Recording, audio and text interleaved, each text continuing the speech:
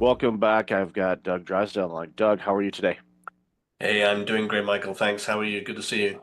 Great to see you. Really, really looking forward to this conversation as we talked a little bit in the pre-show about this. So, why don't you share a little bit about you, your company, and then we're going to jump into a very important conversation around mental health. Yeah, happy to do that. And thanks for the opportunity to talk a little bit about what we're doing.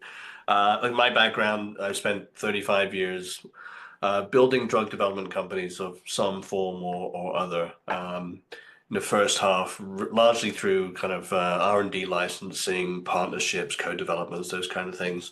And then later through larger transactions, lots of M&A. I've acquired 15, 17 companies, something like that. So building companies organically. But the most rewarding, I think, for the last sort of 16 years or so, I've been the CEO of four different pharma companies, different types of companies, from a generics company I co-founded, a spec pharma company, a CDMO, a contract manufacturer, Cybin, now a biotech company. Two of those were startups and two of those were turnarounds. Two of them were public and two of them were private. So it's a real kind of mix of things.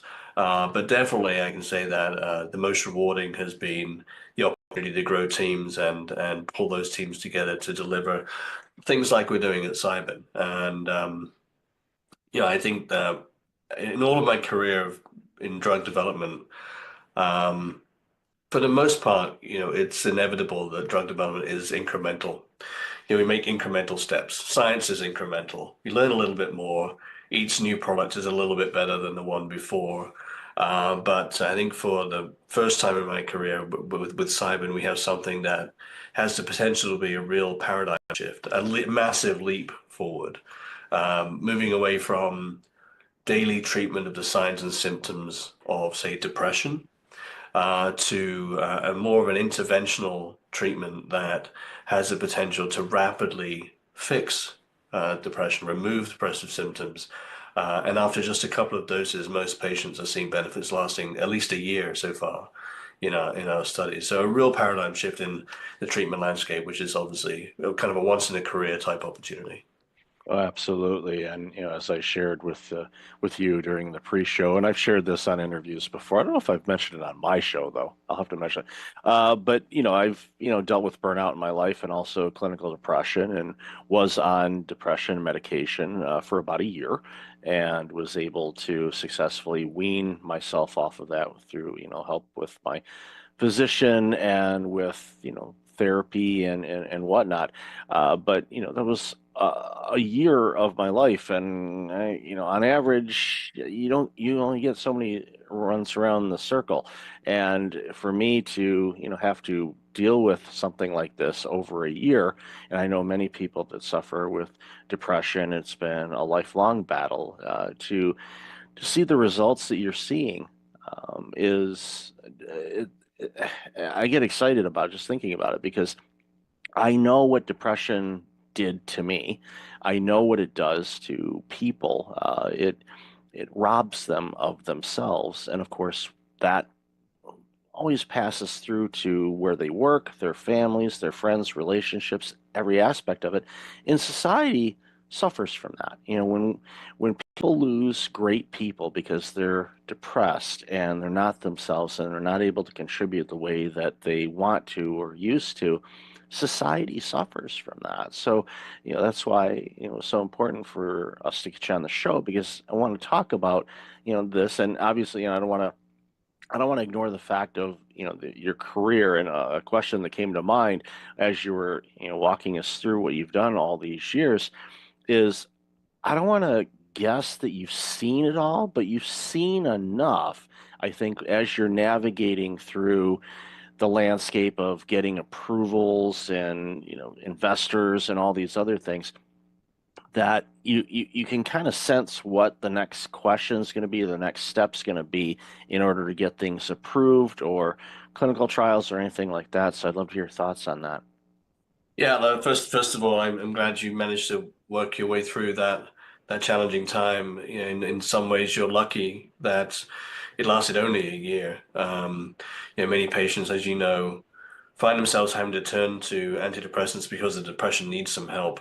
And then once they're on those antidepressants, struggle to get off of them. Not necessarily that they're addictive, but that they become dependent. It's like a crutch, if you like. And so, and people, as you said, rightly so, people end up spending many years on these treatments, and it was never they were never designed for that. So, and then the other aspect is not just patients, but when we talk to psychiatrists in our studies, uh, it's incredible to see these 20, 30-year psychiatrists who had kind of gotten to a point where they resigned to the fact they had nothing that they could help their patients. So suddenly they're seeing them motivated and energized because suddenly they have new tools that can actually change the course of disease and not just mask the signs and symptoms.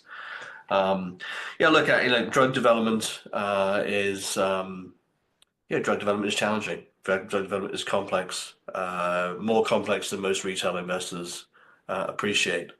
Clinical trials are complex. Our first phase 3 study, 40 sites in a dozen countries, and that brings a huge amount of complexity, as you can imagine. And all of that goes on behind the scenes, and the public just sees the outcomes of it. So we're very fortunate to have a really strong team that has developed 60 plus INDs with FDA, many mental health treatments. The team's had something like 37 exits between them. So that means, I think that's a good sign. It shows that they're able to create value for themselves and for investors. But more than anything, this is a cause that really motivates people. So I think pretty much everyone on the team is here because of a personal motivation, a friend, a family, a loved one that has dealt with one of these challenges. So there's that personal motivation, but we're also quite competitive people. It's interesting to me, always interesting to me, that drug development seems like it's glacial and really slow, but actually it's kind of like swan management. Smooth on the surface and paddling like hell underneath.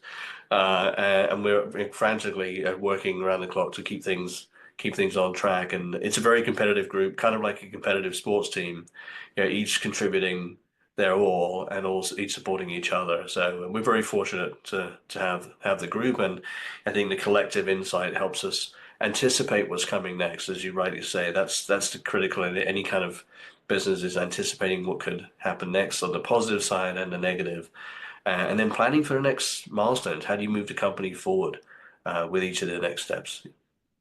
Well, it's important. And as you were talking to, I started thinking about, all of the regulatory things. Of course, you've got the FDA. That's just talking about the U.S. This is a global product, so you've got all the different variances on that. And even in the states, you've got 50 different states, and there's licensing and testing and all these other things. It's a situation. It's like we're just trying to create a treatment, but you end up spending more time on the administrative side of things. To your point, that the modern investor doesn't necessarily understand that. It's like, you're making this new drug or medicine to solve a problem. Okay, they just have visions of labs and scientists. Like, no, well, the mountains and mountains of paperwork to submit that have to be reviewed, working with legal and navigating all of that and translation. And it's a big monster. But it's having said that, you're not letting that get in the way. You're like, okay, we know that's part of the game. We have to do that, but it's important for us to do that because even what you said a moment ago about psychiatrists who have been basically there's a crease in their chair that they've been sitting in because they haven't had to move much because there's only so much that they could do. Now all of a sudden they're like, we've got this new tool that could actually help people really fast. And what that does, just thinking about this from a billing standpoint for a moment, for a doctor or a psychiatrist, the more people you can see, the more revenue that generates. So if you can build up your practice because you're able to help people and get them in and get them out, you're going to have more opportunities to do that. That's just one little side effect of it. I mean, that's not your primary goal for your organization, but that is one of those positive side effects is Oh we're yeah. helping people. This treatment has the potential not just to help patients, but to help the entire mental health care system. Um, Depressed patients are quite a high touch, 6 or 9 visits a year to their physician, as you'd expect, they're trying to tweak the dose of the medication, or maybe they're switching to a different one because they can't tolerate the previous one, or they're dealing with side effects like insomnia and they want something for that. Um, or they're more likely to have increased blood pressure, more likely to have diabetes, for example. So there's lots of comorbidities and lots of system interaction. Um, the other aspect is that we have a pretty limited number of psychiatrists in the US and in pretty much everywhere, actually. And only about 18% of psychiatrists are available to see new patients because these patients take so much time. Um, and an average wait time for a new visit is something like 40 to 70 days, depending whether you want a virtual visit or an in-person one. So when you think about what we're trying to develop here is an opportunity to dose patients once or twice and then keep them out of the system for at least a year so far, we're seeing in the data. That means no going back for dose adjustments because patients aren't taking any daily meds. No going back for side effect tolerance because they're not taking daily meds. No going back for comorbidities because they're not taking daily meds. And so keeping them out of the system frees up all these other resources for new patients. I mean, even in the interventional psychiatry space, where we see treatments like ECT, TMS, esketamine, Spravato, in these interventional psychiatry centers, those are high frequency treatments. Esketamine dosed 26 times a year, so patients are coming in every 2 weeks. That's pretty tough on these centers that have very limited space. So if we can reduce 26 visits to two, these sites can see a lot more patients. We can deal with the problem a lot more efficiently. Agreed. And we know the stats of, people that are really struggling, just, case in point, I saw a stat the other day, it's, we're just at the time of this recording, we're just ending, the holiday season. So there's a lot of people that'll be getting their credit card bills in the next week or so. And there's financial stress, and the stress Mm. causes depression because they feel bad about overspending, or they feel bad that they can't, make the payments on time. And of course, that can get you down a rabbit hole of depression and anxiety and self-doubt and all of these things. And a lot of this, I mean, a lot of people, especially when I was going through it, you realize that, a lot of that is just, your brain and chemical challenges and whatever that's, adding fuel to the fire type of situation. And to be able to, take that and not quote unquote mask it with the pills that I was taking for a year, but to actually have something that can adjust things and correct it where, like you said, a visit or two, and all of a sudden I'm good for a year so far. Because it changes things. And again, it opens up the door because, again, I see so many people just in my daily walk of life where I could tell people are having a tough go of it. And I don't know necessarily what the reasons are. I do know that they're having a tough go of it. And I don't, my hope is that they'll be able to get the help that they need. But as you said, there's a long wait list to talk with a mental health specialist, even with the advent of remote therapies and whatnot. There's still a wait period. And then, of course, there's cost involved and all of that, where, you know, the work that your team is doing and the innovative work that it's been doing is creating an opportunity for people to get this help a lot faster, a lot healthier. You don't have to worry about, okay, well, we're giving you this, but now, your A1C levels are going through the roof, or, oh, congratulations, you're going to bust the heart, rate, and your watch is going to be yelling at you because your blood pressure is going through the roof. You won't have that. And I used to work in primary care as an executive, so I see the patients coming in, and I know the challenges they're having, and a lot of it is basically playing whack-a-mole. And that's tough on a doctor because they have to figure out, all right, what are all these different combinations of things? And to be able to use, what your team has come up with, again, it excites me. I'm thrilled that, the work that you've done, and obviously you're leveraging all the experience you've had, but I'm thrilled for this because I know what this means for humanity. If we can get people away from being depressed and help reduce anxiety and other mental health challenges, people will be happier and healthier. And what a world will that be when we can get there? Yeah, no question. And obviously there's a big link between metabolic health and mental health.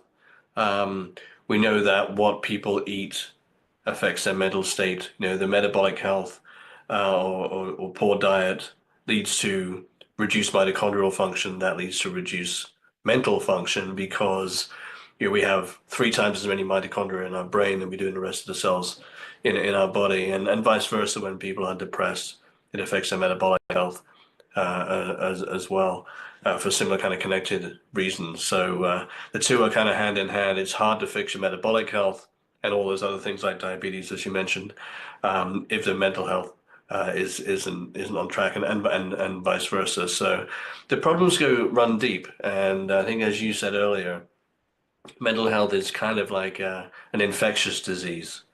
It doesn't just affect that individual, but the loved ones, the carers, their colleagues, their friends. It's very hard to know how to help someone that is suffering. There's really nothing much that we can do, and certainly the old kind of snap out of it attitude clearly it doesn't work. Um, we're very excited about the potential for this, and we're well into our phase 3 program now, focused on executing that. You're right, you said there's lots and lots of hurdles and barriers. Simple things like drug scheduling, where every site and every vendor and every partner has to have a Schedule 1 license. Adds complexity, it adds cost. But we have a team of professionals, and we've been dealing with that for the last 4 or 5 years now, and we're just powering on through. Yeah, that kind of leads into a question I was going to ask to towards wrap up is, you know, and I already kind of know the answer to this, but what's the long-term vision on this? From your standpoint, obviously I think this will spawn additional research in other areas as well. But what's the long-term strategy for the organization to navigate? And again, it helps when you have an all-star team that's done it before. It, Yeah. it, it, it it's not a case where nothing surprises you. It's like, okay, we know how to deal with this, and they do it. And I love seeing organizations that are made up that way because it strengthens the opportunity to quote unquote get things right. So, love to hear your long-term strategy. Look, I mean, we're fortunate in that depression studies can be quite challenging, typically, in that when you're dosing patients every day with a psychiatric condition, and then you're comparing that to a dose of placebo, those placebo patients are getting some kind of positive input, if you like, or, so they're taking this placebo, some reinforcement, if you like, and so the placebo effect can be quite large in these studies, and then you get a failure to separate the active treatment from placebo, typically normally because these treatments have fairly small effects historically. We've got two things working in our favor here. One is we're seeing much, much larger effects, 8 to 10 times larger than with traditional standard of care, and we're not dosing every day in studies, nor with placebo. So the separation risk is gone. We've seen just tremendous results in phase 2, 70+% remission rate, sorry, at 12 months, 100% response rate at 12 months after 2 doses. So going into phase 3, we've removed a lot of the risk. So now it's all about execution.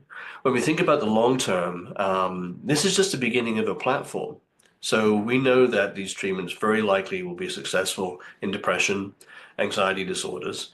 There's plenty of anecdotal and academic evidence to show that there are many other conditions that these could be helpful for as well.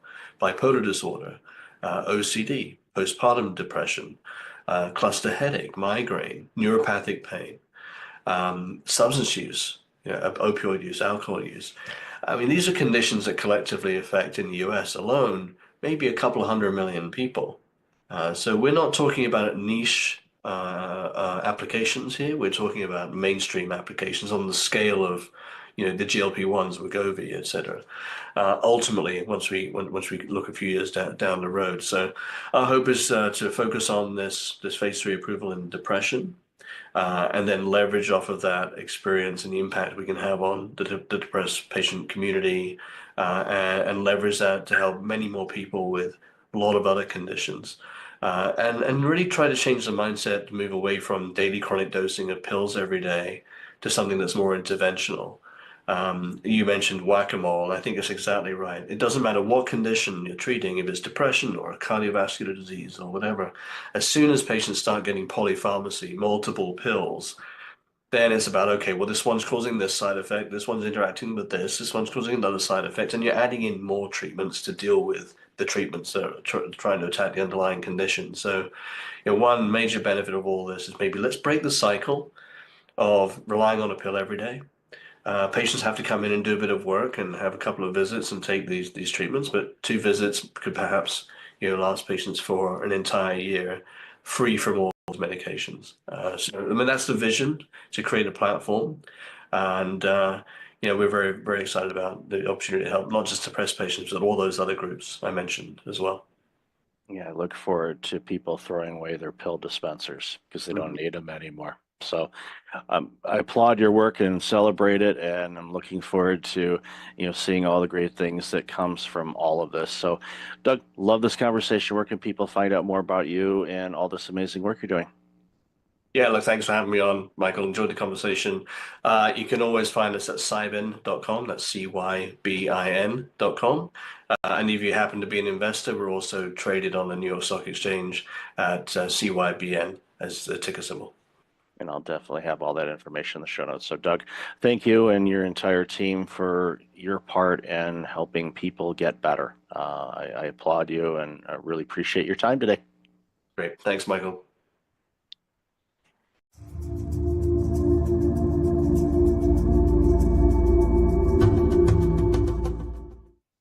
Welcome back. I've got Dr. Kimberly Harms on. Kimberly, how are you? I'm doing great, Michael. Thank you for having me. Really looking forward to this conversation. So, why don't you share a little bit about you, and then we're going to jump into this very important conversation. Well, I've been around the block a lot in life. I've been a commissioned officer in the United States Public Health Service. I'm a dentist, was a first woman president of the Minnesota Dental Association, and I was a national spokesperson for the American Dental Association. But I'm on the other side of that now. I had an injury in my hand, and so I'm not practicing anymore. So I turned to speaking. So I've been an international speaker. I've written a couple books. And now that I'm in the fourth quarter of my life and can look back, I've written a book called Are You Ready? How to Build a Legacy to Die For, because I want to focus on this part of my life and what's my purpose now. It's important work, and it's a subject that I find a lot of people are uncomfortable to approach. And, from a personal standpoint, my mother passed away earlier this year, and she did a pretty good job in setting things up as far as the after passing, with, where things are, how to do things, and all of that. The will was clearly laid out. Everything was nice and seamless and as easy as it could be from that aspect of it. Losing a loved one is never easy, and but it's one of those things where it was a reminder for my brother and myself to say, okay, let's pay that forward by doing the same thing, by getting everything kind of established, clear cut, and all of that. So when our time comes, when it's the end of the fourth quarter for us, then our surviving families and friends will have clear instructions how to do things and have it set up in such a way where they don't have to worry about that. They just, can focus on the grieving and the mourning and all of that. So if anybody takes anything away from what I'm saying, go get your will or your trust set up, get everything laid out. I know it's not a fun topic, but it's going to happen. And the it's a gift that you're giving to not only yourself but loved ones, because it's peace of mind for yourself knowing, okay, I don't have to worry about any of that. When I go, then I don't have to, worry about that before that transfer, before I, expire basically. So important work for sure. So, and I know in your story, in your bio, you've, had to face, some significant losses over your life. And I they teach us lessons, at least from my perspective. And once you, learn how to grieve, and again, that's even another subject. I think a lot of people, unfortunately, don't really know how to grieve. So I'd love to hear your thoughts on that. Well, I lost my mother to suicide when I was 17. And then I lost our son, who was this brilliant student at Columbia University, came home first semester on top of the world. He had been named to the dean's list in engineering. He was in the place. He'd been elected to student government. He was just on top of the world, so happy. And 2 weeks after his second semester started, he took his own life 45 minutes after a breakup with a girlfriend. So a failure. He wasn't used to failure, I think, and he had a young brain. He was also a jazz pianist, which is why he loved Columbia, because he could study engineering and play jazz piano. And our world was just torn apart. It just exploded. And I learned a very important lesson then. And that was a couple of weeks after coming out of my dental office. My husband was out there at practice with my husband, and he was talking to the cousin and very seriously. And then the cousin came over to me, and he was angry. I'm a grieving mother. I wasn't used to angry people coming at me. He was angry, and he was shaking his finger in my face. And I was taken aback, and he said, "Don't you ever let your remaining children feel that they are not enough. Don't you do that to them." And it caught me by surprise, because I realized that he had lost his brother at the same age that we had lost our son. And he felt that he lost his parents at the same time. He felt that the parents could no longer pay attention to their living children because they were so consumed with grief over the dead one. And I was headed in the same direction. It was such a, I didn't think I'd ever get out of that pit, and so it forced me with that confrontation to realize that my grief affects everyone around me, and especially my family. And it was at that moment that I just decided to fight and kick and scream and crawl my way out of that pit to find happiness in life again. And I could breathe the fresh air now. I live my life full of joy at this point. Took time. It was not easy. It took years to get out. Never is easy, but it's certainly worth it. And that's what I'd like to send to your leaders and your listeners, that your grief as a leader even affects everybody around you. And it's so much better for you and for everybody else to fight tooth and nail to get out of that grief pit, because it takes a fight. If you don't fight, you're just going to stay down there. So don't give up. Keep fighting. Yeah, it's an important lesson too, because leaders lead, and those that are being led by the leader, we're looking to you as the leader. We're looking to you for guidance and to tell us everything's going to be okay and protect us. There's, so many different things that are on the plate of a leader, and some are better than others in certain aspects of it. No one is by far perfect, but there are some that, even when they're going through a personal challenge, such as the loss of a loved one, or end of a marriage, or you name it, it's one of those things where it's like, okay, I'm not ignoring that, but my people need me to be the best version of me. And how I do that, and again, it's not easy.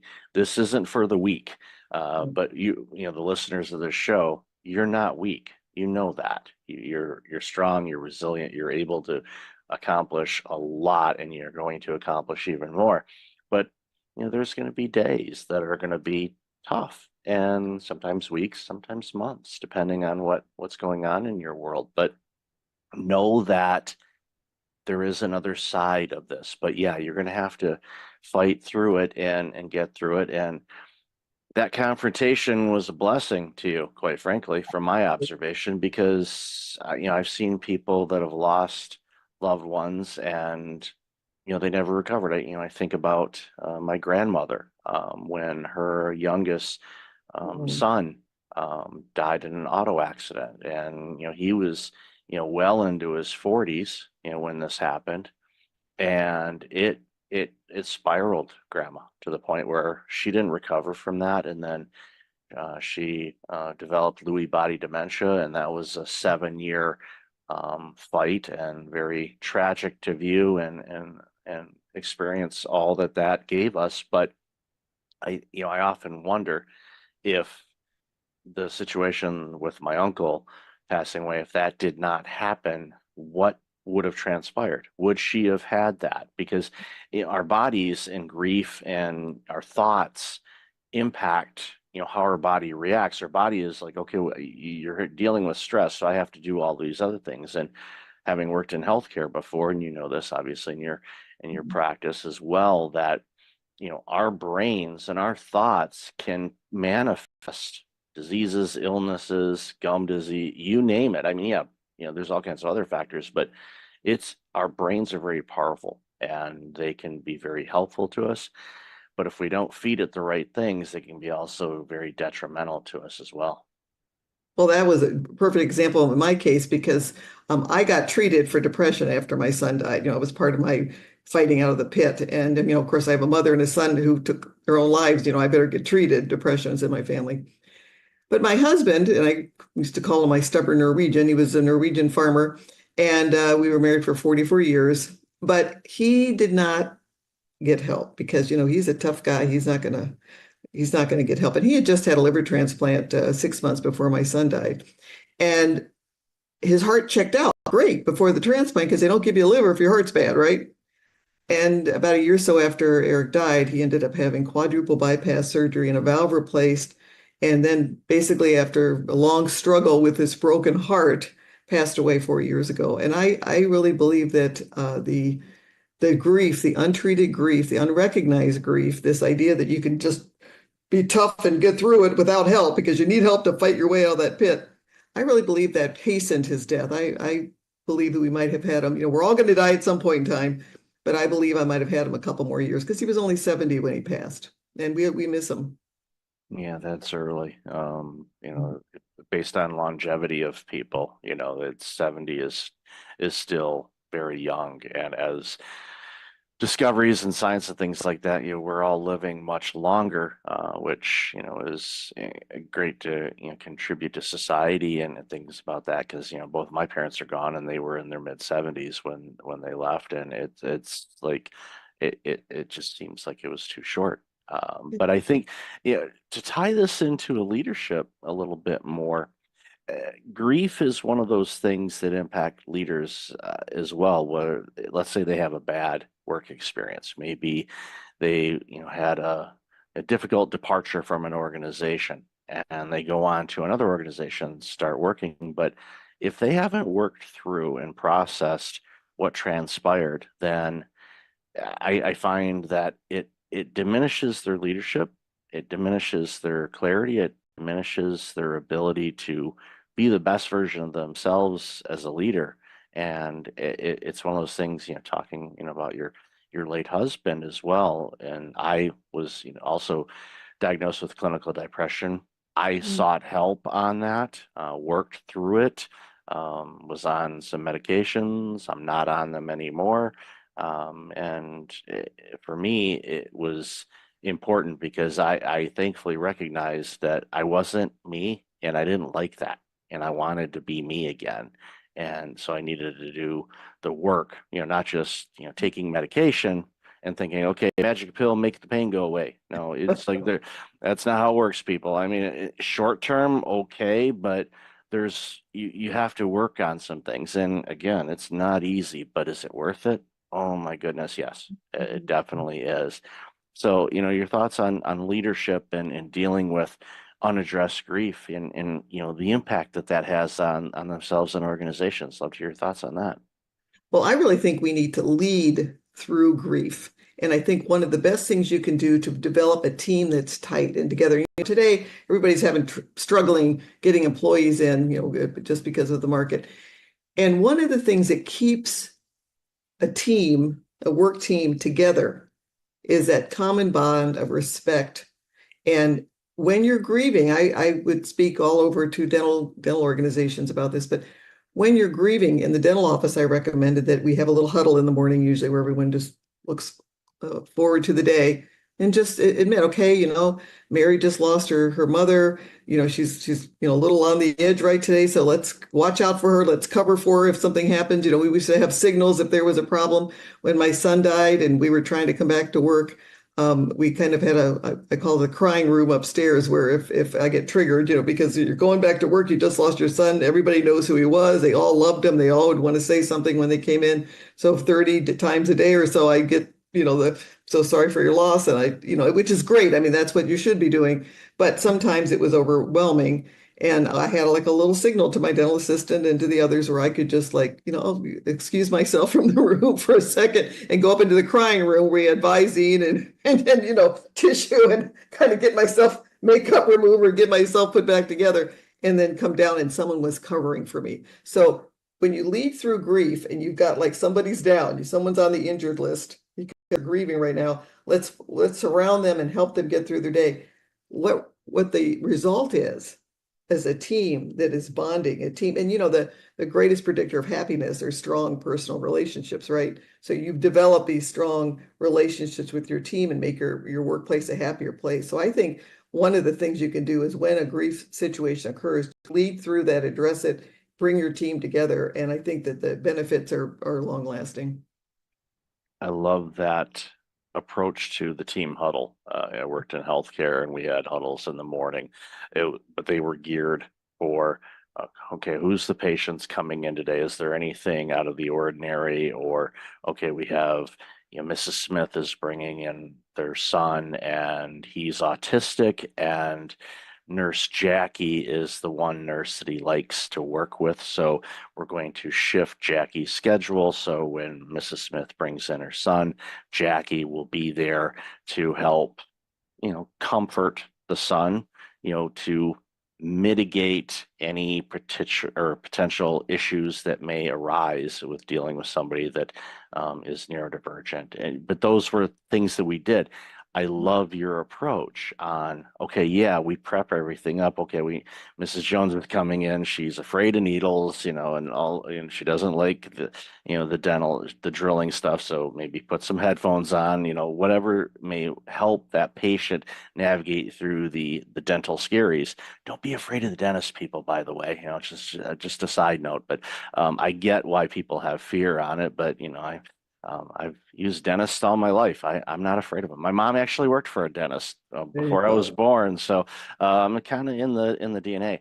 But I love your approach because, yeah, okay, this is who's coming in today, but it's also how is everybody doing? And if you have a tight group, and you can do this with large teams, and of course, small teams, you really should do it.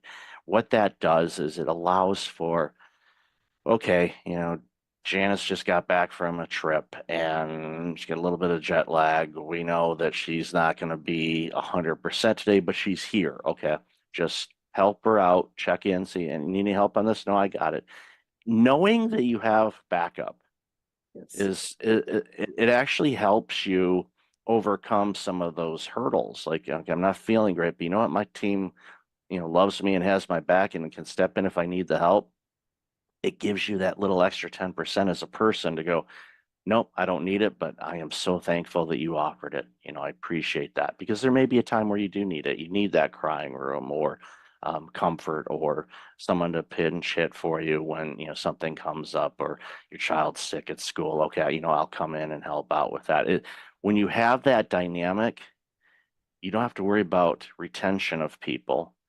Your challenge is, turning down all the resumes, because people want to work in that, because people long for belonging. People long to be in organizations like that.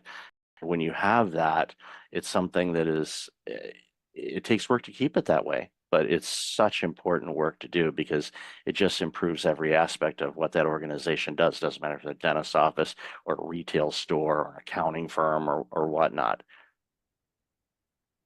Right. And again, it's those relationships, building relationships, and you need to lead that. I mean, you give permission as a leader to develop that type of a system where everyone has their backs, and then just acknowledging that, there's an issue that's going to affect the team, because they do. And then that helps the person overcome their grief. It helps they feel they have people have their back, and that helps them. It gives them that courage to kind of move their way out of the pit eventually. So where do you, this is not the where do you see things in 5 years question, because 5 years ago we didn't know what was going to hit us. But I'm curious as to, what are some of the common challenges you're seeing right now in the workplace that leaders should really do their best to get ahead of and work through? And I know we've talked about a bunch, but is there any others that come to mind for you? Well, I think the most important one is to make your team feel valued to give them opportunities to work through grief, and building trust. Absolutely, you have to build trust. If you lose trust with your employees, you're going to lose your employees. And I think that working on the emotional issues, I'm as dentists, we typically are not we're very clinical people. We like we work in millimeters. We aren't typically as a group people that focus on emotions. And what for any organization, when you work and you handle the emotional issues and take care of any emotional emergencies, and when you see people in your office that maybe aren't getting along, kind of intervene there and help them get along. And when you do that, what you find is by developing an emotionally safe place where people feel valued, people feel protected, you increase loyalty of the customers because they feel it. They want to come. If people are afraid to go to the dentist, but they loved our office because they'd come in and people are laughing and joking and helping each other out. You build loyalty of your customers. You build retention for your team members. And ultimately, you build production, because if everyone's working together for the same goal and you're all on the same page and you care about each other and you're working together, you increase production. So it's a win-win-win-win-win situation to manage those emotional emergencies well, to take care of conflict, and to build trust. Yeah, trust is one of those things that can take years to build and seconds to lose. And and again, everyone, leaders to the front lines, everyone's a leader wherever they happen to be. But it's one of those things where when you present yourself at work, and I see this a lot, I think a lot of people struggle with, their own internal battles, their mindset, their egos, you name it. There's so many different things that get in the way of us living our best lives. But we have to remember that we are a collective. When we go into work, we're part of an organization that's doing great things, whatever you happen to be doing. And if you present it doesn't mean you have to show up 100% every day. It reminds me of an old joke that I saw a long time ago. It's like, I give 100% at work, 12% on Mondays, 10% on Tuesdays, and it's like, that's not what I mean, but I still, I should have I'm sure I could find that. I could print that out or create one myself, but that's not what it means. There's going to be days you're not going to be 100%. We know that we're just, that's how it's going to be, but give your best that you can at that moment and be there for people. And again, in the environment you mentioned, and with the huddles and all of that, when you're not feeling it, let your people know.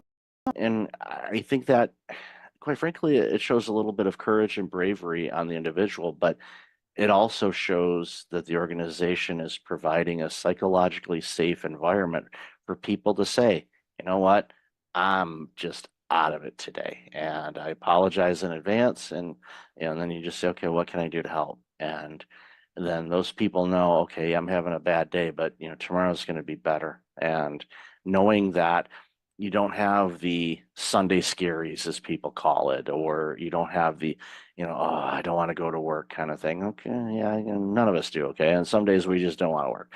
Other days we're like, I cannot wait for tomorrow, because I love working where I work. I love these people. Can't wait to see them. I'm excited to share what I experienced when I went to whatever event on the weekend. It's like, there's going to be so many people that are going to love to do this. Everyone's going to do it. You're chomping at the bit to share it, because that's going to bring them joy and happiness. And when we get to do that in an environment, then it doesn't become work anymore. It becomes playtime for all of us. And those environments are around, they exist. And it's important for all of us to do whatever we can to contribute to those. Absolutely. And again, the most important thing you can do to make that workplace a happy one is to give everyone that feeling that you are a team, you have their back, you're working together, you care about them. Yeah, if you do that, the magic really happens. So, Kimberly, I've loved this conversation. Where can people find out more about you and all this amazing work you're doing? Well, my book is called Are You Ready? How to Build a Legacy to Die For. And you can find more information on my website, drkimberlyharms.com. And I'll definitely have that in the show notes. So thank you, Doctor, for your time today. Really appreciate you, and I love the work you're doing, and I've loved our conversation today. Well, thank you very much. This has been a pleasure.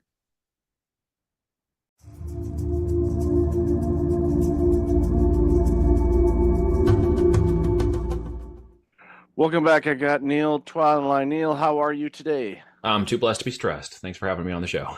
There you go. That's the best way to approach life, no matter if it's full, it's just a challenge to grow and be Yeah. better. So I just look at it that way. And believe me, my life has been a whole lot better since I changed my mindset around It's that. all around the mindset, right? I only tell my kids, and we constantly repeat in our house, it's not that you have to do these things, it's you get to do these things. Therefore, you take a different perception of mindset and authority and accountability over doing them.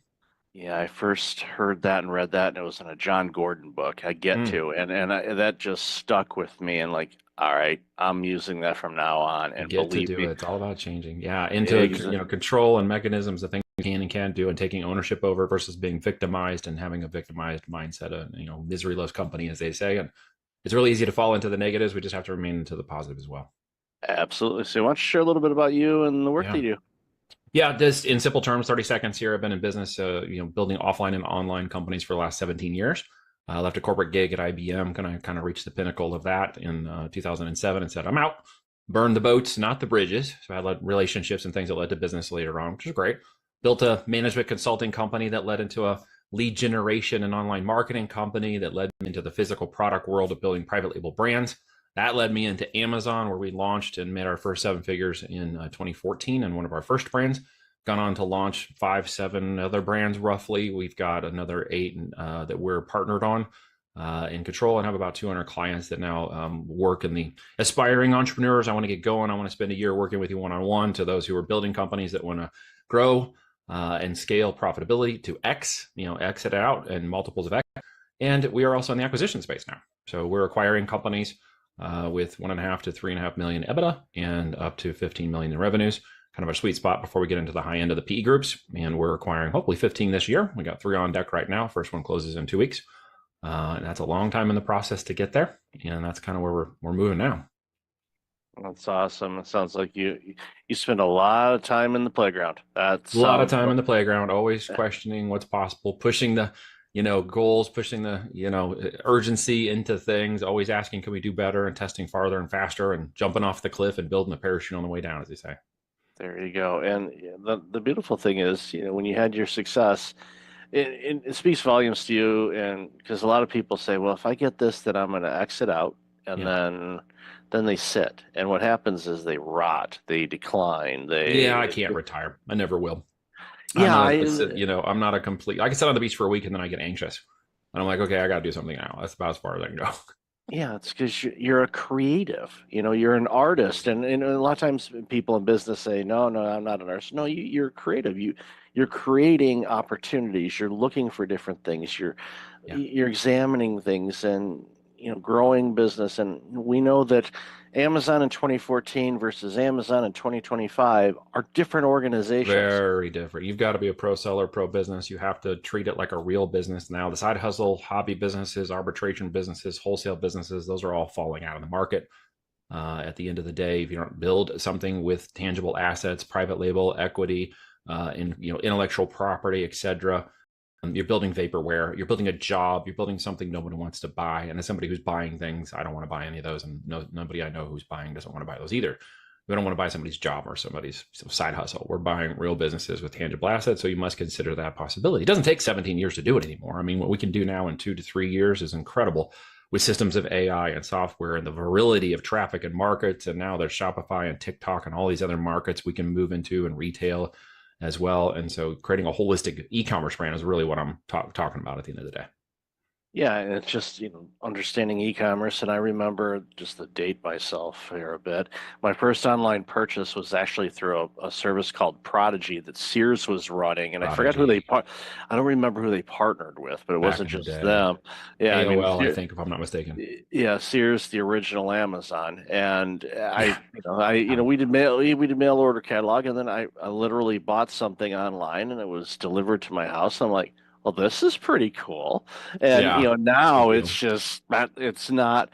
It's still cool, but we don't even think about it anymore. Now it's to the point where it's like we're looking at the app. It's like, okay, it's one stop away. Okay, I'm gonna go outside and grab it. Just that has changed in the last 16 months extremely fast, because most people aren't aware that mobile purchases succeeded desktop purchases for the first time in history last year, December 2024.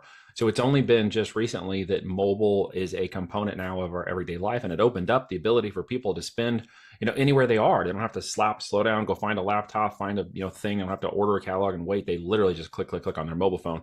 So the speed at which this business is moving, its growth, its double-digit trajectory every year of growth has made it one of the largest industries in the world, and Amazon one of the largest marketplaces in America.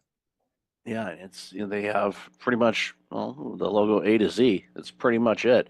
I joke. I live in a condo building, and we have a concierge slash security, and our packages go there.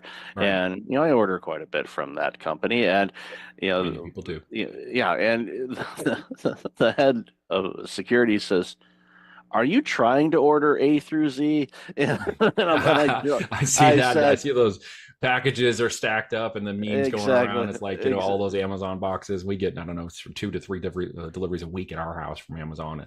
Most people do to some degree. They just don't stop and think, hey, could I sell those products? Could that be me? Could I be delivering those products? They just think more consumer. And if you're here today, hopefully you're thinking more business than consumer.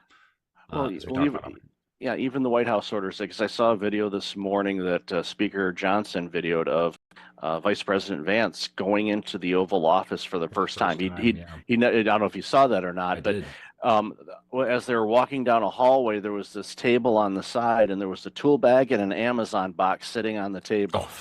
And it's like, it's like somebody ordered some LED lights for the house and something. I was gonna say, it's like, yeah, exactly. So the White House orders from there too. So but again, we both remember a time where that didn't exist. Oh no, absolutely. I remember when they ordered the first pizza online and all this stuff. And I've gone back to the internet when we were doing green screen inbox terminals once upon a time and building the first boxes in the computer lab at the school. And something you said earlier really struck me because I went to college on a full ride music scholarship. So business to me is like music and creativity. It's like Chopin or listening to Miles Davis and jazz. It has creativity and fluctuations. There's not really hard and fast rules. There's guidelines. There's if you've got creativity in your nature and you enjoy technology to some degree and you don't mind working on computers, then e-commerce for you could be an amazing opportunity. It took me out of that whole world and refocused and changed the way I thought about business and business online. And as I watched it grow, I just kept thinking, I got to get a piece of this somehow, somewhere, someday. But it was so soon in my walk that nobody was teaching it. No academia, no credits, no nothing. You had to literally do it yourself or go to the corporations that were spending money. And so I ended up in the corporate world, into Sprint and doing programming first, teaching myself how to program. And then when I got good enough at it, we jumped into a full-time corporate gig when they launched the PCS division and was on some of the first mobile phone launches when the mobile phones came out. And that was a fascinating time. I got badged as a 5,000th badge in the new division, and there was 80,000 employees when I left 5 years later, which sent me to IBM. That was the next pinnacle, and I got in there and was working in IBM for almost 5 years on technology, AI, systems, knowledge management, mobile, and all kinds of other stuff. And, I kind of reached that pinnacle in 2007. I was like, now what? Like, this is evolving. I want to keep going, and I don't want to keep going in the corporate world. And that's when I decided to pivot out and fire the man and keep going. And I'm really glad I did. Oh, yeah. Yeah, because even in corporate, even if you have a forward-thinking organization, there are still these plateaus or ceilings or whatever you want to call them that are like, we're not quite ready for that. And they're not going to let the entrepreneurial creativity spirit that you might have in you, or that desire, is not going to be nurtured. It's going to be squashed. It was for me. It is for most people. Yeah. It is meant to create that, it's a business. I get it. They got metrics, they got profit and revenue. They've got to keep the operations going. And not everybody's cut out to be an entrepreneur at the end of the day. There are high risk, high reward opportunities for that. And a lot of people are concerned about that. Maybe we can unpack that for a minute here, but there's always high risk, high reward in the business. You could be fired. You could go, you could have a great career and never be fired. You could, run a really great W-2 career for 20, 30 years. It's fine. But not everybody feels like that's their path. And that's where entrepreneurialism comes in. You just have to remember it's a high risk, high reward opportunity. Sometimes you fail. I could fill this office with the amount of failures I have. Big ones, I've been bankrupt before. So you don't know what your boundaries are and how you pushed yourself in this life until you give it a shot. And I think the biggest regret I'll never have was never saying I never gave it a shot. Right. Yeah, it's so important. And what you said about, people, kind of go, oh, I don't want to run my own business. Like, that's scary. There's a lot of risk involved. But a stat that I share all the time is like from the year 2000, 52% of the Fortune 500 companies are either gone or were acquired. So over half of the Fortune 500, people kind of know who those guys are, gone. And so you're telling me that your job working for this smaller mid-sized company that you've put in all this time, that they're safe, quote unquote? No, they're not. No, none It's of like it's safe. one pandemic, you could be wiped out, or one algorithm change on a social media platform Yep. or Your social media badge gets platform. called below a certain point, and the CFO is like, great, all of these people across this organization have to go, and your badge number got called. It's like, well, Yep. that's not fair. You get victimized by the system. And I was a part of that. And so when I got out, I was like, I'm never going back. I burned the boats. That was it. You never go back. I'm Right. going forward no matter what. And Yeah. by the grace of God, I have a life partner, my wife, who's now 17 years of marriage, who we got married that year I left in March, and I left in June. And so we were, newlywed couple. And I'm like, hey, we're going to do this venture. You want to go on a, business adventure with me? And she's like, absolutely, I'm in for this, because we're young. And she was working as an RN. We, had a little income, and I had the severance from IBM, so we weren't hurting. And then we got pregnant in that first year, which we wanted to do, but didn't expect it to happen that fast. And then by December of that same year, she had to go on full bed rest. So she had to stop working. So we went from high income, two people getting married, all life goals and everything. We're going to start this business. We're going to have this time. And all of a sudden it was like, whoa, everything changed. We got to pivot. We got to pivot. That house we built, the thing we moved into, that's, the one we customized and thought we were going to spend the next 10, 20 years in, we got to sell that. Like everything became about pushing the dream out, is giving us as much time as we could, and compromising the things that we needed to compromise. People are like, well, I wouldn't want to sell my house to do that. Well, maybe you don't feel the opportunity is great enough for you. Well, I don't want to stop driving my car. Well, then maybe you don't want to risk that. Well, what if I have to put my payroll on a credit card? Well, I've been there and done that. The level of risk is going to be, down to the reward. It just is the same balance over and over again. I wanted the reward of what I've now called my 5 Fs. Okay. That is faith, family, friends, finances, and freedom. If I can't have those things in the life, I don't want it. And none of those things really resonated with that corporate career and that stat. And I knew that I had to go off and create it. And I wanted to be a part of my family. I wanted to drive purpose and value into my life and my family's life. Now I have 4 daughters. We homeschool them all. We live on 50 acres in the country. Our lifestyle by design has now been and created and done. It took us a long time to get here. And it could be done a little faster, with experience and the help of experience from other people. But I had to do a lot of it on my own, and I had to figure out a lot of it on my own, and had to, circumvent those sharks in the water from going from my hell island to heaven island. But, I'm in a place now where my lifestyle begets my business, and that becomes the business I have in my life, down to even I'm teaching an entrepreneurial group in our homeschool co-op starting this Friday for 15 weeks. And we're going to be doing an introduction to entrepreneurship, a growth, pick your product, pick your lane, pick your business opportunity, and let's start figuring this out. And there'll be kids 14 to 18-year-olds in range in there. And we're going to get them starting businesses in the next 15 weeks. Beautiful. I mean, all the things you just said in that 5 Fs are critical. And, you use that as a guidepost on anything. It's like, okay, how does the 5 Fs match up with this? If there's anything where it doesn't, and then out because it doesn't align. And yes, it may have taken you longer, but it's all about the journey. It is a journey. Yeah. Well, we're always in a rush, man. Everybody's such in a rush. It's like, well, can I do this in the next 12 months? Well, no. Well, what happens in the next 12? You're going to keep doing it. You're going to keep going. Yeah. Perseverance and tenacity are just part of the game, right? Yeah. 3 to 5 months, 3 to 5 minutes can happen in 3 to 5 minutes. There's a lot of hopium, a lot of fake scarcity, a lot of this, lottery mindset mentality. I refer to it as kicking over in our culture out of desperation. Yeah. And in many ways, I get it. I mean, when I, got over leveraged in a business and went too far down the line and ended up having to declare a business bankruptcy, I've got the screenshot that shows the $267 I had in my bank account. I still keep it there to humble myself and what we have and where we're going now and the kinds of things we're doing. And I don't take it lightly. I have a huge responsibility of stewardship and presentation over that. And I'm not going to compromise that just to gain a few dollars. I've been at the bottom and had to fight my way out of it. So I understand when people are like, well, I don't have all that money to get started. Okay, well, be resourceful, figure it out, do the work, maybe a little more sweat equity, got more time than money. Okay, get out there and figure out something you could do. Put some equity into it. Well, I don't know if it's going to work. Well, if there's a guarantee it's going to work, everybody be doing it. So first you got to get out there and start walking the freaking process. Well, what am I going to do when it's successful? There's always that fear of success that kicks in too. And a lot of times that one's unrecognized. Well, what happens if it's successful? What if I got to get more money? What if I have to hire employees? You'll cross those bridges when you come to them. The what if scenario for aspiring entrepreneurs who want to get going, they can build a list 15 miles long, and you have to kick that to the curb because guys like I I'm not going to take and have any patience with that thought process. You're going to have to go off on your own and do a little walkabout and get that figured out and come back to the table with a much stronger mindset. Absolutely. And the question I always ask people is like, okay, how bad do you want it? Because if Apparently you're not as coming up, bad as they want it. yeah, because if they're asking, well, what about, and it's all fear-based or 100%. All victim-based, fear and scarcity based, limiting mindset. yeah, Yep. Limiting it's belief like, systems. And yeah, I get it, dude. I grew up in a house where money, I jokingly say money in our house was a 4-letter word.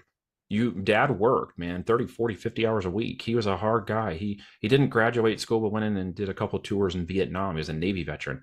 He was, suck it up, buttercup. We got into the cars, we changed our oil, we did everything ourselves, as we had the time and the skill set and the energy. So we learned, and there was food, and I got clothes. Anything I wanted, I had to go figure out. So by the time I was 12, I'm out hustling in the lawns to make extra money so that I could even borrow his truck to go do things to pay for the gas. That was just part of the requirement. And didn't get my own car, of course, because we couldn't afford that. And so I just really learned the value of hard work and perseverance and dedication and tenacity. What I didn't understand was the time that I was trading for that money could be worth a lot more when I changed my mindset and perceived differently. And I actually had an uncle, and it turns out this was kind of a rich dad, poor dad scenario. I didn't understand that till much later on when I read the book. But my uncle was an entrepreneur, was a go-getter, was a guy who thought very differently. He started a boat company in San Diego and got to go down there and see his operation and talk to him, and just started picking his brain, and, asked him if I could call him more if I had questions. And for the better part of a decade, he was my mentor. He died in an ultralight aircraft accident in 2005. And that was one of the catalysts for my move out of IBM in 2007. It took me 2 more years to kind of refocus my brain and understand that this had to happen. But he had always encouraged me to get my own thing going, one way or another. Buy a franchise, do something. He's like, you got to do something. Introduced me to a lot of wonderful people and really expanded my mind into the abundance thinking that I had been locked out of because I simply didn't have access to it. yeah. And going back to what you said a few moments ago, which I really want to commend you on, is the workshop that you're going to be doing with 14 to 18-year-olds, teaching them how to be an entrepreneur. That is so lacking. We think about it because Yeah, the small business is the heart of our country, it is. and people, I vaguely remember some things in school, in high school anyway.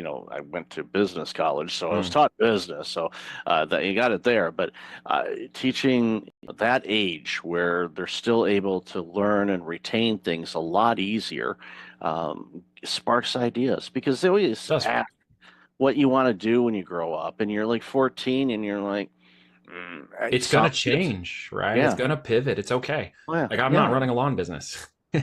anymore. Yeah. I ran for a while a game server company called Killer Game Servers, and I had to handle zero density. And before Twitch and YouTube and all this stuff was cool, I was out running the gaming forums and tournaments, raising up a business and getting people to subscribe to a $24.95 a month service where we could do a Zoom style call without the just audio only. So while they were playing the games, they could multi-channel conversation, and it was really cool. And I was setting up thousands of people playing these games, just leading the game board and telling everybody that I was from killergameservers.com, and they went and checked it out, and I raised up 10,000 people into that service and had 20 game servers running out of Texas.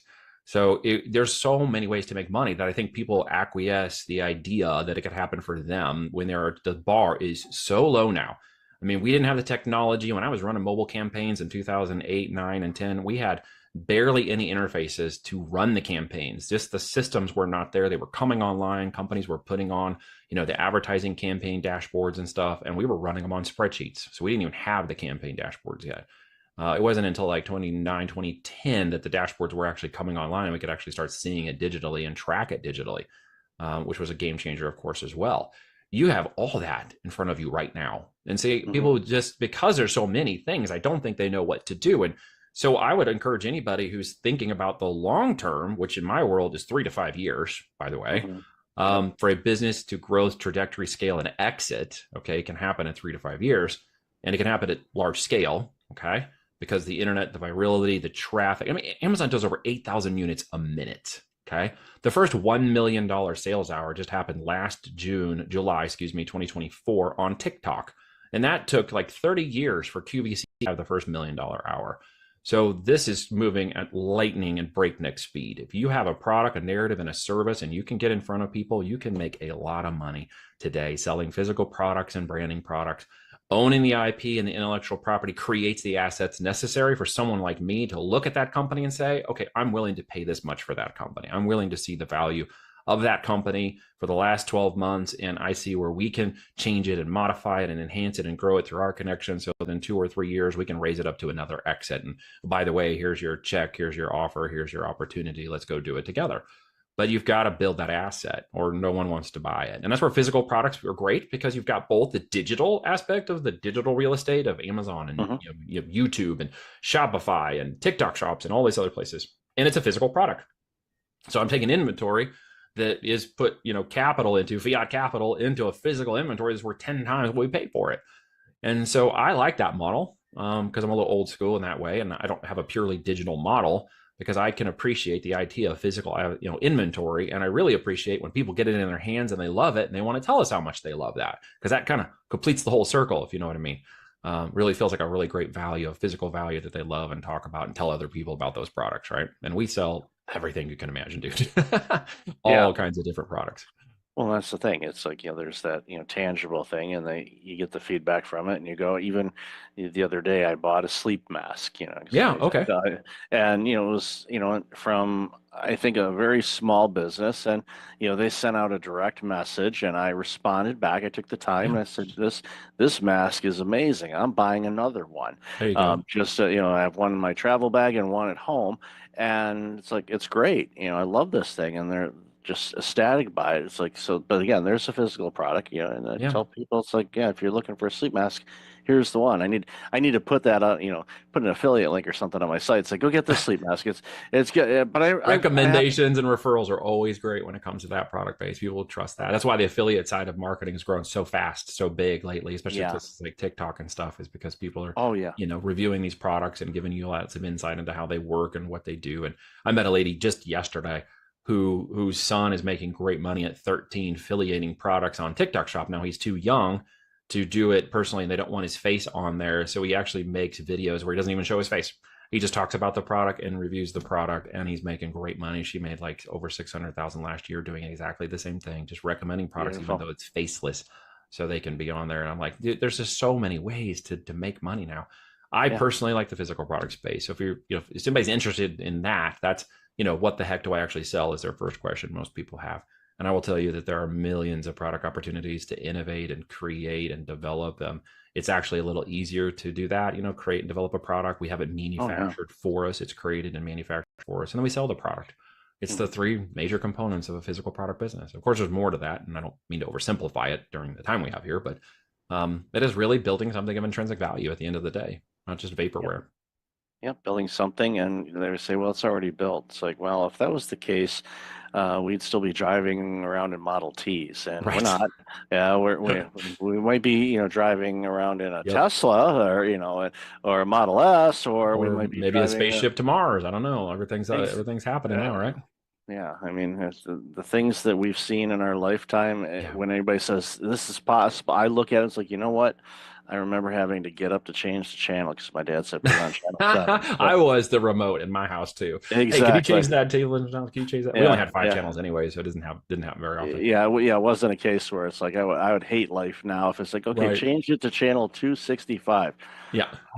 No way, dude. It was like we didn't have cable, so it's like you get your 5 channels, and when the president came on, you're like, oh my gosh, the president's on every channel. We can't watch anything else. That's exactly. So I love this conversation. Where can people find out more about you and all this amazing work you're doing? Well, Voltage, you could just search for me anywhere, or you can look at my name, Neil Twa. Yes, it is TWA, and as you can see, I'm not a small Asian guy. The voltagedm.com domain, voltagedm, that's digitalmarketing.com. You can check out a 45-minute presentation where I go with my partner Kevin Harrington over the As Seen on TV strategy. We've got our book there called Almost Automated Income with FBA, creating a lifestyle-driven business model through the physical product world, and you can check that out. It's I think it's only like $5 on my website, or you can get it on Amazon too, of course. And that talks about the different strategies of the 4 pillars of success within building an e-commerce company. Plenty of free information, virtual summits, the books, and other resources for anybody who's, aspiring entrepreneur with the idea of building an e-commerce company, or somebody who's building an e-commerce company and might want to grow it to an exit and maybe have us take a look at it. Yeah, that's great. I'll definitely have all that in the show notes. So Neil, thanks for this conversation. Really love the work you're doing. Thanks for having me on, Michael. You've been on. Most appreciate you. Thank you.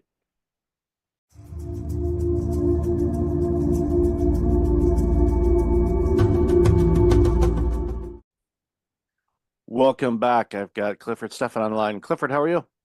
Great. How about yourself? Thanks so much I'm for having doing, me. oh, my pleasure. Really good topic that we're going to talk about today, important one too. So why don't you share a little bit about you and then we'll jump into the conversation. Sure. Yeah. So I am 51-year-old male, grew up in the Bay Area, and I've had a human resources compensation consulting firm designing employee and executive pay plans for pre-IPO tech and private companies in the Bay Area for the last 20 years. And got a degree in nutritional science, pretty active in sports, kind of a health nut. And yeah, kind of by my late 30s, early 40s, kind of starting to look and feel my age, and was pretty heavy social drinker, and it was in corporate America, and so I kind of wound up taking a break from alcohol and just kind of got a lot of epiphanies and a lot of just benefits. I think you hit on a lot of these things around stress management and kind of just looking and feeling and trying to perform at your best and be grateful and all those things. And so I that was kind of my epiphany. And so yeah, I'm super excited. So I started this men's health and wellness movement called Booze Vacation to kind of encourage my peers to consider taking an extended break from alcohol to as kind of a reset and kind of a opportunity to kind of tap the brakes with our health and wellness, and because it is one of those kind of predictive models that can cause a lot of issues and a lot of ongoing stress. And so yeah, I'm doing that. I'm officially full time starting in June, so I'm super pumped. Kind of my life's passion, and it's been a lot of fun. And yeah, so that's what I'm kind of up to.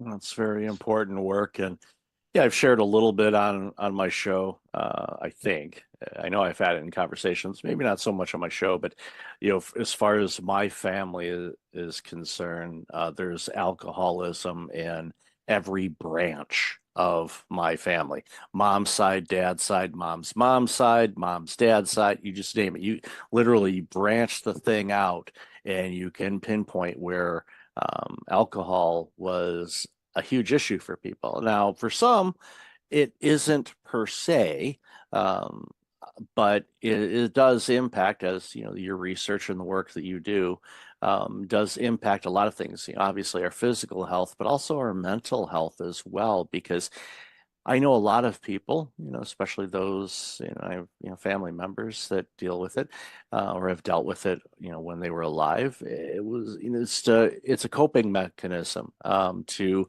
quote unquote get away from the stressors of life instead of dealing with the stressors of life. And it's kind of ironic in a way, because if you deal with the stressors in your life head on without additives and whatnot, you can actually overcome those stressors where you don't need the, the vice basically to overcome your stressors. But it's one of those things where people don't quite grasp that for some reason. Yeah, it's a really tricky substance. And yeah, we're not targeting alcoholics. We're really targeting men of success that, I think have a difficult time navigating our alcohol obsessed culture, where it's at work, it's at play, it's at your sales meetings, it's at all the dinners. And yeah, just, with your physiology, your workload, and, what you've accomplished. A lot of people, kind of lean into their careers, and there's a lot of wear and tear that goes with that. And you pick up some bad habits. And I think we have a tendency to try to be that same guy from high school or college. It's wild and crazy and work hard, play hard. But unfortunately, as you stack on the responsibilities and the wear and tear, it is a pretty predictive model. Like you mentioned, obviously stress, it's essentially even small amounts of alcohol, a couple drinks regularly, every week will rewire your neural circuitry. So we're talking your baseline levels are higher stress, higher anxiety, lowered mood, lack of impulse control and discipline. So that's a pretty big deal in and of itself. And then you have sleep, you have brain fog, you have how it's affecting, again, through that impulse control, your diet, your blood sugar. It goes down a pretty far rabbit hole when it comes to just, looking, feeling, and performing at your best, being grateful, being present, and not just kind of moping around waiting for the weekend, when you have all your stuff to do during the work week.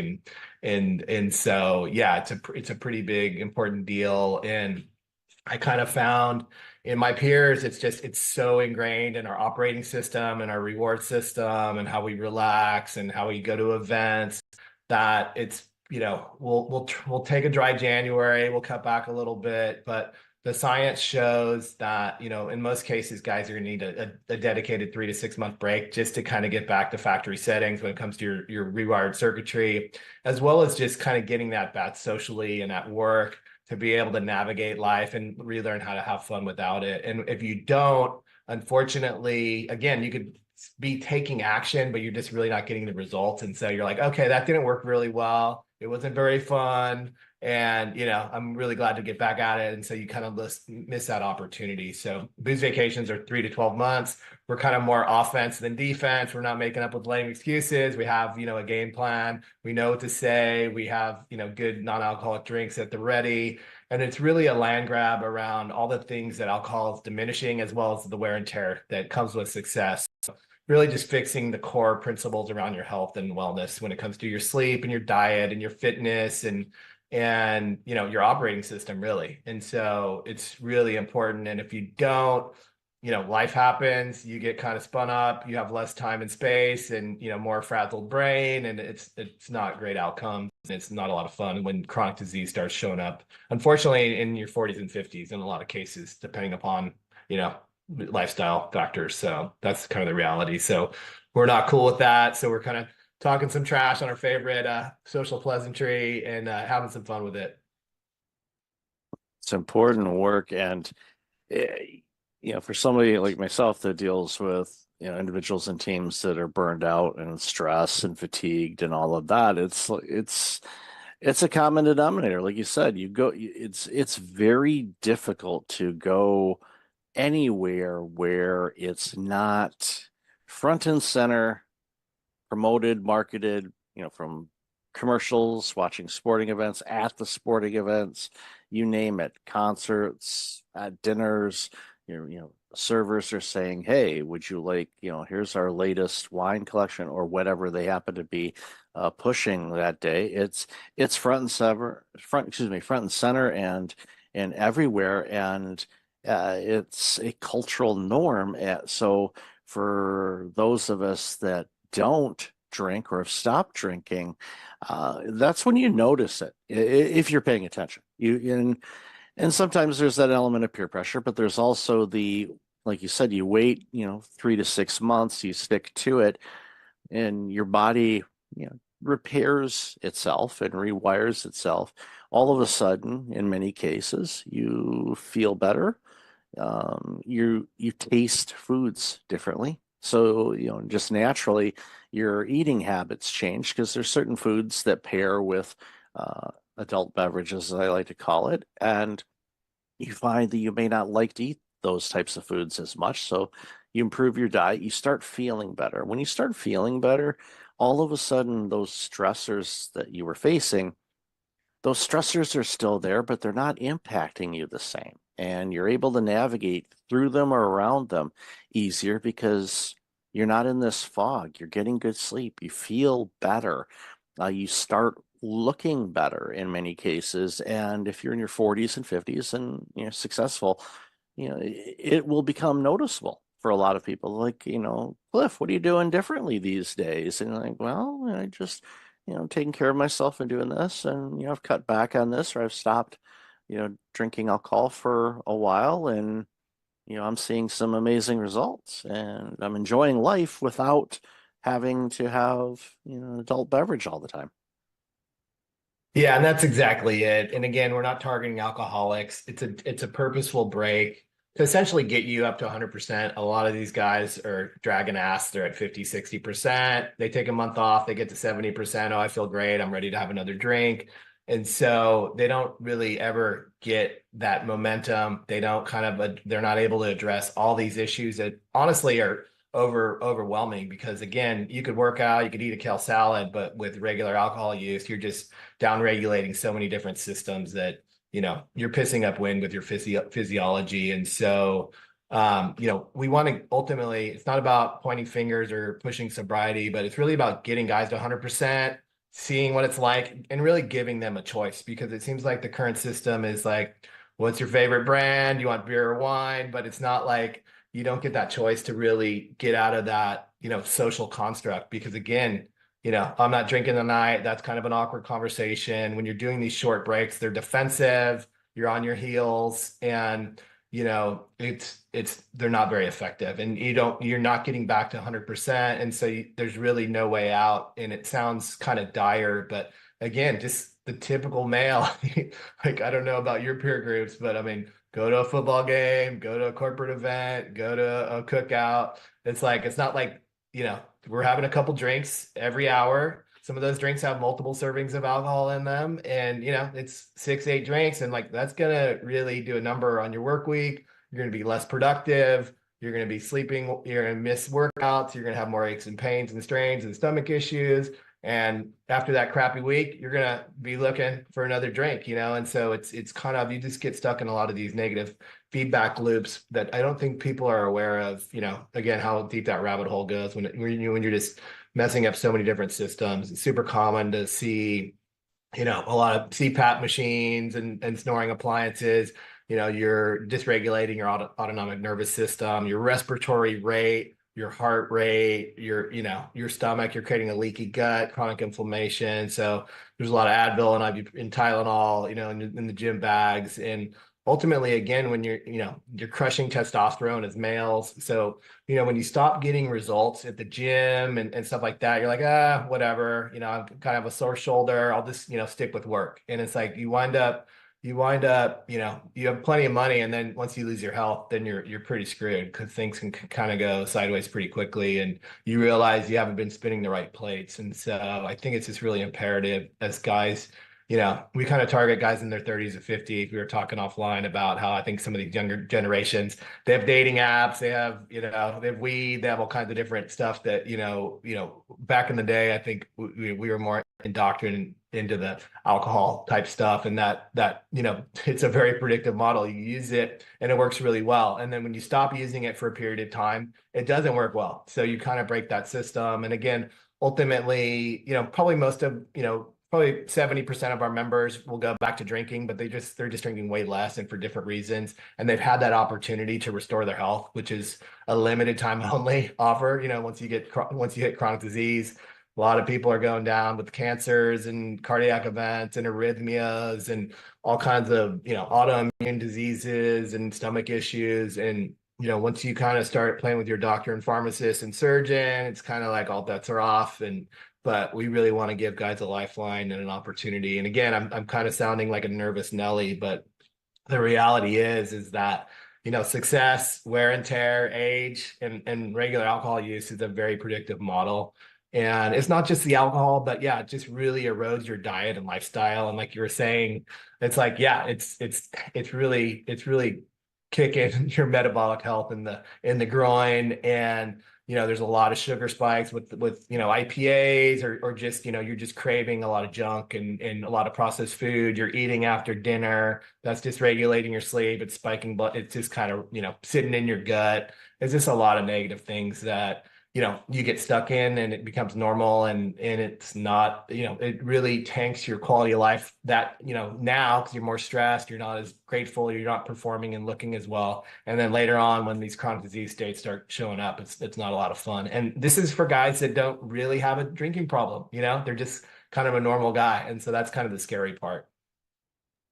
Yeah, having worked in healthcare for over a decade, I saw, as time was going on, younger and younger people dealing with chronic diseases. And it scares me, because assuming that they do live a longer life, if they hit the average lifespan of what we do today, that's a long life to be dealing with taking medications and all of the side effects and everything else that comes from it. And even a public disclosure, which I have not shared this with anyone. There's only a handful of people that know this.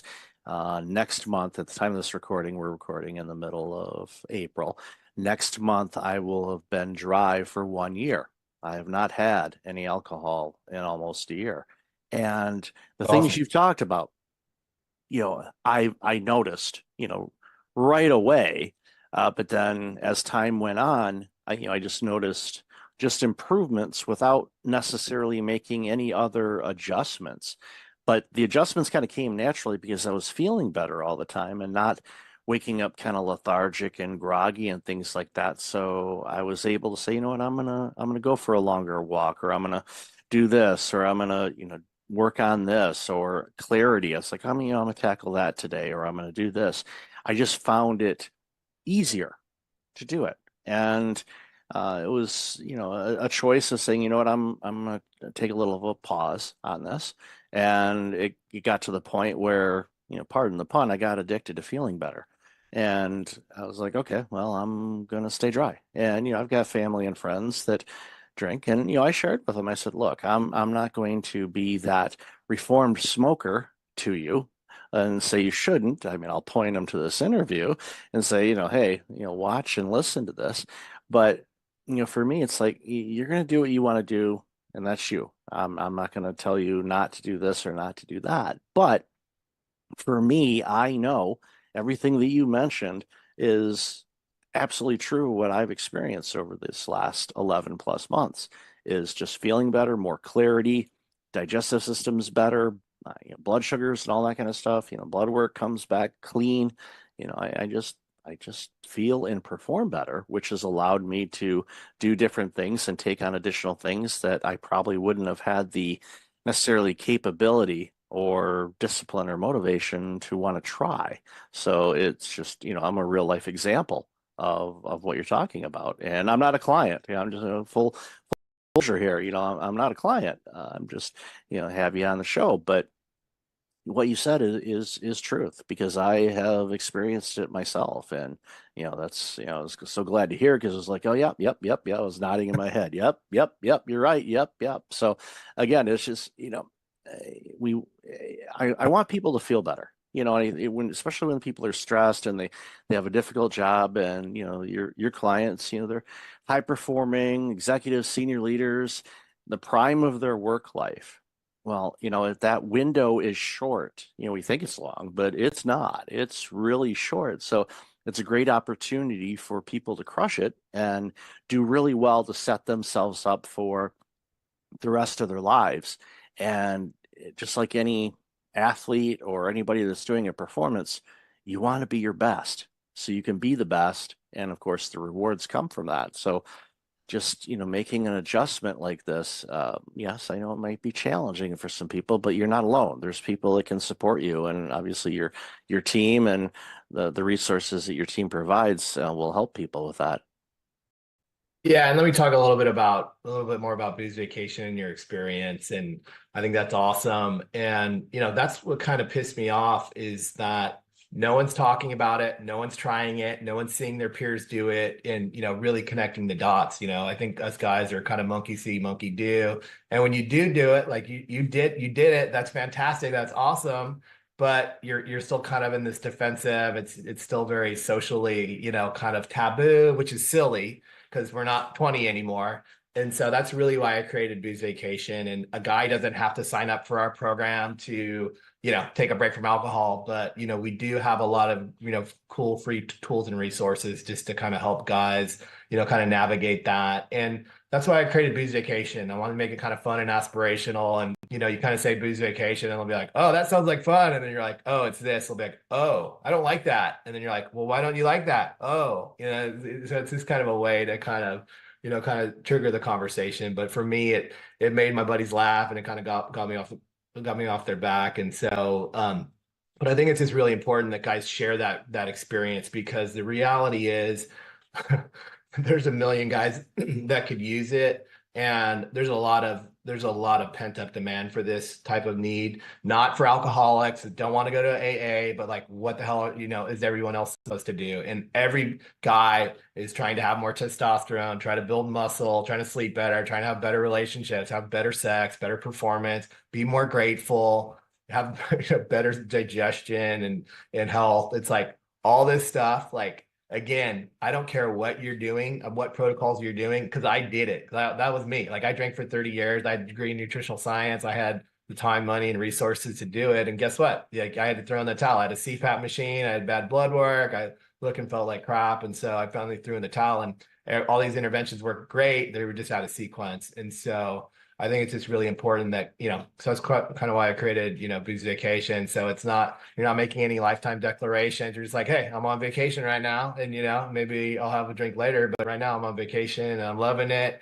And it's really kind of, it's kind of, playing offense. Hey, I lost some weight. I'm looking great, and it's not like people can't tell that, and I think, again, in our society, I think people just think that parties are about the alcohol. No, they're about the people. And when you're looking and feeling better and, and you're more at ease and you're less anxious, you could actually learn how to have fun without it. And so it's just kind of a foreign concept. And I think a lot of my peers just are, kind of shut down on it. But the reality is it's not a dumb idea. Everybody's trying, everybody should do it. It's a limited time offer only. And like you mentioned, it's more tools in your tool belt. You know how to do it. You have a longer shelf life, a longer runway. You might, say, hey, I still want to drink, or, I might, kind of mix and match and do other things, but it's giving you that option that you don't currently have. And no self-respecting man is going to want the big bag of predictive problems that they're signing up for with regular alcohol use, whether it's a CPAP machine, whether it's erectile dysfunction, it's rusting and clogging your cardiovascular system. I could go on and on what it does, but again, there's so many direct and indirect effects to all your organs and functions and systems in your body that it's just a matter of if, not, when, not if. And so that's kind of what we're up against. And so that's why it's so important to us. And yeah, we have a ton of free tools and resources, and then we're going to have like more of a mastermind group and more kind of paid stuff. But at the end of the day, anybody can do it. You're not an alcoholic. But I think the critical piece, one tip I'll tell people is the most critical piece is like, don't try to cut back. Don't take this 1 month stuff. That's defensive. It's not going to work. It's not going to get you to 100%. You really need to, the hardest part about taking a break is not the taking a break. It's the deciding to take a break, and then just make sure you take it, good 3-6 months, and ideally even longer. And it is kind of dose dependent. If you've been drinking for, 20 plus years, 3 months probably isn't long enough, but just start with more of a dedicated break to give yourself that runway and that opportunity to really heal, and then take that extra time, money, and energy like you did to work on all these other things. And so that's where it's at. So it's not about sitting around, moping around, waiting for the clock, but it's really about getting after it and using all that extra time, money, and energy to really, stack as many wins as possible. So you're going to want to keep them, and that's going to change how you drink long term, no matter how you choose. Yeah, it's amazing advice, and I'm really thrilled to have had you on the show and talk about this, because I know what it's like to feel better, and I want people to feel better and perform better, because when leaders perform better, guess what? Those companies perform better, which means their employees perform better, which means society gets better products and services. So I'm selfish in this. It makes things better for all of us. So it's a win-win for everybody. So Clifford, I've loved this conversation. Where can people find out more about you and all this amazing work you're doing? Yeah, check us out at boozevacation.com. We got a bunch of tools and resources for free, and a bunch of other stuff, a community that we're working on. So yeah, totally appreciate it and agree. I think, yeah, just kind of, being present, being grateful, being engaged, and, being real, because like I said, I think alcohol can kind of dumb us down and have us in these lowered states, and we're just more us when we're, at full capacity. So I agree. And that really helps teams as well. Agreed. And I'll have all that information in the show notes. So Clifford, then again, thank you so much for your time and this very, very important conversation. Appreciate it. Hey, thank you so much. Take care.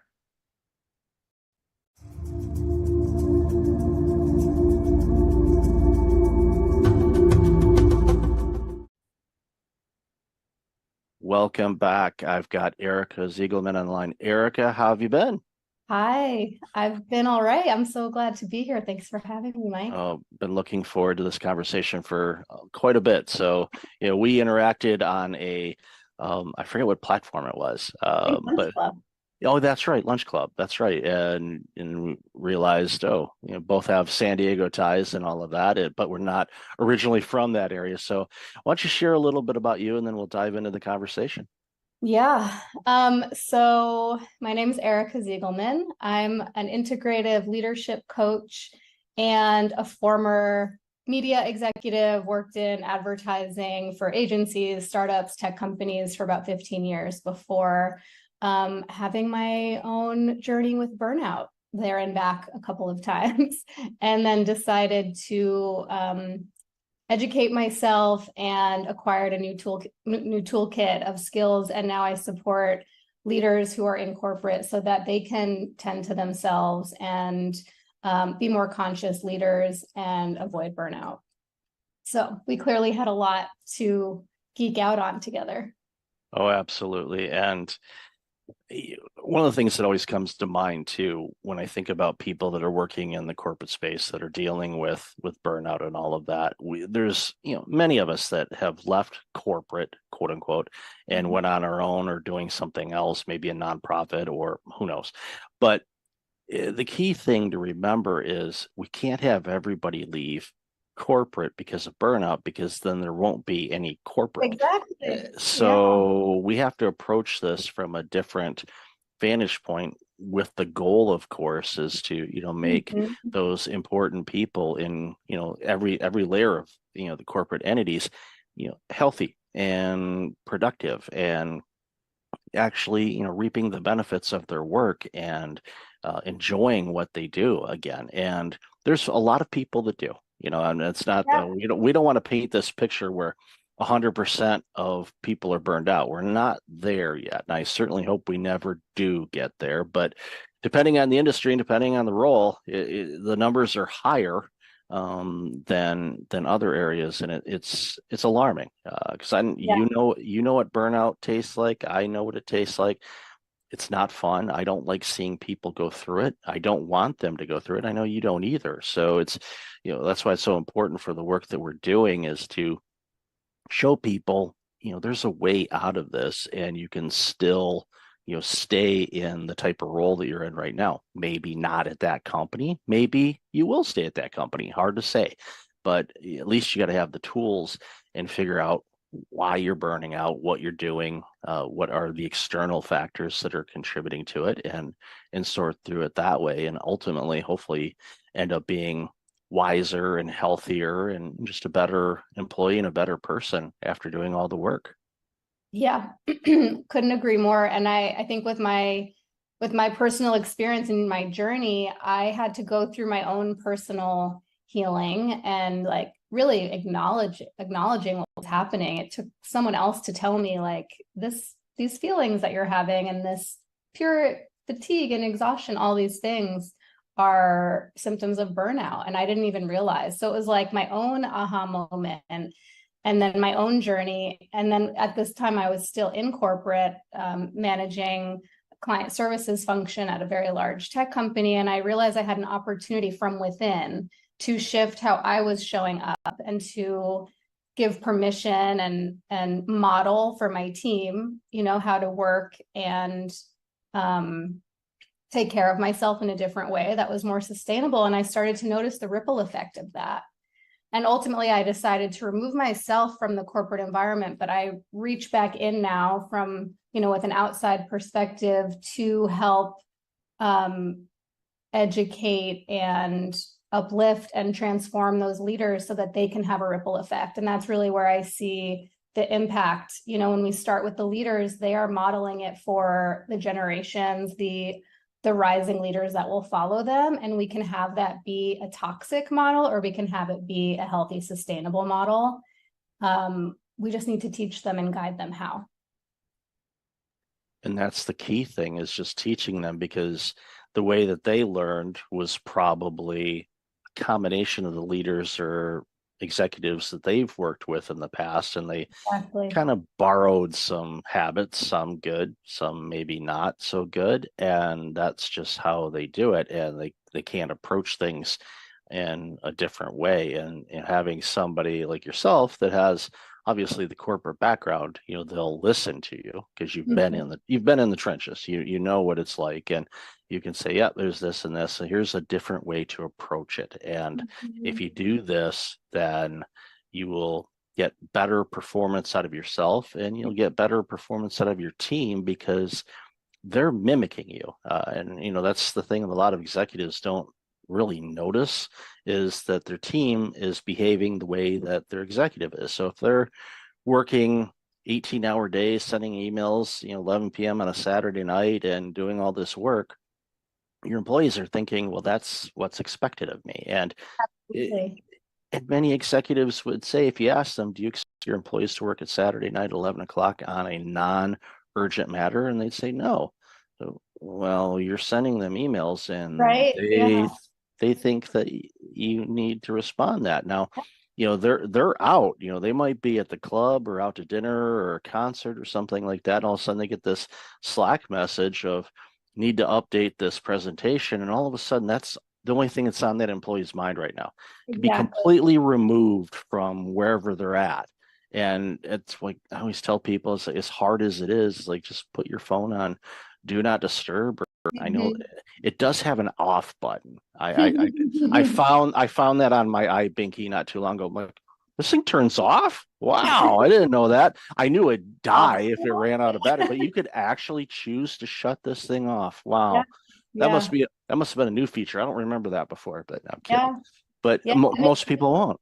Exactly. And the percentage of time, depends on the industry and the field that you're in. If you're in healthcare, this might be very different than you work in media, but it's very rarely a true emergency, right? A true business emergency that needs to be attended to in that minute. But like you said, it hijacks your attention. So even if there's nothing you can do about it, or it's not necessary for you to take an action, you're now taken out of the present moment and having a parallel experience to what you're actually doing, and which also means that we don't have that time to recover. So I think staying in that constant state of vigilance and like always waiting for that next Slack to come in or email to come in, or urgent request from your boss or your client, like keeps us in this elevated, activated state with adrenaline and cortisol constantly running. And then when you have time off, you can't really unplug. We're like addicted to that. So I know I'm preaching to the choir, but that's what happens. And if leaders aren't aware that they're contributing to that, that's a huge opportunity to inform them and to shift these behaviors from the top down. Yeah, I'll give you an example of that.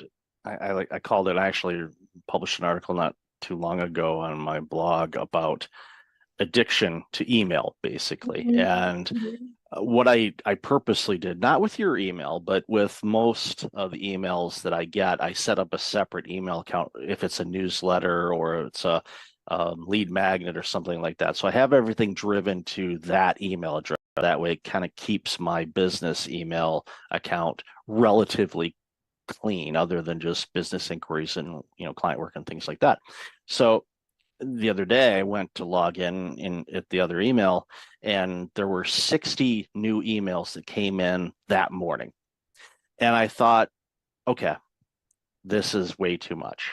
It's like, and I'm not saying that those I signed up for them. They weren't just like spam, they showed up. No, these are separate emails that I had signed up for with all great content. But the problem is, if you spend all your time looking at those 60 emails and all the messages, and again, all of them were rock solid good, it takes you away from what you should be working on. Pick 2 or 3 things that are your most important things to do that's going to move your business, your career, whatever, forward. If it meets the criteria of those 3, then by all means, sign up for it, read the email, but apply it. Do something with it. Make a note of it or apply it. Otherwise, you're basically reading the newspaper. And it's, again, not knocking anybody that has, sent out emails too, but what I ended up doing is like, you know what, this is too distracting to me. So I had a choice, either delete the email account or just unsubscribe. And I went through and just unsubscribed pretty much all of them.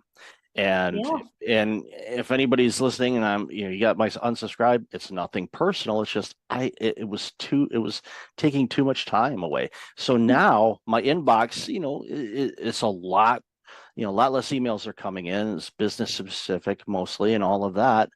So I'm finding that, thing you just talked about. It's like, wait a minute, I didn't get a message. Oh, gotta go check my message. Gotta go check my.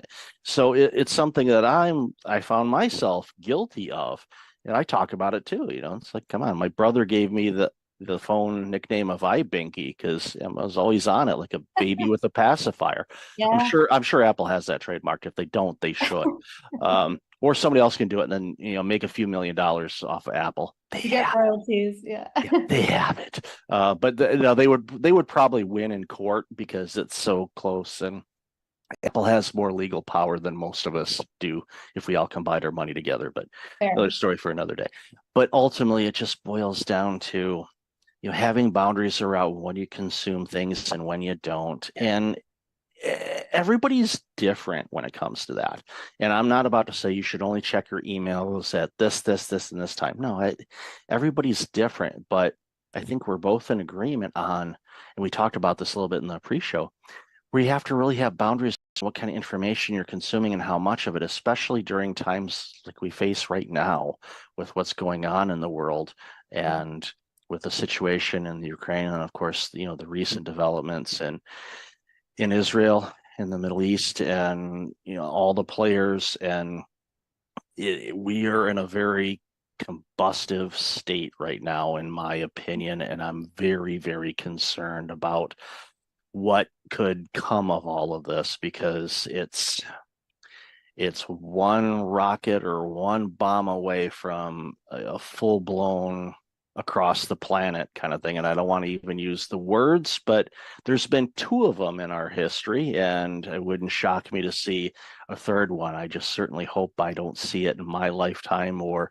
for generations or quite frankly ever. But it's a very frightening situation that we're facing in a lot of pockets of this world. And we talked about it again in the pre-show on how heavy it is for us and for people around the globe, and and even all sides of it. I'm not going to isolate one group versus another. It's heavy for everybody, and I really just it's hard on us, and it's hard on everybody, and I really wish it wasn't that way, because it doesn't need to be that way, but it is. And I'd love to hear your thoughts on that. Yeah, I mean, even as you're just shifted to that topic, I noticed my heart rate increase, because it is such an activating time that we're in. And there are so many global events and so many things that are overstimulating, that, whether it's visuals of horrific violence or climate disaster, like all of these things that like we're seeing happen in real time. And we talked about this in the pre-show too. I think the difference now is that with social media and just being globally connected, we see everything happening in real time.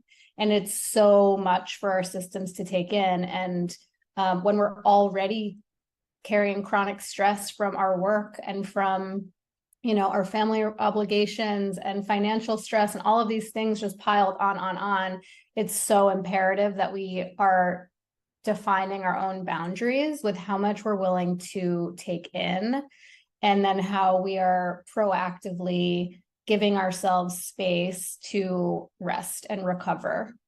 And really, like let us down regulate our nervous system response, because staying in this constantly activated state is a surefire, like fast track to burnout. And so I'm, noticing for myself what those boundaries need to be. And I was talking about just taking social media off my phone, because the thing with social media is I might go because I want to like soothe myself with like a kitten video, but you don't get to choose what you're served. So you might see something that you do not want to see, and you're kind of bombarded by that image. And before you even have a chance to scroll past it, like it's too late. You've already seen it and you can't unsee it. So yeah, I think this is a really important time for us to be turning inward and regulating, for ourselves, but also co-regulating with the people around us, with our animals, with pets. That's another great way to calm the nervous system, but just like finding those tools and practices that help us stay grounded when we're constantly being reactivated. Yeah, and you make a great point, compared to, previous times of war and strife where, the information would come to us through news channels, cable news or broadcast news and whatnot. And you, of course, working in the media, you're well aware of this. There's a review of what we can put on the air and what we can't. And, Mhm. sometimes they'll say, there's a warning, this is pretty graphic, but there's certain things that they will not put on. The thing with TikTok or Instagram or any other service where you can actually go live and show exactly what's going on in the world, not just from your balcony in Tel Aviv and seeing things, bombs and all of that, but even the people that are taking hostages and Mhm. some of Mhm. the things that I thankfully have somehow avoided seeing most of that because I just, but you hit it right on the head. You Mhm. launch Instagram, you want to see some cat videos or the memes of the cat driving, leaving work. One of my favorites was, you know, uh, can't find a parking spot at work. I'm going home. They have enough people. I just found that so hysterically funny, and just this white cat driving a car. Yeah. It's That one. comical, Yeah. and we need that type of silly humor in these really heavy times. But Yeah. unfortunately, you launch it, it's kind of like a social media roulette. You're like, what am I going to get here? And it could be something, again, depending on who you follow, and it gets to the point where it's like, okay, do I unfollow everything? But you have to understand, the algorithms on these things, they will feed you content that you may have liked or looked at before.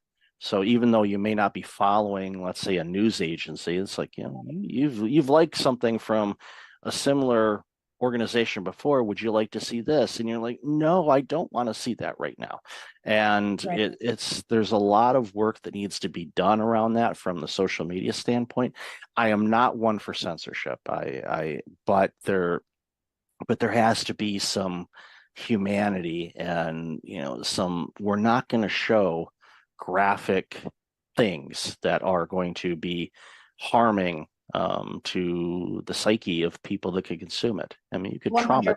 Yeah. traumatize somebody from That's that. that's that's what it is. It's vicarious traumatization, where we are being traumatized by seeing these visuals and hearing stories, especially when it's like I'm considering almost like non-consensual when it happens in social media. And I realize it's my choice to open an app, but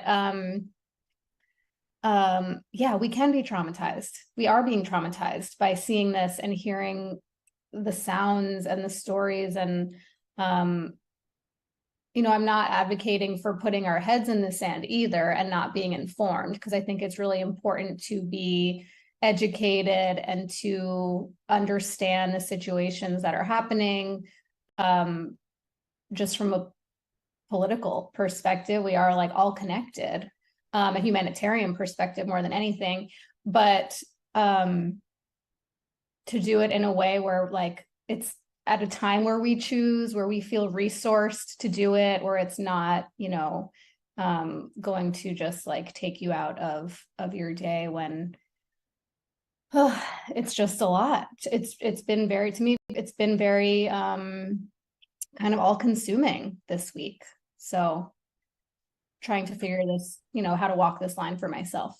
Yeah, and it's one size doesn't fit all. Right. It's what I do myself when times are challenging or down or dealing with a bit of depression or anxiety or anything like that is it just like, okay, let's get back to the basics, okay, let's whatever kind of brings you more of a relaxed or happy state. Could be meditation, could be listening to just different sounds, brown noise, your favorite music, going going for a drive and going back to your favorite coffee shop that is nearby. If you live across country, that's going to be a long drive, but you can find something local. Apparently there's coffee and tea shops in San Diego. I've heard a rumor. I don't bother with the frequent cards because I'd have to have like 2 wallets just for all of those things. So it's just not, it's like, that's okay. I'll let somebody else get a discount. But whatever you do, and this goes obviously for you and everybody listening and watching, is just, figure out what those things are in life that you love doing that kind of brings you into a singular space where you're not thinking about work. You're not thinking about what's going on, overseas or in your own backyard or whatever. Just, get to, find that whatever it is. And sometimes it could be a physical object that you touch to remind yourself, okay, it's going to be okay. Right? I mean, right now we're in the midst of a storm, I forgot who said it. It was, I think Churchill, if you're going through hell, keep going.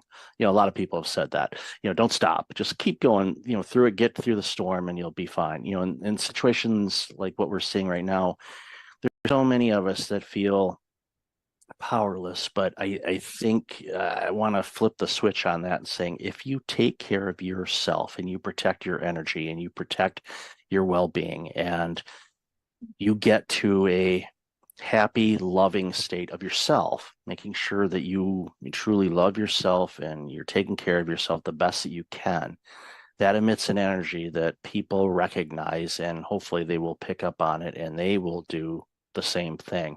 So we can get to more of a harmonious state, because we are one planet.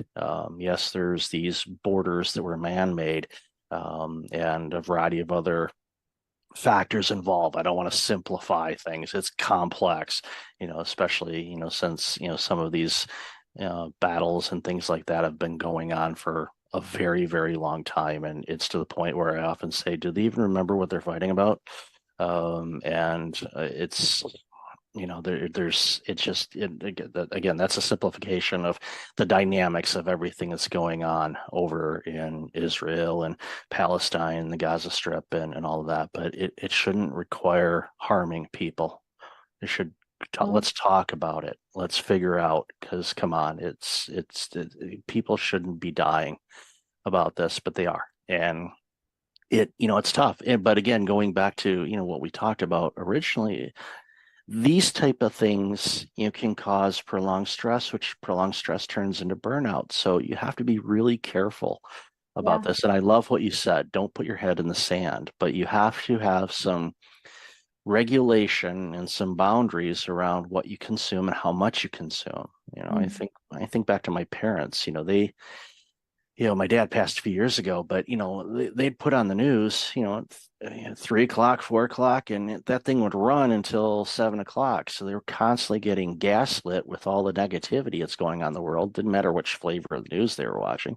It's got, unfortunately, there's a lot of negative things that the news agencies highlight because that's what gets ratings, unfortunately. Yeah, fear. Yeah, it's a lot of fear.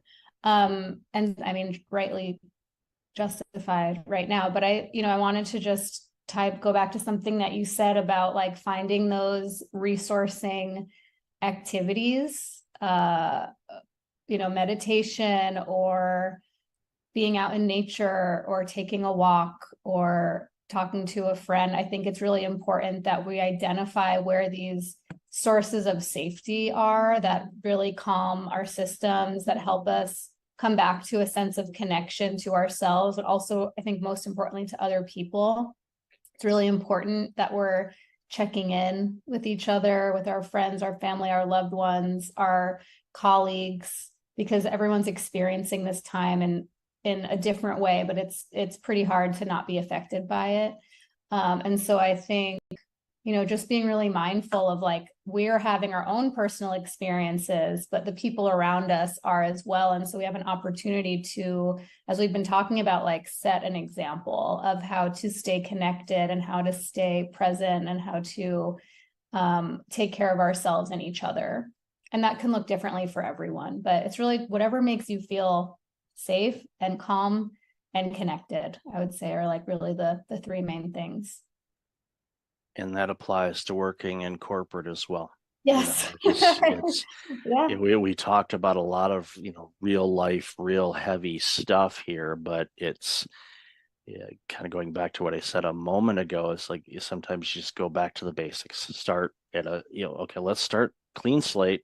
Don't throw everything out, but just like, okay, we're gonna go in a different room that isn't used. Okay, let's kind of map this out. Let's start here and add the things we need to. It's kind of like the junk drawer in a way. And that's probably not a great analogy, but we all have those, where there's a box or a drawer that's just filled with, I'll save this for later kind of thing. And you look at it and it's just like, what in the world? I don't even know what this thing is. Yeah.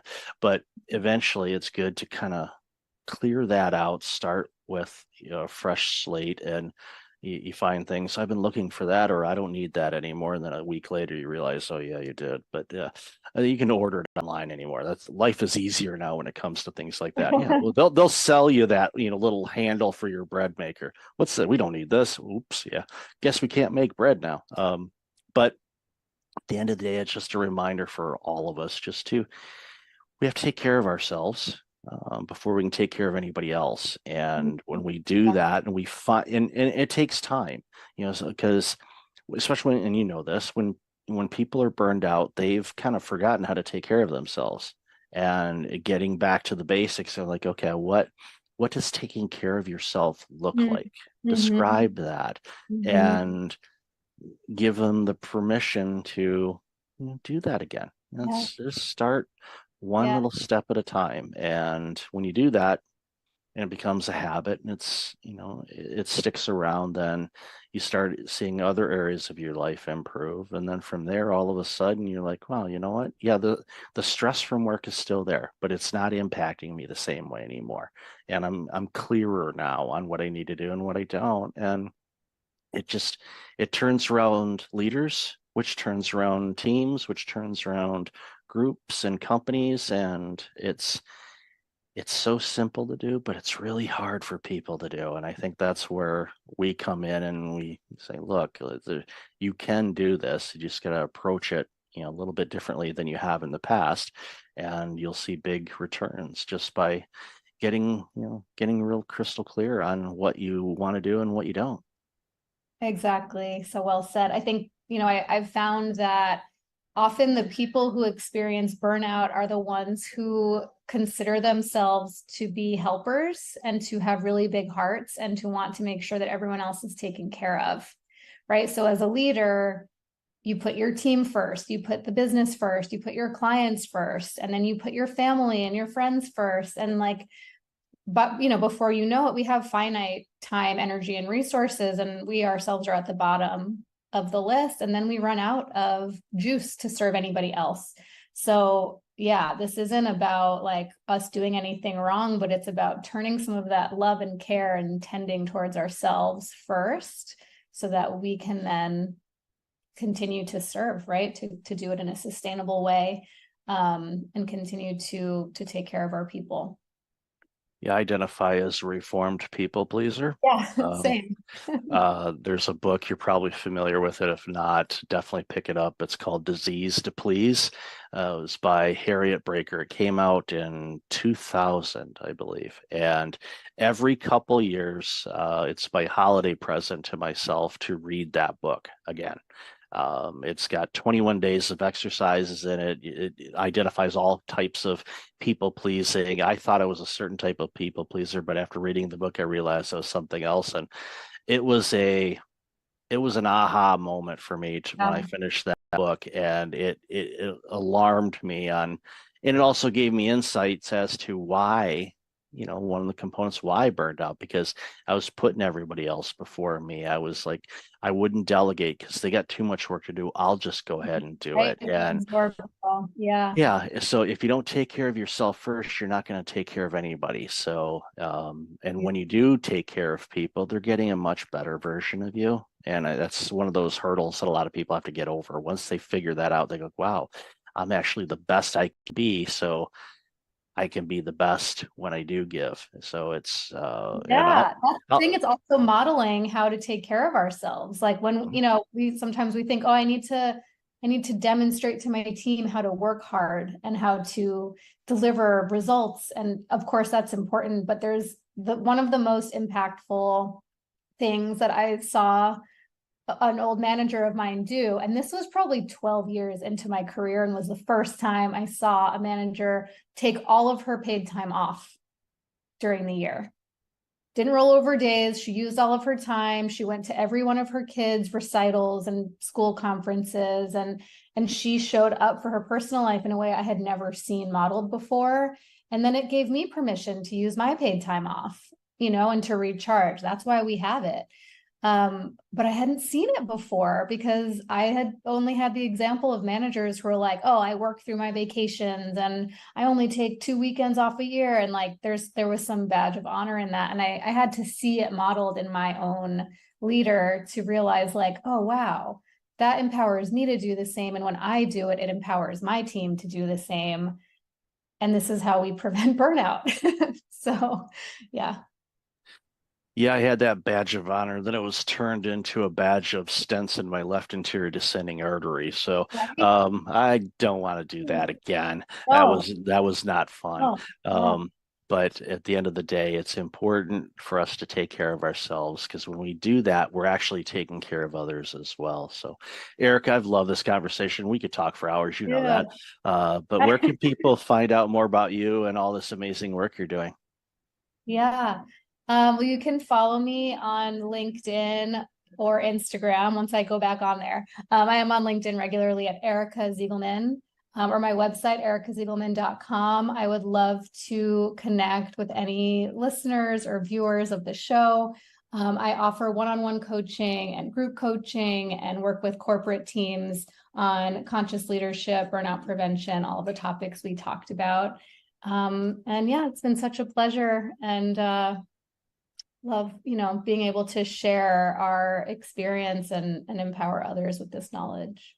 No, thank you. And I'll definitely have that information in the show notes. So, Erica, always good to talk with you. Thank you so much for your time today. Really appreciate it. Likewise. Thank you so much.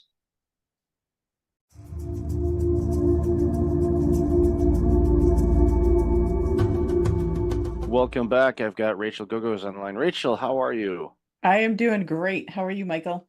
I am awesome. Been looking forward to this conversation for a while, so I'm looking to dive into the work you do and jump into the conversation. Absolutely. Let's do it. All right, so share a little bit about you. So I am the founder and owner of a brand agency. We, for the last decade or so, have specialized in personal branding.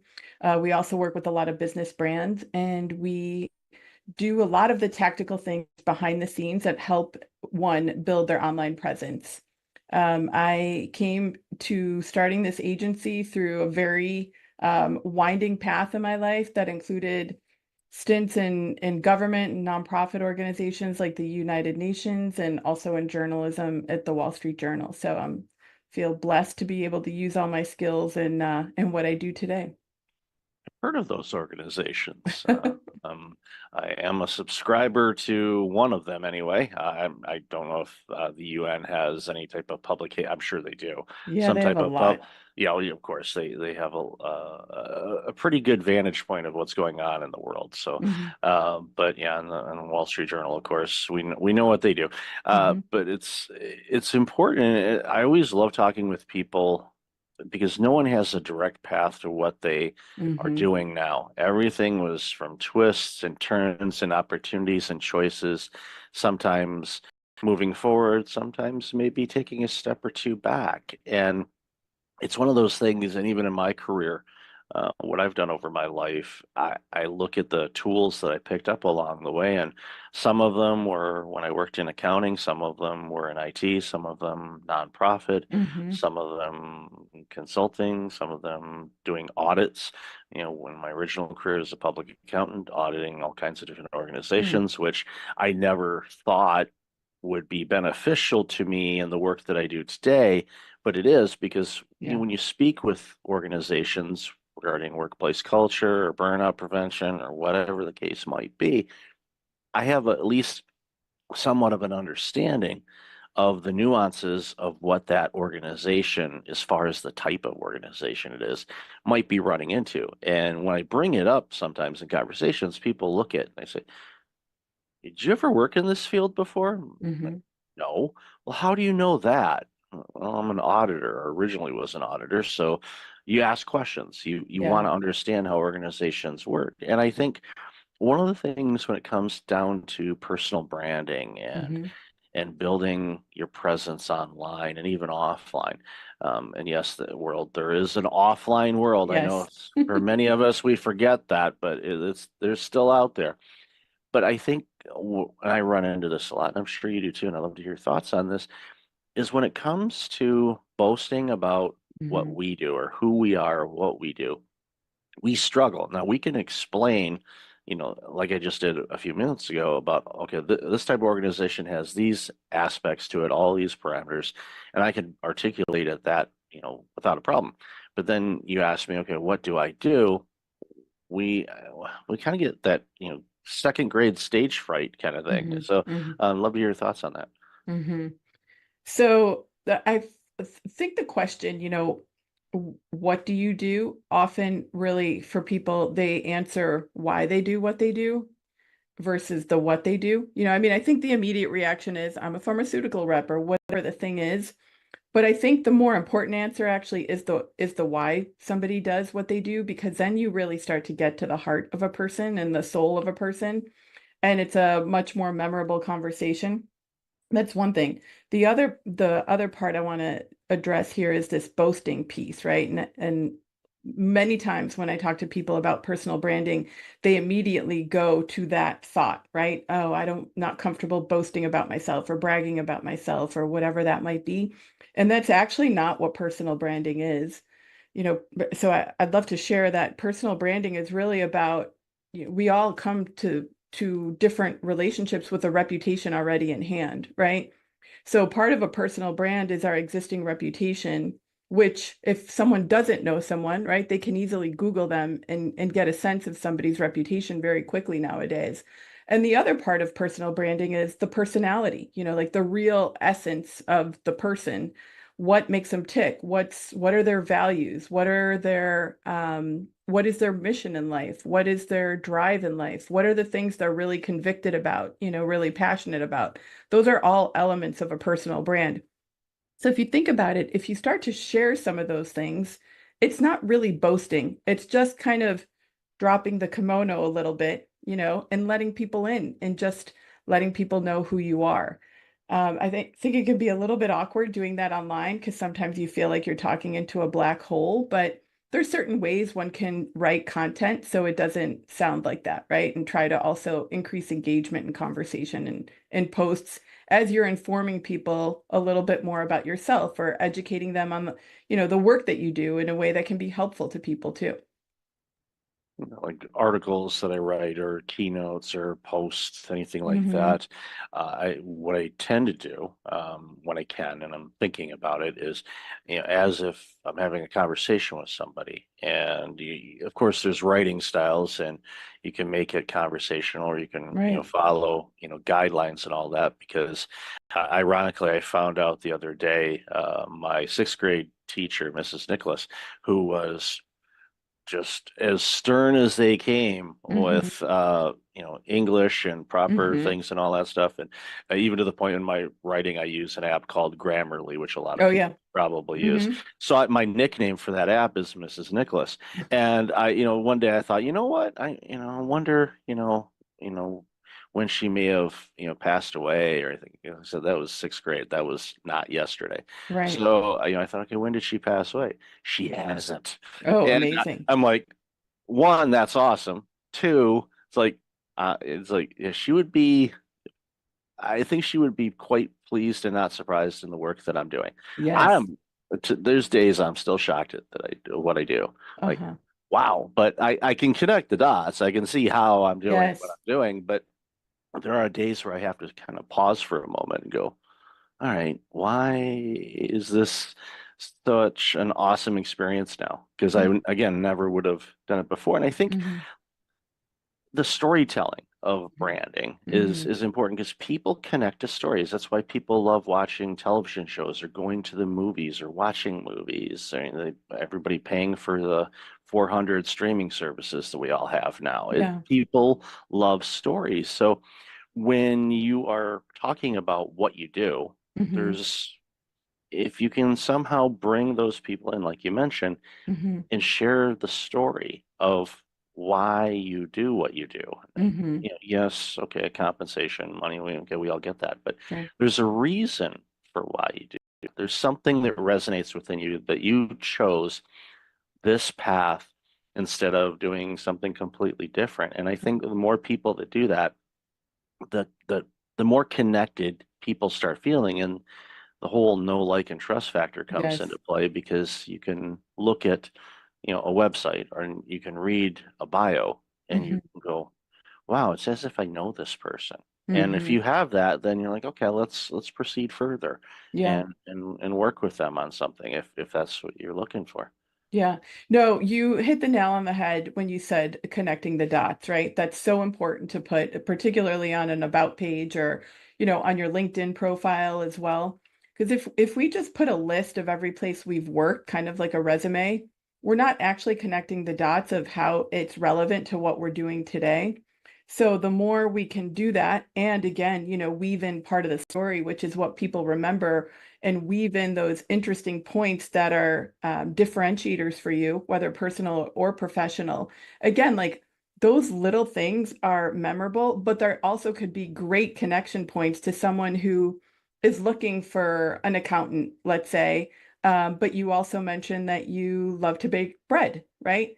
Someone else might have that passion. It's certainly going to stand out because you don't really think about that when you're looking for a numbers guy, right, to help you with your business. So it's as you unravel the story, unveil the story, and connect the dots, just make sure, that you're also keeping a little bit of those personal elements in that also communicate your reputation and communicate your passions, right? In a way that make people say, I want to know a little bit more about this person. They sound intriguing to me, and clearly there's more to them. So, the more you can convey that online, I think the better. And I think video too, just to kind of take a little tangent into that, besides podcasting and putting audio content out there, even short video snippets, again, because it's like a fully dimensional connection, right? Versus somebody just reading static words. And it's always amazing to me what people resonate with and something that they read about another person online or see about another, right, within a video or something to that. So the more you can just, show up naturally and who you are, and the more you can, again, like help people connect the dots, because you also have about 3 seconds online to grab somebody's attention. The more you can do that right off the bat and make it easy for them to consume your content, the much more likely I think they are to, to reach out to further the connection. Yeah, they get to know you as, like you said, a person, Yes. and it's one of those things that the organization that published a few of my books, one of the things that they were hammering home was, confusion repels and clarity attracts. So Mhm. and their theme was basically on, okay, when you're posting things online, if you're Mhm. a business and you're promoting your business, you want it to be, business, so you're not confusing people. But I have to challenge that now because I think people feel more connected. That's why you see, the famous people, quote unquote famous Mhm. people, musicians and athletes and actors and, dignitaries and all of that, when they're on social media and they have such a huge following, is because there's a desire for Mhm. people that want to know more. Like, we can pick on Taylor Swift for a minute. Mhm. Yes, video snippets of her performing or things like that, but it could be something where she's, at a football game or she's doing something in the community or anything like Mhm. that. It gives a bigger insight because people want to connect with people. That's our natural instinct, is Yes. to Mhm. connect. And, during the pandemic, that, really hit a lot of people because Mhm. we were forced not to necessarily physically or get close to people. And it was, I know a lot of people are still dealing with that and the Mhm. aftermath of that. And it's going to be an interesting dynamic to watch over the next few decades to see what comes of that. Of Yeah. course, thankfully, with therapies and a variety of other things, there are ways to navigate around or through things. And my hope Mhm. is if people are still struggling with those types of things, that they seek some guidance and help on it because it's available, Yeah. thankfully. But at the end of the day, I think we have this connection. We want to connect with others. We don't want to Right. feel alone as an entrepreneur or a small business owner or a Mhm. dentist. We joked about this in the pre-show. Okay, everybody pause for a minute and go brush your teeth. Okay, there. Mhm. I put it in. Uh, Shout out to my dentist family here. But what we got to do, I think, when it comes to our branding and our website and our business is, yes, we have a product or service that we're marketing. Right. We get it.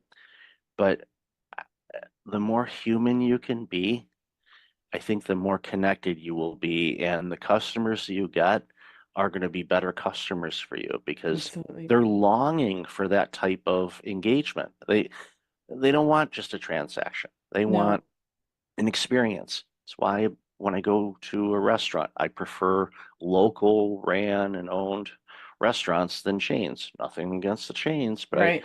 knowing the people, and if you go there frequently enough, they get to know you. And then for some reason, like, there's this one restaurant that my wife and I go to occasionally, and one of the waitresses there, she is on my backside every time we come in. She's like, Mhm. "You're not getting a menu today," and I'm like, "What?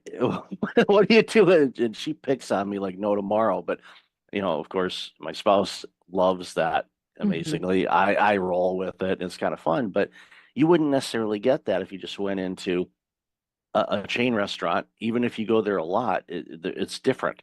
Yeah. So it's one of those things where, again, that connection piece is so important. I think a lot of people miss that when they're working on Yeah. their talks or their speeches or their branding or their marketing. Yeah. Yeah, and that's why it's so important to put things like the causes you care about, right? Or your convictions or your values out there because those are opportunities to connect more deeply with someone. And I read a stat, actually the study came out a couple of years ago, but it said 3/4 of Americans are actually more likely to trust someone with an established personal brand. And that same percentage is more likely to buy a service or a product from a personal brand that they know. And that applies to big companies too, right?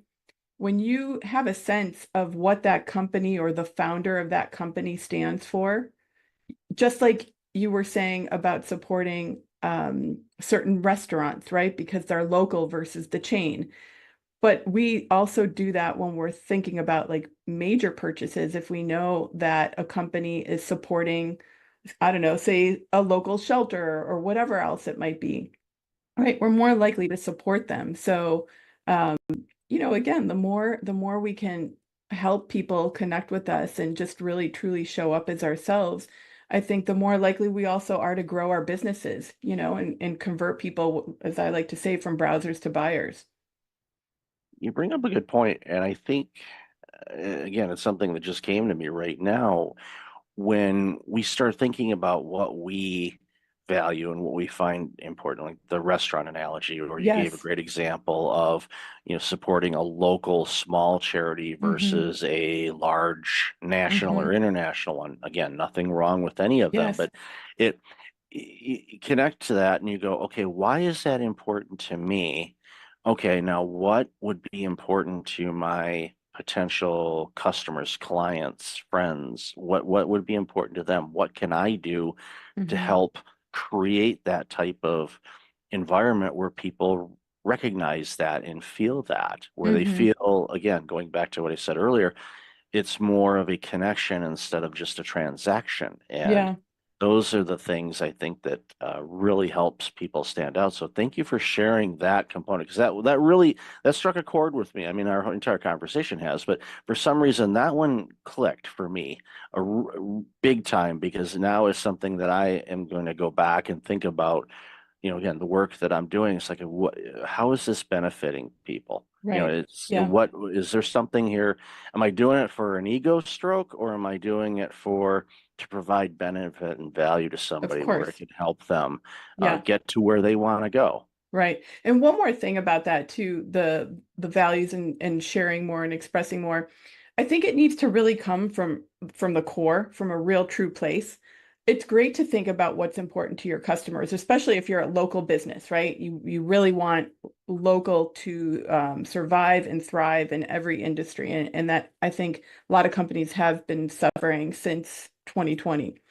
But back to the piece of thinking about aligning with others around those values, I think it's okay to be polarizing. Meaning, I'll give you a specific example. We're working with a client who is very convicted about certain things going on in the world, around COVID, around rights, around medical rights, around schools, school districts, what's going on in those places. But she also has a part of her personal brand where she's a holistic business person, right? Talks a lot about gut health and certain other things in that arena. And we were talking about how much of those two pieces, right, do we make visible, right? You've got these real strong beliefs here that can be very polarizing for some, but you're also this incredible business person with great experience in building up these health and lifestyle brands. So, what we deducted is like, it's okay. And this is what I would have advised her, but I was so glad she was comfortable doing this, you have to put it out there because they're both parts of you and they're such an integral part of that person that you want to attract those business clients that are okay with these strong polarizing beliefs here. And the fact is, her audience is going to be a lot easier to market to and way more niche because of her strong feelings and values around certain topics, right, that are polarizing today. It's not going to make her lose clients. It's actually, she's going to lose the right clients, right? She's only going to be working with the right people that she can totally help and fully show up as herself with and help them grow in other ways too. So I just wanted to share that because I think it's very important. I think a lot of times in today's world, especially the last years as things have evolved, is like we're self-censoring a lot because we don't want to make waves. And I'm not ever saying make waves for waves' sake. I'm just saying find ways to really put your values out there and your the causes that you're passionate about in a way that is true to who you are and really helps attract your ideal clients. I love that you said that because it can be polarizing, and there's definitely a fear where they say, okay, if I am on one side of a political fence versus another, or based on causes or beliefs or rights or anything like that I could lose clients. Yeah. And you put it quite well, where you'll lose the wrong clients, or You'll lose the right clients. or Yeah. you'll lose the right I almost clients. said that too, though. Yeah. Yeah, but it's like they're wrong for you, but they're right to lose because they're Exactly. not in alignment. Because it's like if you're hiding something back, and let's say you are, an ultra conservative or an ultra liberal. It could be either Yeah. sense, and you're working with a client that is maybe the opposite of Right. your beliefs. Doesn't mean you can't work with them, but a lot of times you think that or maybe you're acting on eggshells and you're afraid to say something or mention something because it can easily come up in conversations, even if you try to say, we keep this, politics free. We don't, come on. It's like, it's real. There's real, differing opinions on a lot of things. But I like to tell people there's a lot more in common than there are differences between all of us. So focus on the commonalities, Agreed. and we're good at. And then yes, we have different opinions on things, and some of them we're really passionate about. Your client, I'm sure, is quite passionate about Yeah. a lot of things, where there's some other things where you think, well, they would be really passionate, and they're like, Mhm. meh, I'm Right. good. I'm good with either. And it, but again, that goes back to what we've talked about is Mhm. it's pardon the pun here, but it's wearing a mask. You want to be you. People can read if you're being genuine, or they can read if you were putting on a facade or a So true. mask Yeah. on something. And you don't want to do that, because if you're putting that on and they read that, they're like, oh, they're hiding something. All of a sudden, that element of doubt comes in, like, okay, they're hiding this. What else would they be hiding? Now, that could go for relationships, or that could be going through, work Right. type of relationships, customer client type situation. So be yourself. But and I love the way that you put it too, is if you have a belief on whatever issue it happens to be, and that is in the wheelhouse of the work that you do, like gut health or Yes. anti-vax versus vaccines or anti-medication versus holistic care, share that, but share it in a way with compassion and love and Exactly. understanding, instead of saying, I'm right, you're wrong. Well, who's right and who's wrong, and who determines who's right or who's wrong? Exactly. It could vary. There used to be ads of physicians that were promoting the benefits of smoking. Yeah, good luck getting that ad out now. It's not going to happen. Right. The things change, information changes. We revolve, or some people say we regress too. It's like, well, it's this human thing is not easy. We're Yeah. still trying to figure it out. I don't think we ever will, but that's part of the challenge of life. It Exactly. gives us some creativity and opportunity to be fun. But I think it boils down to, and what we've talked about a lot this morning, is just, I think the more you can be you, I think the better you're going to be, because then you don't have to pretend. You Yeah. just, you show up every day being you. Yeah. And that goes a long way, and it comes through in your messaging, your branding, everything that you do. Yeah. Yeah. And I think what happens, Michael, to people over time is they kind of lose who they really are, right? It's like we're in different work environments or different relationships. And after many years or months, you're kind of going along with whatever the thing is. And you kind of lose track of what really makes you tick and what is really driving you. And I love to just share with people, take some time every now and then, like have a coffee date with yourself and really just kind of set your own GPS and figure out, where do you want to be in 5 years and how are you going to get there? And that's not just like numbers driven goals, but it's really like, take a look at the people you're surrounding yourself with, take a look at the environments that you're in. Where do you want to make changes? And I think the more proactive and thoughtful and intentional we could be about the life that we're living, the easier it is for us to build our personal brand, because we're just taking a little time every now and again, reconnect with who we truly are, It's an exercise that I do at least a couple of times a year. Oh, that's great. And it's That's rare, by the way. Yeah, I know. I found that out there. I was like, what do you mean you haven't done that? And it's literally and Ram Tran, advisor, leadership individual, served on presidential commissions. I saw him speak at a conference several years ago. And it's an exercise that he does. He Really? does it, but he does a deep dive at least twice a year, where his theme of what he does is, first he starts off, he's like, okay, I'm gonna list all the things that I'm doing right now, and I'm going to decide what I am no longer going to do. And he just like chops it up. It might be something successful. So it'd be, Right. we'll be wild here, and we'll say, okay, in December I decide I'm shutting the podcast down. No, I'm Right. not. But that would be the extreme of it. But there's some things like, okay, I'm not going to do that anymore. I'm going to focus on this. And a lot of it has to do, and this is something that I know a lot of people have a really hard time with, is that looking within. And they start beating themselves up. I should have done that. They start shooting all over themselves. Yep. Stop that, people, please. Approach it. And this is something I learned years ago, and I originally did it when I was a kid, and then you lose it as an adult. But approach things with childlike curiosity, and wonder why. What do I want to do? What would I like to do?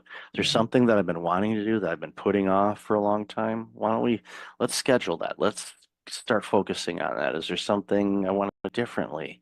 What am I feeling and this is something, once you get better in tune with yourself, You write down, okay, I'm going to work on this in Q1 of 2025.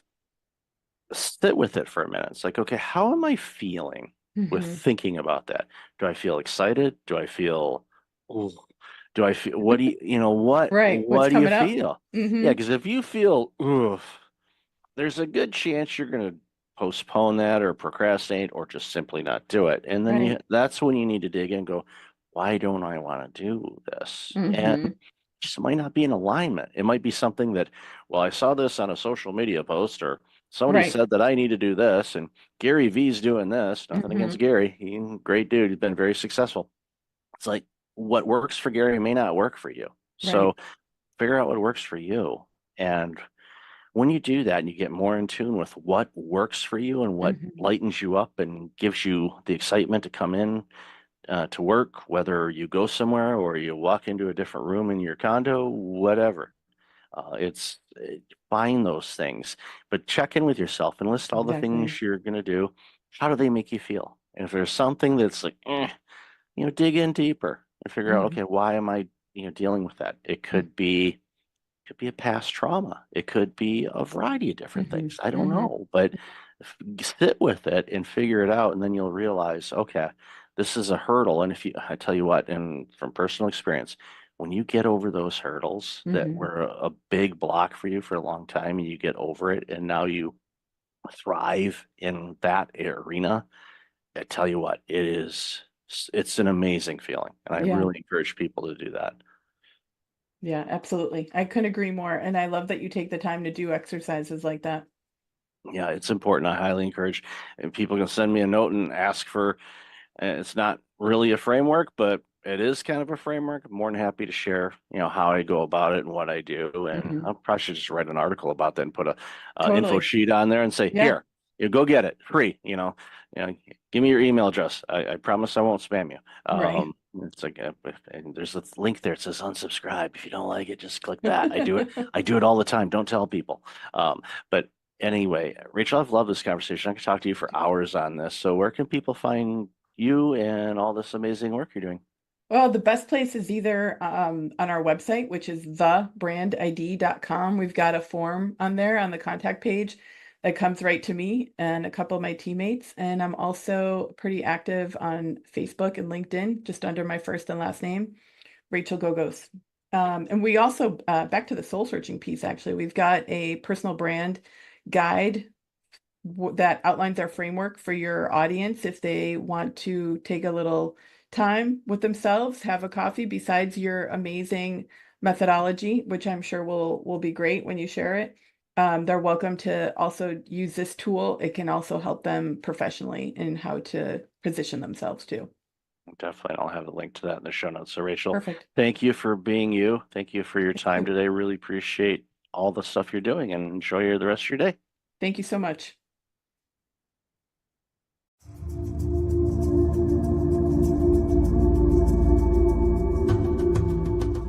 Welcome back. I've got Felina Hermans on the line. Felina, how are you? I'm good. How are you? I am awesome. I've been looking forward to this conversation for quite a bit because the work you do is very, very important for our future. So why don't you share a little bit about you and the work you do, and then we'll jump into the conversation. Yeah, so my name is Felina Hermans. I have two jobs. Half of my job is being a university professor, where I research how to teach programming to kids. That's like my main area of expertise. And the other half of my job is that I'm actually a school teacher myself. So I teach grade 7, which is 12 and 13-year-olds. And I try to teach them a little bit of programming every week. So I have practical experience, and also my academic work concerns that age group. And those two worlds ebb and flow quite a bit, Yes. where you're like, okay, you probably have to remember, okay, where am I? Okay, now I got to do this. But it's so important, as we talked a bit in the pre-show. It's so important to help our future, which is our students and our children, learn skills that are going to be not only in demand but in need for the coming decades. And the work that you're doing, especially with teaching our younger human beings, coding and programming and all of that is so critically important. So what got you interested in this line? Yeah, so that's a funny story, actually. My original research in academia was not about kids at all. I was actually working on professional programmers, specifically end user programmers, so people using spreadsheets and stuff like that. But then I thought, is this the most interesting thing I can do? I'm not sure if I want to do this anymore. I really did it for quite a long time. And I wasn't sure in general if academia was the place where I wanted to be. So I started this part-time gig as a school teacher, teaching the same age group, just because I thought this is something I can do with my programming skills as well, which is going to be helpful for society. And then I figured out there were so many interesting questions. I thought, well, but how do we teach 12-year-olds, right? Because they're a bit too old for the really kid stuff. Like there's this really, really wonderful programming language, Scratch, that people might have heard of, that comes out of MIT. And that's really cool. You have this like Lego blocks that you can use to program. But then 12-year-olds, 13-year-olds is like, well, that looks like a toy. That's for kids. We don't want that, teachers. We want to have a real programming language that I can make some money out of, because money making is very much also a driver for some kids. Like, well, Scratch doesn't look like this is going to get me a job, right? I want to do Python or JavaScript, what all the professionals are doing. So then we switched from doing Scratch to doing Python. And then the kids were excited about that, but then they were also struggling because there's so much syntax and everything is in English. And you probably hear that English is not my first language. So the kids I'm teaching, I don't teach them in English, I teach them in Dutch, but error messages in Python are in English and the code is in English. So I thought, okay, there's a lot of motivation for them to do the grown-up stuff, but it's just a little bit too hard. And then one Christmas break about 5 years ago, I thought, okay, what if I make a very tiny, simple Python in Dutch, and I can use that in my teaching? And that tiny project that I just really envisioned as a prototype turned into a really big open source project that is now used worldwide. We support 56 different languages. And it also turned into a very interesting research area, because designing a programming language that works in a lot of different languages and designing a programming language that's just easier and gradually grows with kids, technically, no one has ever built that type of thing for this age group before. So there were technical challenges, academic challenges, and it also just got a massive user base that I wasn't anticipating. I'm so glad you had that thought during the holidays to create something, because as somebody that's a native born English speaking individual, we take it for granted. And Python and the other programming languages, whether it's Unity for games or JavaScript or things like that, it's okay, great, it's in English, but it's limiting the creativity from the world. And that's one of the things that I've celebrated throughout my life, is when you hear about innovation and things that are coming from different parts of the globe that historically haven't been able to participate in creating things for the masses. I celebrate that because it gives us so much more robust products, services, skills, programs, you name it. And the fact that you took this idea and it's hitting so many languages, that just opens up the world for so many people that it creates, again, I'm thrilled by this. And part-time I help out an organization that does Python coding, and they have kids from age 5 to 17 that do coding and programming. Awesome. So familiar with Scratch, familiar with the Lego robotics, the Spike builds and WeDo and all of those things.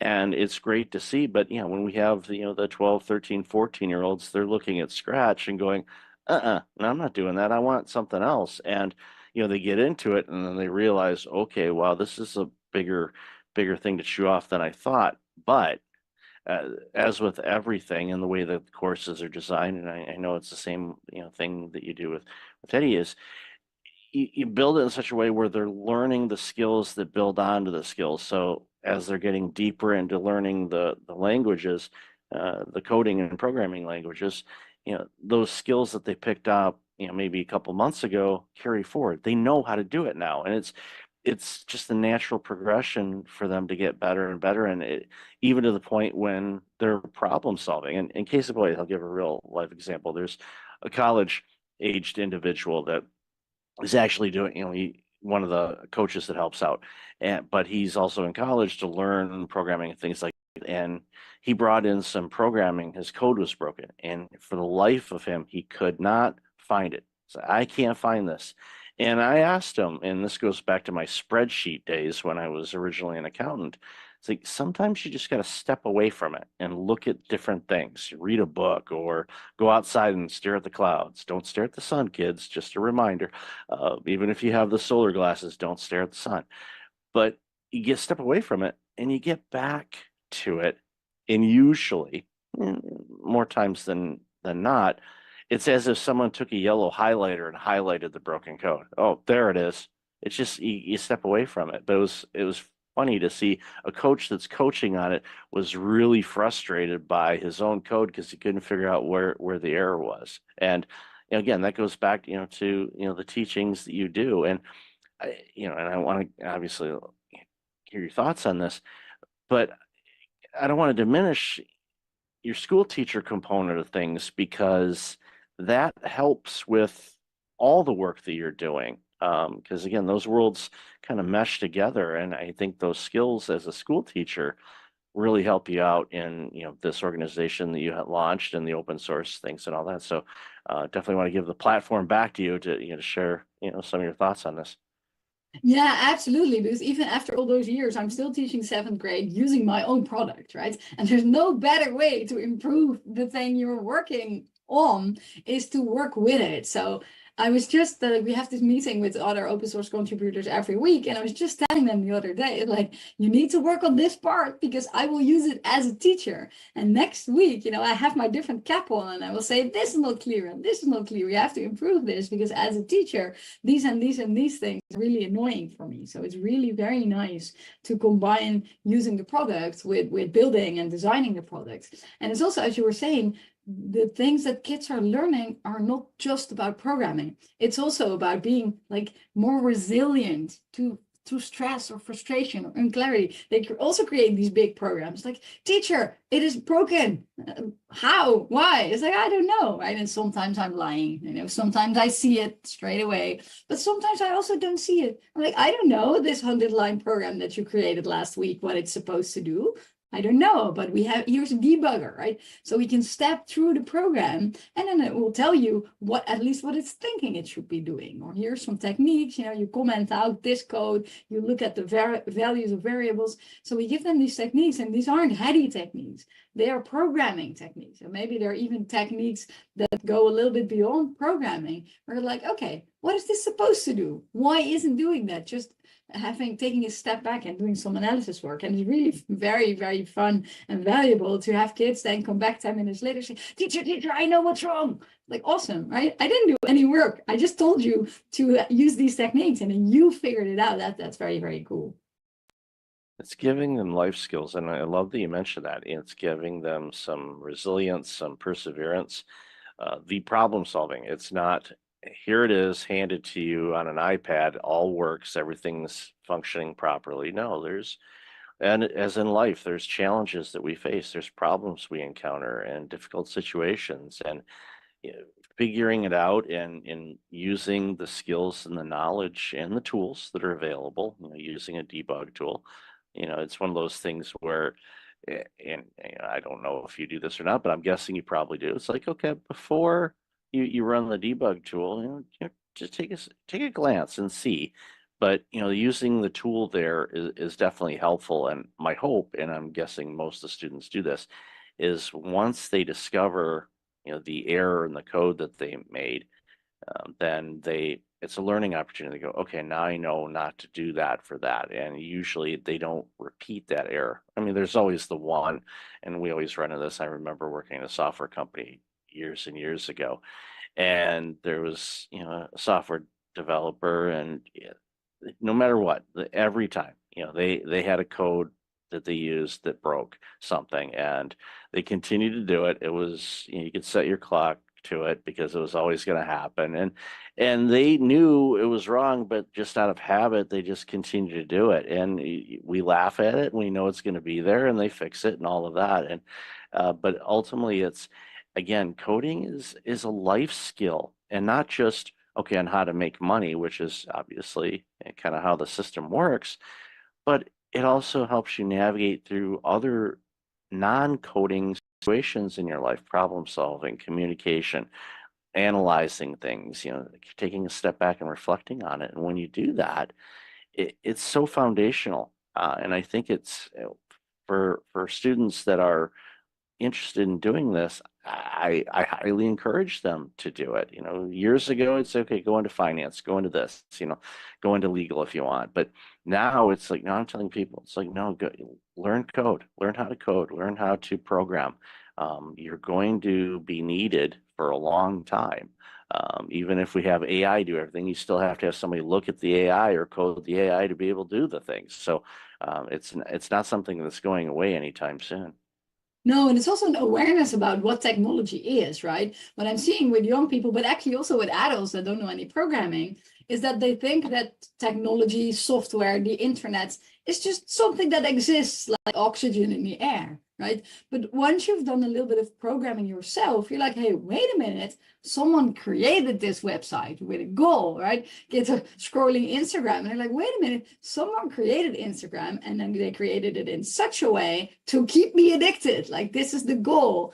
It's not an accident that I want to keep scrolling. It's actually something that someone programmed in. So that awareness that all technology is human made and that decisions went into the internet and Instagram and Facebook and WhatsApp and whatever, that too is something that they're learning from a programming class that isn't necessarily, oh, now I know how to program. It's also, aha, everything on the internet is programmed by someone, which also I think is a very, very valuable lesson in terms of, for example, AI, that they don't buy all the hype that some adults are peddling, like, oh, AI can think, it's going to take over the world. They're like, wait a minute, someone made the AI. It isn't something that just exists out of the air.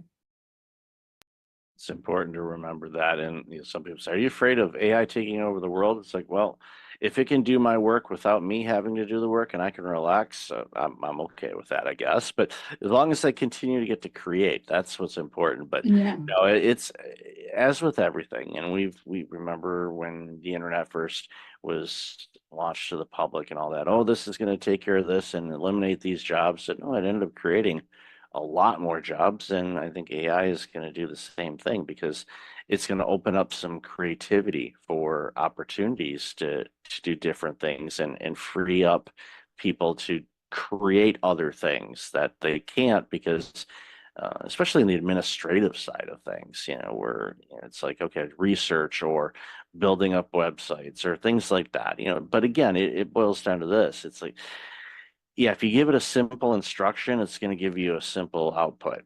If you want it to do additional things, it's just like anything, you have to give it the right amount of instructions to do what you want it to do. And sometimes even that, it doesn't do that.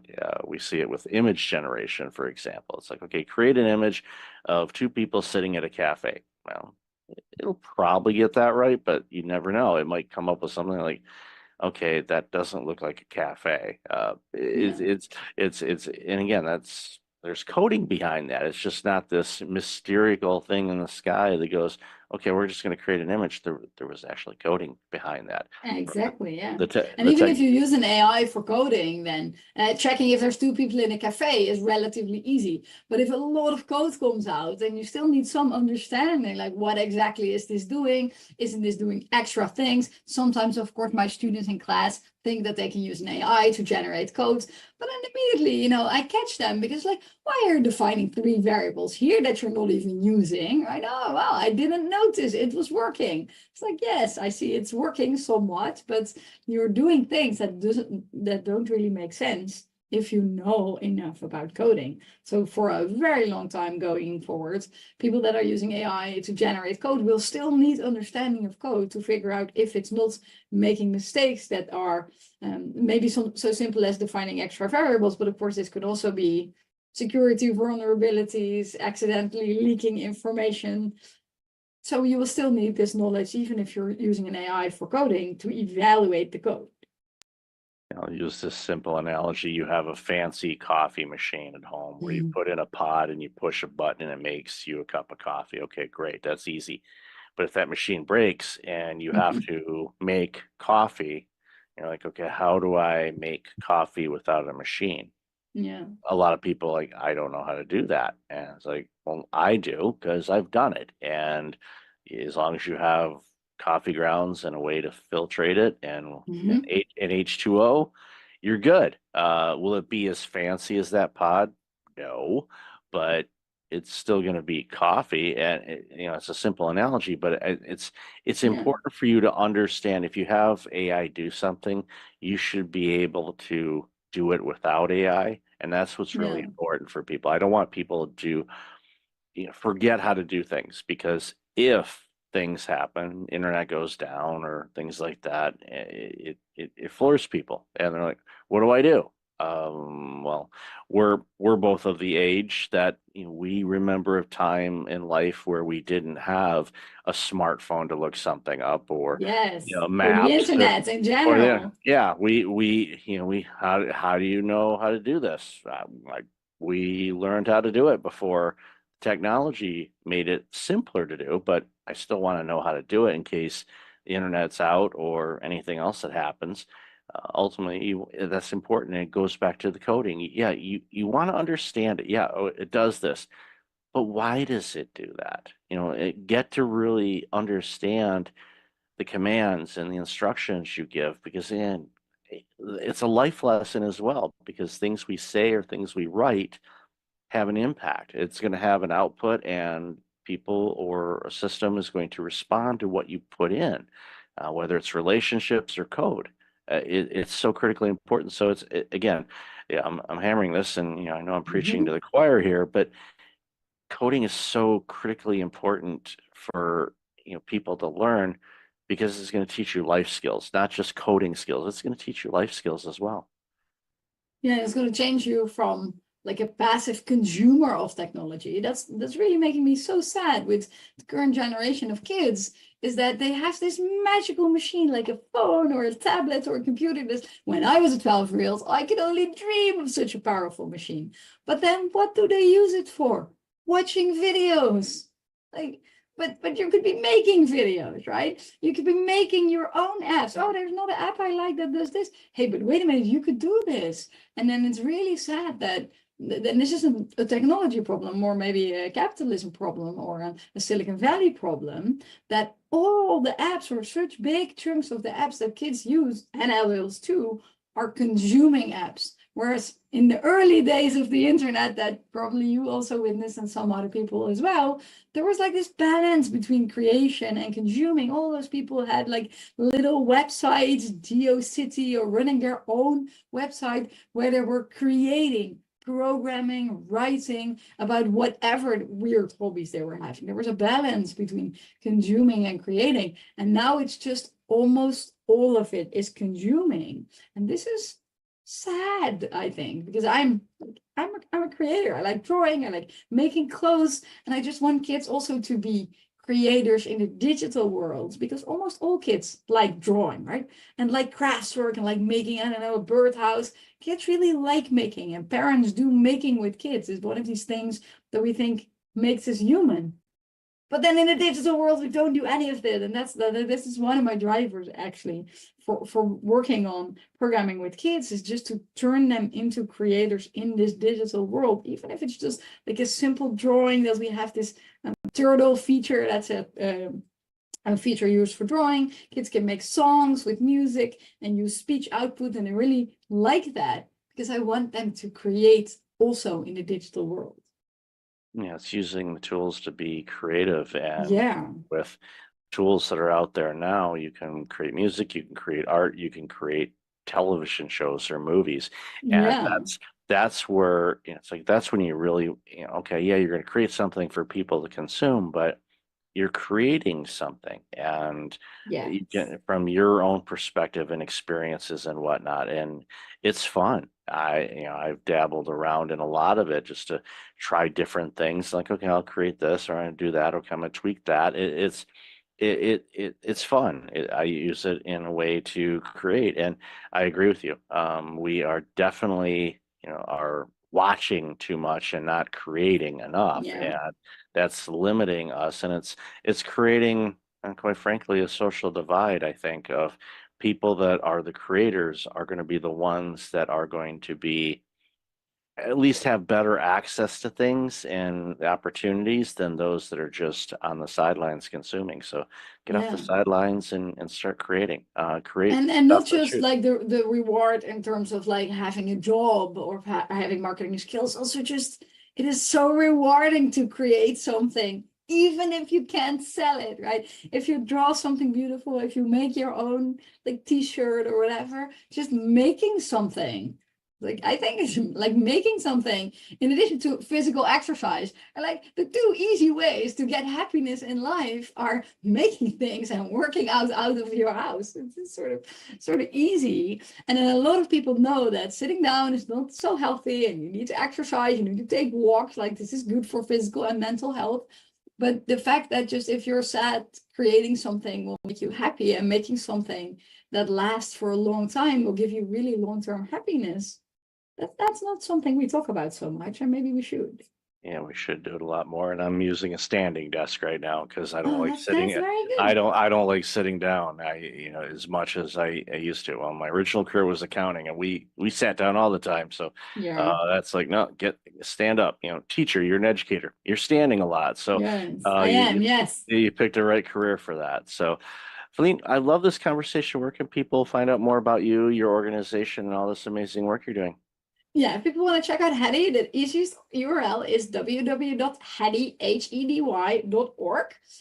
If you're thinking of joining Hedy, either as a translator, a teacher, or a programmer, the easiest URL is hedy.org/join, where we have introductory material for those three groups, target audiences. And if people want to know more about me, my website is feline.com, FELIENNE.com, where you can follow my blog and stuff that I'm doing as well, my research.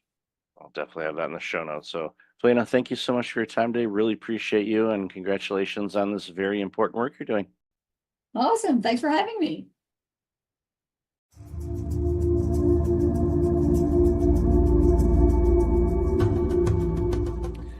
Welcome back. I've got Scott and Tammy on the line. How are you two? Oh, doing great. Nice to be here, Michael. Yeah, pretty fantastic. Thank you. Awesome, awesome. Great to have you. Really looking forward to this conversation. So, why don't you share a little bit about yourselves and the organization, and then we'll jump into this really important conversation. Scott, do you want to go first? You go first. All right. I'm Tammy Rogers. Age before beauty. Oh, thanks so much. I am the co-founder and co-CEO of a company called Become More Group. And what we really do is we help individuals, teams, and organizations start here and like say, where do you want to go? How do you want to get there? And we work with them to kind of step in, become more in any way that really makes sense to them. It's Yeah, important. and yeah. And I'm Scott Bergmeyer. I'm the other and most important CEO of Become More Group. Smart Alec. That's why it's awesome to go second. Yeah, it's always good to kind of lead into it. Actually, reminds me of something I saw a video the other day, and I forget the comedian's name, and I feel bad that I'm forgetting it. But he was talking about the late Norm Macdonald, and they were together on a show, and he was, Norm was this guy's idol and all that stuff. They got to work together and all of that, and they were both going to be on Larry King Live, and before they went out, the other comedian was going to start first, and then Norm was going to finish up. So Norm's like, it'd be good. It's like we go, and then you just go out there and you tell me how horrible of a person I am, and I'm the worst comedian ever, and I'm not funny, and just go on. So that's what that comedian did. He went on there and talked to Larry King and talked about, how horrible Norm was and all that stuff. So then Norm comes up secondly, and just him and Larry, and Larry says, well, tell me about this guy. And Norm goes, he's the greatest comedian, one of the greatest comedians and greatest people I've ever worked with. Because Norm told him he was going to be mean back to him, but he completely did the 180 on him, and he did that intentionally. So he's like, okay, I just railed Norm Macdonald, and he just said I'm the greatest ever. And it's like, oh, so it pays to go second for sure.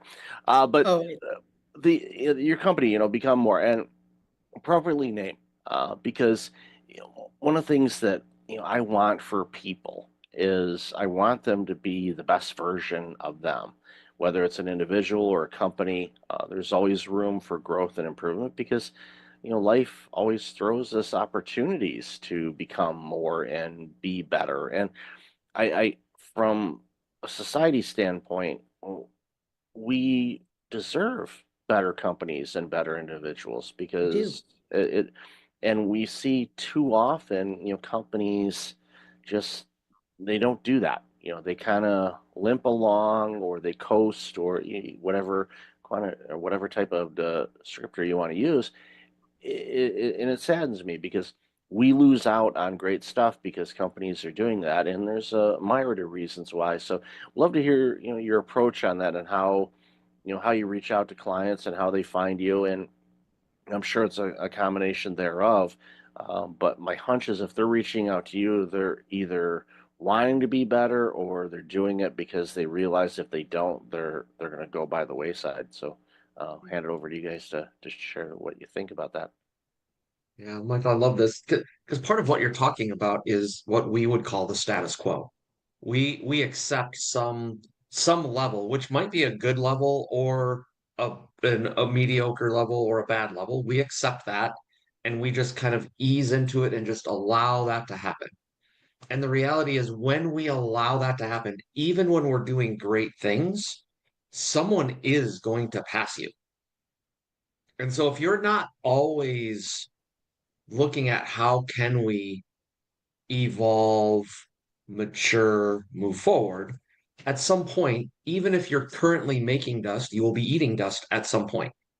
It's true. And the side of that, if you think about it, is people traditionally shift off of the status quo because they are inspired or because they're in dire trouble, right? Inspiration or desperation. And when you're desperate, there is this piece where it's like you'll do almost anything. And it's hard to work with an organization that is in that spot because time and fear are kind of knocking on the door and it gets louder and louder and louder, and they're freaking out in that spot. Inspiration is a much better place to be. And yet many of us don't make those changes because we're inspired. Many of us make those changes until we can, we wait until we can hear that knock on the door. And that is, that's not, it's unfortunate in that particular space. So one of the things that we actually work with people on is we talk with them and say, all right, we can talk about pain. What's the stuff that's not working for your organization? But let's also talk about gain. What is it that you want to be? What is that? If you could dream for a little bit, what would that look like? And what would be the things that you would like to see and experience, and the way that you would like to interact with customers, and the way that your staff interacts with one another, and the products that you would want to bring out, or the production, and how would that flow? And when we ask them about dreaming, and sometimes I can't use that word, it depends on the CEO and whether that word is comfortable for them or not. But when they can like vision out or dream into that future, that's a way that we get people to be inspired instead of waiting for that time period where something's knocking on the door and they have to do something. When the water's coming in, a lot of times, like, so, what do you think about this? All they're thinking about is that water, and they're not going to have the clarity to be able to dream or imagine a different future because all they see is the water rising, and they're like, okay, this is problematic. It's like, so you end up becoming a disaster recovery type of place, like those companies that come in after floods or fires and do a restoration, get you back to the state, and then it's like, okay, and I see this all the time. They're like, okay, you're recovered, and they're like, okay, we're good. No, you're not. You're back to where you were before that happened, and unless you do something, that's going to happen again. It's like if you have a foundation your house that always leaks, and the rainstorms come in during rainy season and floods your basement out, and you dry it all up. It's like, okay, we're all good. No, you're not. You just cleaned up. It's the situation is still there. You're going to have to do the foundation work on that, and too often, like, nah, I'll deal with it later, and then later shows up, and well, guess what? They're grabbing the mop buckets again, and I see that time and time again because we're creatures of habit, and status quo, or comfort avenue, as I like to call it, is a very, very dangerous place to hang out in. You can visit it, maybe stop by, grab a cup of coffee, but don't camp out there because it'll pass you by. And a stat that I'm sure you've heard of, and I share from time to time too, is from the year 2000, 52% of the Fortune 500 companies in the year 2000 are gone or were Right. acquired. So Yep. 500 of the most biggest companies on the planet, from a public traded standpoint anyway, are gone. So, and what happened to those? You could look at them and you could pretty much say, yep, they went this way because of this or this or this or this. But I would all but guarantee that every one of them was in status quo mode or was not as good as they could have been, and they could have prevented that. And I just think about, the impact of organization of those sizes leaving town or closing up shop or whatnot. But that could be small businesses too. Small business that has 40 employees, they close down in a local community. What does that do to the community? All of a sudden, those are 40 families that aren't going to your restaurants or buying from your local shops or things like that. And it just has a huge ripple effect. And again, a lot of it could be prevented if, they work with individuals like yourselves that can say, okay, what can we do to get better, grow, be a better version of ourselves? Because what works today, in all likelihood, is not going to work tomorrow as well as it could. So, and it's one of those things where, again, you see it all the time. I do too. It's like these companies are like, "Ah, we're good." No, you're not. You're not. I'm sorry. I'm not. One of my favorite quotes is from the late Chuck Daly, former coach of the Detroit Pistons, Team USA, that won the gold medal way back when. And this was after the Pistons. I forgot who they beat, but they beat them one game like 30 something points. It was an absolute blowout. And at the post game, Chuck's just mouthing off on all the missed plays the Pistons had and how they screwed this up and that up. And the reporter finally said, "Chuck, you guys won by 30. You were up like 45 at one point. Why are you so pessimistic?" And he said, "A pessimist is an optimist with experience." And he knew that the players that were screwing up and missing plays, that could come back and bite them down the road. He didn't want to see it. And you guys see it all the time, in companies. It's like you're doing some things that's going to bite you down the road. We have something we incorporate in our organization, but it's something we bring to every other organization that we talk to as well. And it's called the growth questions. So it's really looking at it and say, what worked? What didn't work? What are we going to go do differently? And the more frequent you're asking yourself those questions, the more you will grow. And Michael, as you were sharing, it made me think about, there is this, I have immediate pain. The water's coming in and I need to solve that. And I really can't think of anything else. Okay, I've now solved that and I'm moving on. That is a challenge. Like, I think we've all experienced that. Yep. The one that is the most interesting to me is, okay, I really don't have water coming in. And yeah, we're not perfect. We want to be better. However, man, it's a lot of work.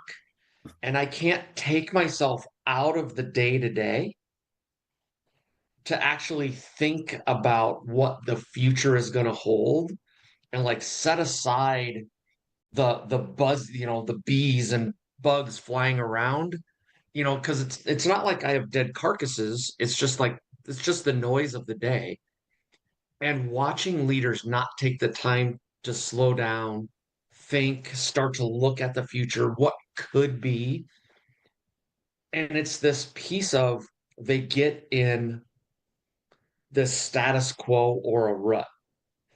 And my dad said to me one time, the only difference between a rut and a grave is dimensions. And that has always stuck with me, that, okay, if we're in this place and I'm just sucked into the day to day, how do I take myself out of that? How do I have the mental fortitude to slow down and think about, I need to be thinking out there as a leader and step out of the day to day, because I'm constantly being sucked in the day to day. How do we become more? How do we grow our team? How do we satisfy our customers or achieve our mission or whatever it is that we're trying to accomplish? And a mistake that we sometimes make when we dream is that we try to find the one big right answer. I'm going to go out there and I'm going to try to hit this big home run. And actually, breaking the status quo is more incremental than it is making one big bet. And so it is this thing that says you don't have to say, I'm going to go and put all my apples in one basket. I am going to say in this spot, hey, I'm looking, I want to be more. I think we can grow. I think there's an opportunity. Let's go do these little tests. Let's try some stuff. And as we try some stuff, by the way, trying stuff actually brings energy into an organization. People get excited, and especially when it's like, we have to do this perfect. That's the one big home run versus let's just try it and see what happens. And so we try, we see what happens, we learn. And that's when those growth questions really come in, right? What's working? What's not working? What could we do? Let's go try those things. Let's see. And then let's make the next decision. It's not so scary then, and it pushes us out of being in that rut or that grave because we're trying some small incremental things that we can manage, and we can, in that space, we're not betting the farm on it. And let the information from that help us make better and better bets as we move forward. It's like the improve by 1% kind of Right. mentality. It's just a little increment. A lot of people, 1%, oh, that's easy. No. Maybe. No. Maybe. It's not. But we don't tell them that because we want them at least to try. It's Because true. otherwise, like, oh, 1%, I don't know. But it's the little stuff, and you stop and you pause and reflect, and it's where, meditation in a way, the pause and reflect is meditation. A lot of, leaders say, well, I can't meditate. I said, well, do you ever, reflect on things and think about how a project went or some ideas of what you want to do in Q3 or Q4? Oh yeah, all the time. I hate to spoil it to you, but you're meditating, and it scares them because they're figuring some yogi's going to come and hit them over the back of the head, But it's like, no, that's not going to happen. Well, I can't promise that. Likelihood is not going to happen, but depending on where you happen to be, anything's possible in this world. But ultimately, and I love that way to do it. It's like let's look for the momentum. It's little steps. Right. It's one step here, one step there. Using the baseball analogy, it's like, you have a really successful inning. Yeah, you could be hitting a bunch of home runs. That's fine, but base hit after base hit after base hit, it's like body jabs. It just wears them down, and then the pitcher ends up leaving one right over the middle of the plate, and then it's about 520 feet out in right field, and it's like, oh, okay, now we've had a 7-run inning here, and you've just beaten them down. But it's just those little incremental things that add up, and it's pausing and reflecting too. I worked for a company. It's alarming how many years ago it was. But it was one of the first companies that ever. Well, it was 20. Oh my gosh. When was that? Yeah, 26 years ago. Yikes. That's, yeah. Lifetime. You tell me about it. Yeah, there's like a lifetime, and that lifetime could have started having a family lifetime. That's how long ago it was. But it was, a company, Fortune 500 organization, and it was a division, and we were in asset management, and we went out and did asset management work for other Fortune 500 companies. And at the end of every project, we would have a project debrief meeting, which is not out of the norm, Right. but we always brought in a handful of other project managers and team members from other projects to sit in on the meeting that had nothing to do with the project. They never opened up a single spreadsheet or look at a presentation slide. They had no knowledge about it other than when they walked in the room. And we'd go through and all of that, and those people that were outside would offer some insights and things that they did that helped streamline some things and lessons learned. So basically, it was like a team meeting where everybody kind of contributed. Well, what we ended up doing by doing that is, after implementing that new procedure, within about 6 months, we were able to increase the number of clients that we took on by 20%, and Wow. we didn't hire any additional advisors. Needless to say, and I'm not going to mention the company, but headquarters in Germany were really pleased about efficiency.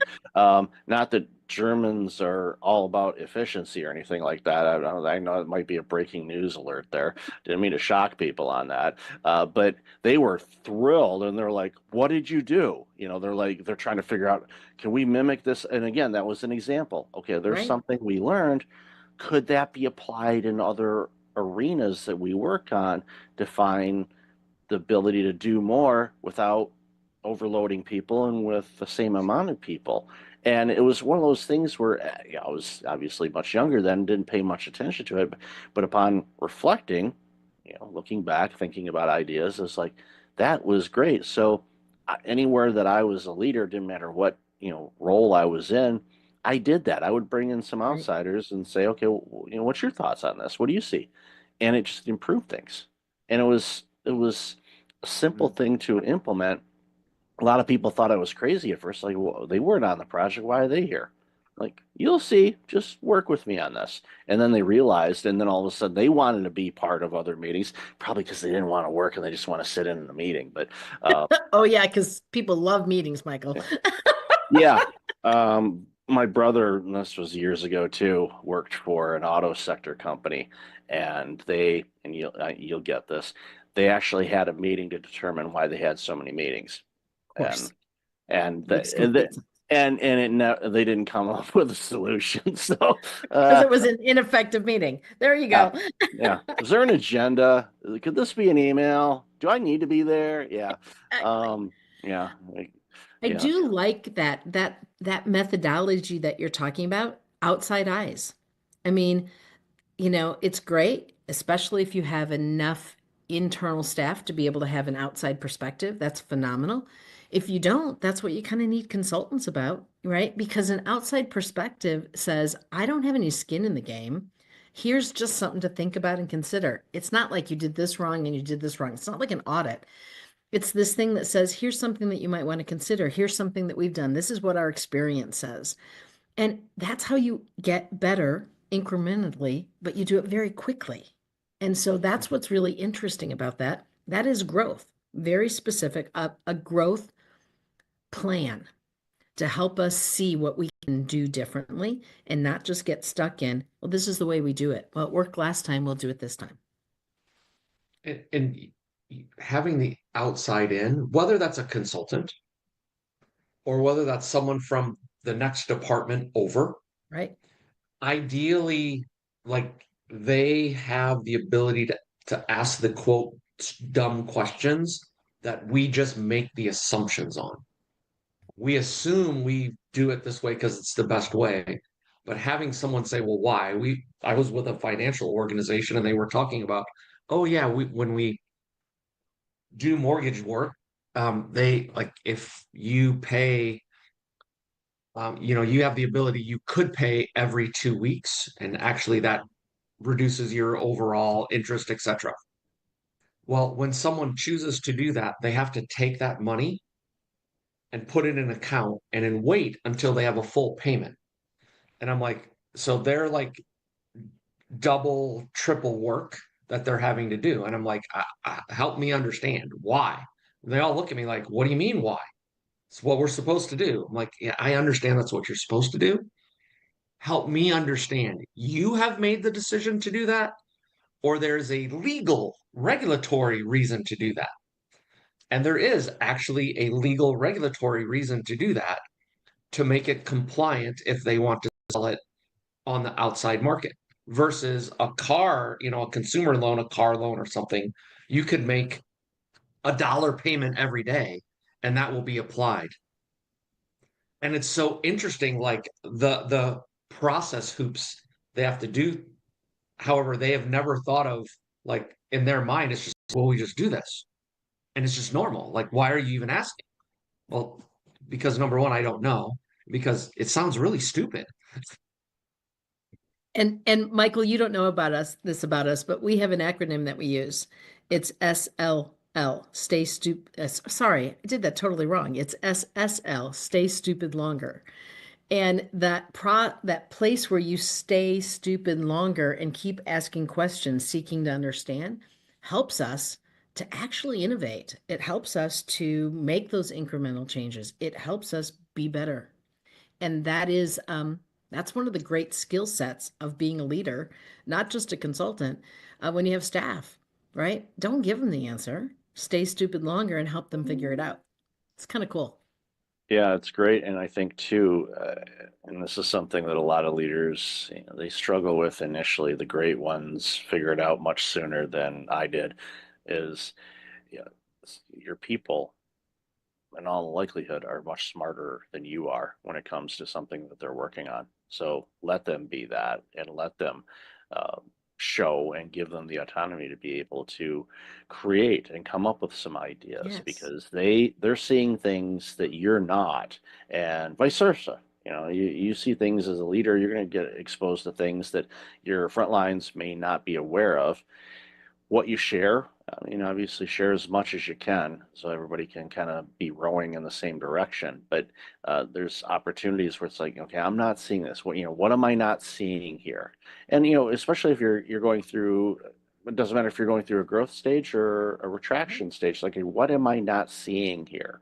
What do you think? What's going on? And this is one of those things that's like, I know you talked about this with your spouse or your partner back home. I know this. What's their insight on that? And and don't worry, they're not here. I won't tell them you said anything. But what are they saying? And be frank. Use the profanity if you want to. I'm from Detroit. We've heard bad words before. Don't worry about it.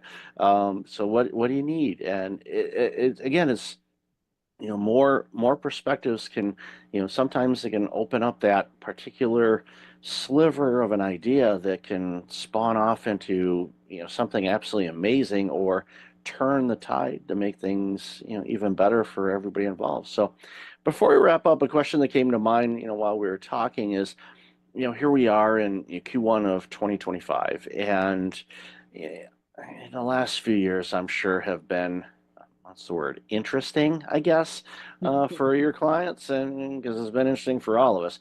But what are some things that you're seeing that customers or your clients are doing, whether it's something they're struggling with or something that they're looking to do? I'm just curious on that, because I want my audience to kind of hear some things and maybe shed some light and give them some ideas on some things that they're working on. So I'd love to hear your thoughts on that.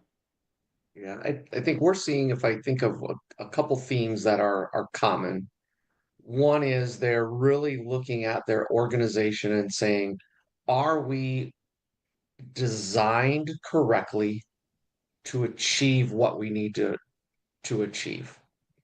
And that could be anything from reporting structure to our processes, like our processes clear and well defined, so we know where are we getting the most value, for our customers and for the organization. I think that's one.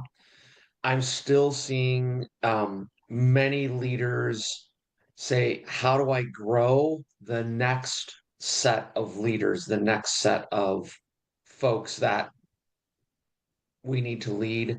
And I think then the third thing is, how am I building a relationship with my team so that they understand me, I understand them, like because it allows me to grow and coach and get those better outcomes. So to me, those are the three kind of buckets of things that I'm seeing organization kind of double down on right now. I think there's also this piece in the relationship side of this where it is really understanding that if we don't build a culture where people have the ability to contribute, we are not getting the best and the brightest to work for us.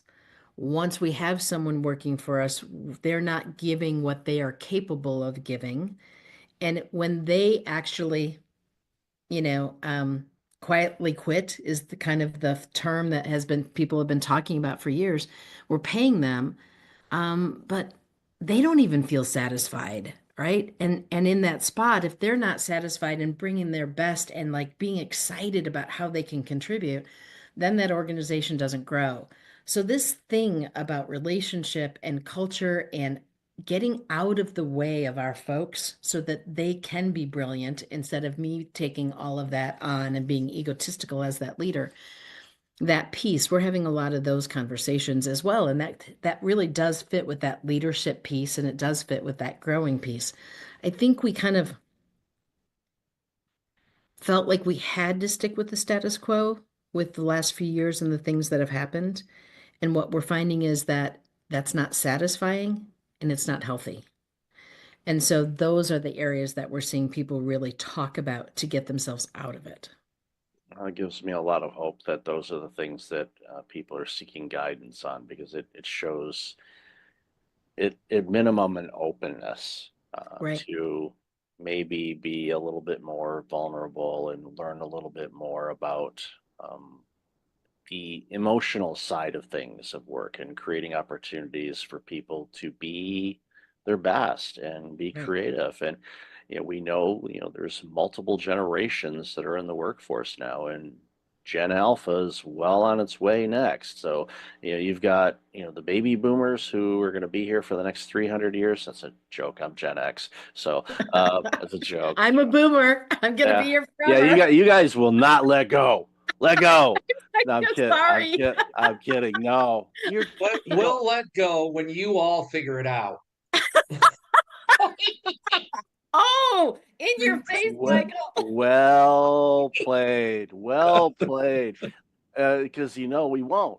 No, I think, a completely different tangent. I think a big, obviously there's, a variety of different reasons why, but I think baby boomers actually enjoy work. It's sickening, and it's true. I am a perfect example of that, Michael. Sorry.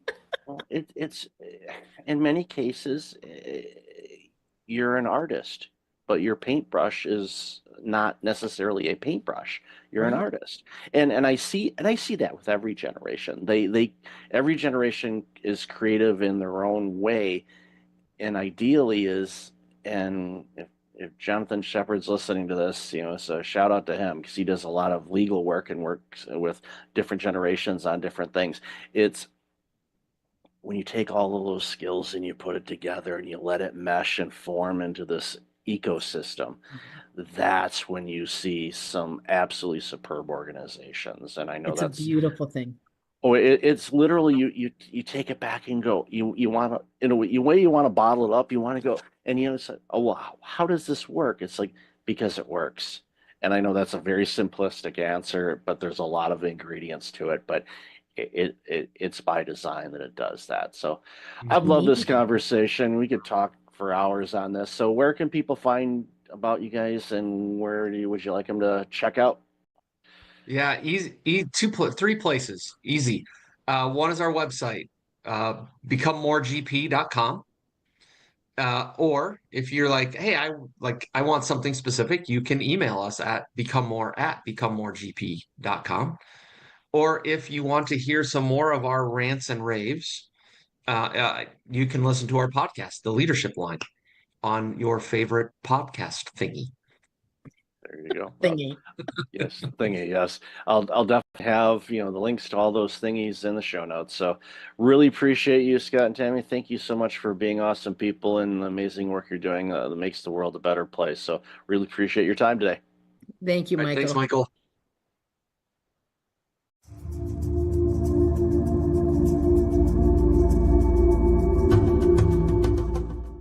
welcome back. I've got Jonathan Shepard on the line. John, how are you?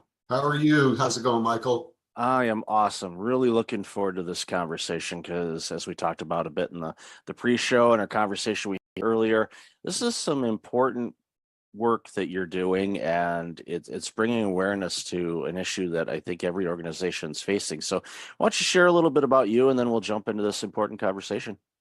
Sure. I live in the recruiting space. I'm the president and CEO of J. Shepard Associates, a full-service attorney search firm in New York City. And I own a support staff company called Daybreak Staffing. And our perch is mid and large-size law firms. Kind of built my entire career in that space. Started recruiting when I was 19 and had kind of seen a lot. But about 5 years ago, I started to notice that generationally, everybody was kind of pulling apart. And I've always recruited from the space of like, get the biggest, best group of people together. And what I kind of stumbled on was this conversation about the generationality of work. 4 generations working together for the first time in American business. And everybody has a different need set, as I refer to it. And everybody is generationally judgmental. You know, I joke with candidates like this pops up on screen and the cartoon bubble pops up and says old guy. But then you get to talking to me and you realize I have this generational lens to what I do. And you're like, where'd you come from? People your age don't talk like you. And I found it to be really, really interesting. So I started weaving it into my recruiting. And the more I did, I found that there was an appetite for it. I found that it was a message that was resonating. I contend if you have boomers with vision, Gen Xers with ability, your high revenue producing people, 42 to 58.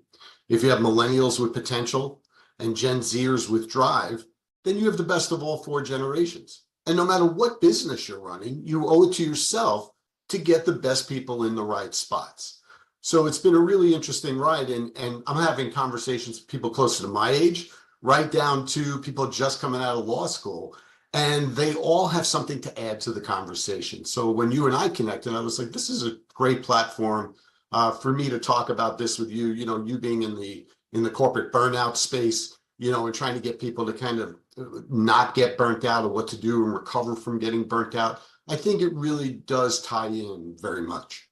Oh, I agree. And as we discussed before, you work in the law space, but this is applicable in every industry, and everyone having a voice and input based on their observations, because they're going to see things differently than other people. And it reminds me of a conversation I had several years ago with Maestro Roger Nierenberg, who, is a conductor, conducted in New York and Philly and other places. And he's a leadership consultant now. And one of the things he does is he goes to organizations and he brings a small orchestra with him. And what he does is he sets up an orchestra pit wherever they happen to be. And then, of course, he goes up on the podium and they first start to practice and they kind of sound like a second grade band at the beginning, no rhythm whatsoever. And then they start harmonizing and everything sounds amazing. And they have the employees of the organization in management sitting in with the pit. So they're hearing that music. And then what he does is he brings up people either one by one or in small groups up to his podium, and he has the musicians play the same notes, the same music again. And everyone is absolutely blown away on how completely different it sounds from that vantage point. And he said, that's the thing. From my vantage point as a leader, or my vantage point as a baby boomer, or I'm a Gen X or a millennial or a Gen Z or Gen Alpha's coming, we all see things differently. And the thing is to focus on that. What are you seeing from your perspective is an opportunity to see things in a different light or maybe a different way that could be completely a game changer for your organization as far as teamwork, interaction, your deliverables, you name it. Yeah, 100%. You use the analogy of an orchestra. The piece of music the orchestra is playing is the end game. It's finite. How you get to playing that music is infinite. And that's really the thing now in the work life of America. People are redefining things like shifting expectations in the workplace. What does productivity look like? What does engagement look like? And all of those things. And they're all seen through a different lens. And what I've been trying to tell people is if you communicate effectively and you respect the opinions of everyone, their view of looking at the musical piece, then you're going to bring things to the table to make your business stronger. Just like the playing of the notes is one thing, but really the fulfillment of the piece of music is really the bigger thing. And that's what I'm finding now in corporate America. And, you know, my perch again, you know, it's the law firm space. So there is a hierarchy there in law firms between partners and associates. But at the end of the day, you can learn a lot from everyone. And if you're open to that, you're not going to take every policy and everything like that from somebody who's only been in the workplace 2 or 3 years, but you may take a piece of that policy and apply it and win over the entire workforce. And I think that is now post-pandemic where firms find themselves and they don't really know the way forward. Why? Because you have 2.5 generations or 2.25 generations on the younger side who are basically saying, yeah, I know we're a successful firm. I know we've been around a long time. Everybody's made a lot of money, the boomers and the older Gen Xers, but we don't want to do it that way. We want to have a different experience. We want to do interesting work with good people at a fair wage at a company or a firm that we believe in. And then we want to go home and we want to have a life. And we don't want to be defined by what we did for a living, unlike the baby boomer generation, who was very much defined by their occupation. And now the push-pull of that is that there are other options out there for people in the workplace because there are progressive companies out there that are embracing everyone and not saying, well, we did it this way. I mean, you and I are old enough to have parents that said, wait till you have kids, right? And, you know, and at the end of the day, it's really now about the kids telling the old uns what to do.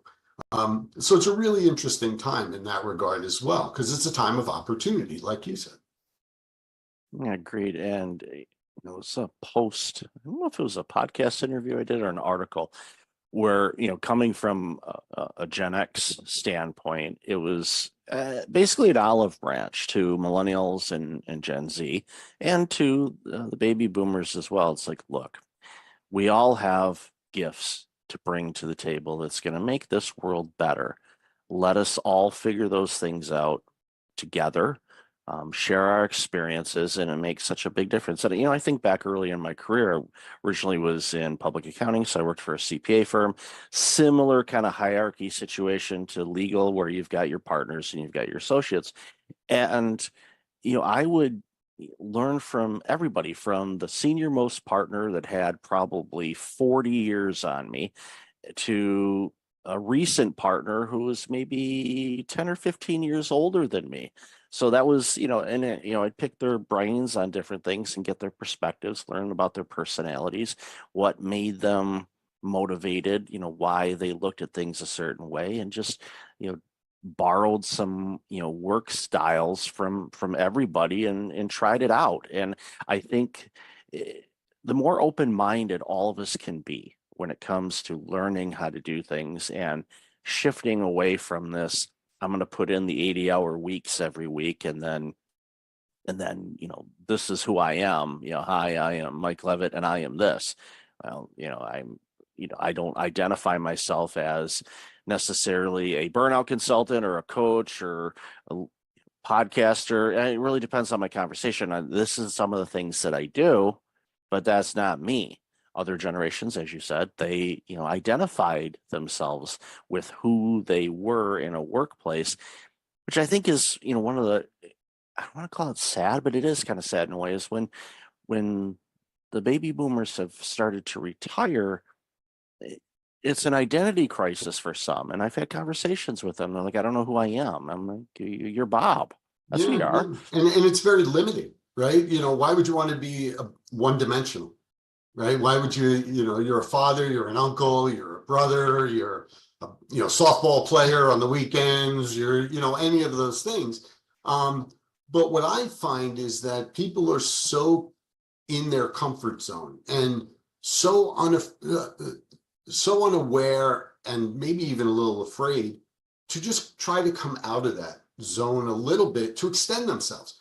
You know, the firms that I do business with in the mid and large size space, The ones that are trying to find the way forward are the firms that Lateral Partners and Associates want to go to. They may be stumbling with a policy or an initiative, but they're out there trying. And it's the firms that are out there trying because they're going to listen to people a little bit more of all generations. And it's not really a commercial for, oh, you have to get with the times and, you know, the younger generations are coming up and everything like that. It's not about that. It's about you're running a business. And if you needed a better computer system, for example, you can go out and buy it. If you needed higher caliber performers in your business, you should owe it to yourself to find them, regardless of where they are in their career. I did a roundtable of managing partners last summer, a breakfast question Q&A, and one of the managing partners stood up and he said, John, let's cut through all the BS about recruiting and people and all this. What are the top 2 things you look for when you look for people for law firms? And I said, that's easy. Number 1, subject matter expertise. They got to know what they're doing, no matter where they are in their career. And that's true in the law firm space and outside the law firm space. Number 2, good human being. Because if they're good human beings with subject matter expertise, you're a smart guy, you're running a law firm, you should be able to use those people most effectively. And he said to me, you know, those are kind of words to live by, but hard to put into practice. And I thought that was interesting. Yeah, and I can see where you're from, and I think about, you know, my experiences in hiring when I worked in healthcare and hiring, you know, people that may, excluding clinicians, again, they have to be a subject matter expert. They have to have their licenses. They're going to be working with needles and medicine and things like that. You want them licensed, please. But as far as clerical administration side of things, you know, I looked for, are they trainable and coachable? Are they good with people? Are they a good person? Will they be able to withstand the variety of demands coming from a variety of different personalities? Factoring into that, one, you're going to have some grumpy physicians. They exist. You're also going to have some really grumpy patients, because typically when people are going to the doctor's office, they're not well. They're not feeling good. So they may not be putting their best foot forward when they're interacting with people because they just don't feel good. Yeah. So you have to be able to navigate through all of that, do your best not to take it personally, understand the big picture of all of it, and give the best customer service, quite frankly, as you can to all the stakeholders involved. Yeah. And I remember hiring, and I've shared this story before, I hired a receptionist for one of my clinics, and she didn't have any healthcare experience, but she worked for one of the major cell phone companies in their retail department. And the doctors, the board, everybody is asking me, are you out of your mind? They don't have any healthcare experience. And I said, neither did I when I started this organization, and now I'm running yours. So who's the idiot now? And you know, so basically they went, okay. I said, she's trainable. She's going to pick it up quick. Number 2, she's great with people. So long story short, she is now running a clinic herself, a healthcare clinic, when she started in a cell phone company, and now she's running a clinic. Why? Because we gave her the opportunity. We created the environment where she could thrive. She did. She took advantage of it and made it, you know, her career. Yeah. And that was an opportunity I gave because I saw the person. I'm like, you can train people on things, you know, that's not a problem. It's like, how are they with people in all these different aspects of things that get thrown at us on a daily basis? And it's a fine line to walk. You know, it is a fine line to walk. You know, and one of the biggest complaints I hear from younger workers across all industries is there's nobody there to coach and train me up. And, you know, you and I had the conversation when we spoke at first about my stepson is a mechanical engineering guy. He's 29. And he was working for his first job out of school. And he said, they just kind of threw me into a job that I'm not qualified for, you know, and I'm like managing a $2 million budget. And I asked him, like, is this correct? Like, you just need to show it to me once. And they were like, well, kind of figure it out. And I told them, I hear the same complaints from young attorneys. whose law firms want them to come sit in the office 5 days a week, but the partners that they're reporting to aren't there. And more, as we've bled from the millennial generation to the Gen Z generation, younger people want to be in the office with mentors, with trainers, so they can have the opportunity that receptionist had, right? Maybe they're not all the way there in their education and experience so far, but if you can start with that and then get them to where you need them to be, then you're ahead of the game. Now, people that are clinicians or technicians, it's a different story. Just like in certain law firms, it's practice area expertise. But if some young associate comes along and has that practice area expertise, why wouldn't you want the one that wants to come in and get instruction from you, as opposed to the one that you think is sitting in their living room, in their sweatpants, thumbing their nose at you, and only working when they want, not when you want, if you're a partner in a law firm? The reality is that if you embrace that younger employee that wants to come in and get there yourself, you'll be able to have a better team over time. And that's some of the conversation that I'm having with my law firm clients now.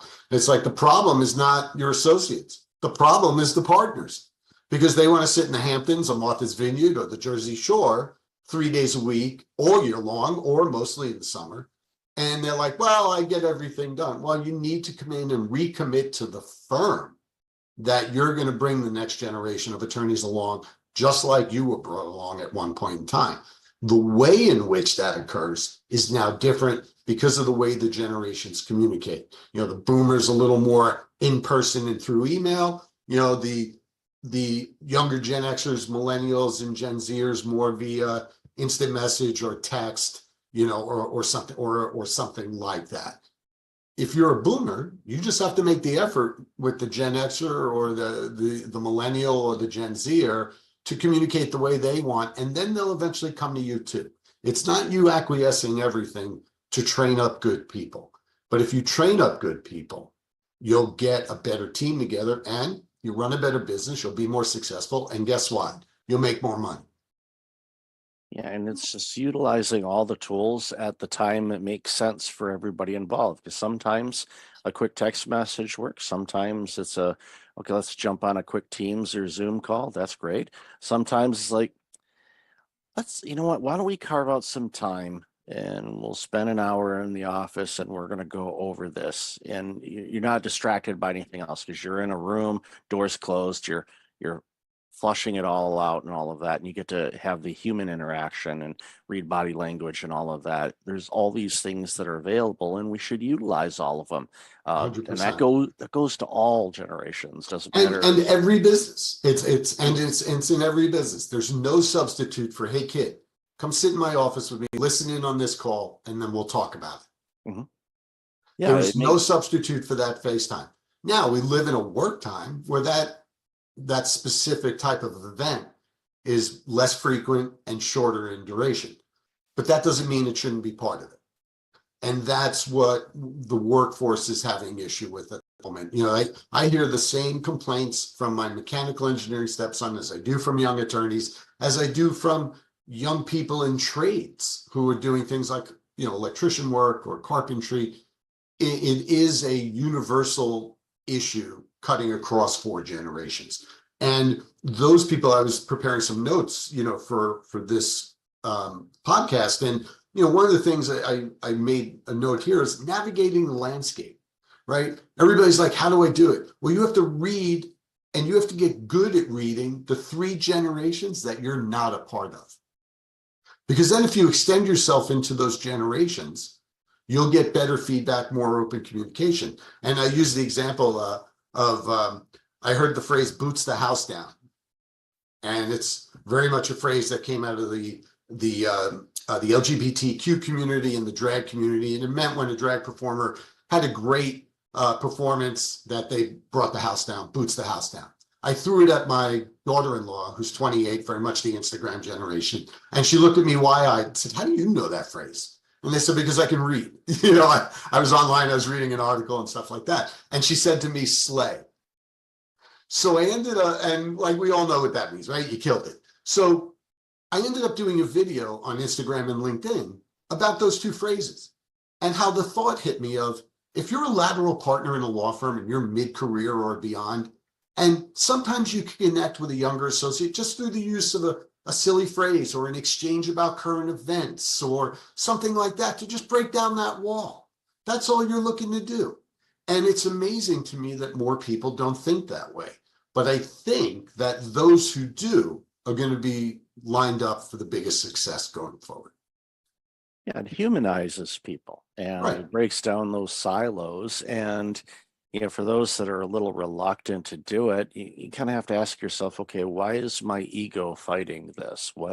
What's bringing this about? Because if I want to make a comment about Taylor Swift's new album, okay, you read up a little bit. It's not like the information isn't available, but again, it's in the context of the work you're doing. It adds that human element to it, and they go, oh, wait a minute, old man Bob isn't as non-hip as we thought. He's like, wow, he's slaying it today, and it just on a call or something like that, and you're just like, oh, okay. Yeah, and I think back even in the early days of my career when I talked about earlier about just kind of observing people and the way they approach things, and it made such a huge difference in my life both ways. Because there were people obviously younger than me that were working that I was observing and going, okay, what's motivating you? And especially when I hired people after they'd been there a while, I'll ask them, and sometimes they had to check because I tend to be sarcastic sometimes. I say, why do you work here? And I had to frame it and use a tone that it sounded like I was curious and not Mhm. being sarcastic. And why, you have so many options, why do you choose to work here? What about this place? And often, they would blow sunshine up my backside and tell me it was me and all that, which was nice to hear, but I knew there was other elements too. But for me, it was like, okay, I'm creating an environment where people want to be here and they can thrive and shine and do things and interact with each other and grow. And when you have 100%. that, you navigate through all these stressors, you navigate through all the ups and downs, you navigate through pandemics, you navigate through all the challenges that the world throws at us because you've got each other's backs. Yeah, And and it you're makes in a the big right kind difference. of environment. I started my businesses in 2000 and people were like, oh, you can do so well and blah, blah, blah. And I was like, I'm not really driven by money. I said, I'm driven by experience. I'm driven by controlling my own destiny. I created a workplace that I wanted to be in. And then I tried to fill it with people that thought like I did in that regard, where people are treated with courtesy and respect. Different opinions are encouraged and not thrown to the wayside. They're discussed. And I've told many an employee of all ages about why something was a great idea or something was not a great idea. And the fact that we addressed it is what they appreciated. You create that kind of environment. And now I tell my candidates, and it doesn't matter if it's a lateral partner with a multi-million-dollar book of business or down through the ranks, we now live in a time where you get to decide a little bit, more so than the market. If you have a book of business and you're a lateral partner and you're mid-career and you're missing your kids growing up and you want to change that, you can make a move. If you're a younger associate who's not getting the kind of training and mentoring you want, you can make a move. You owe to yourself, and you talk about including people in the workplace and like, why do you like working here? And questions like that. It's really about giving people a stake in things. It's giving them a say. I was sharing a success story of a law firm that I work with who created a spot on the management committee to give associates and what they call income partners a voice on the management committee. And it's not really done all that much. And the people appreciated it.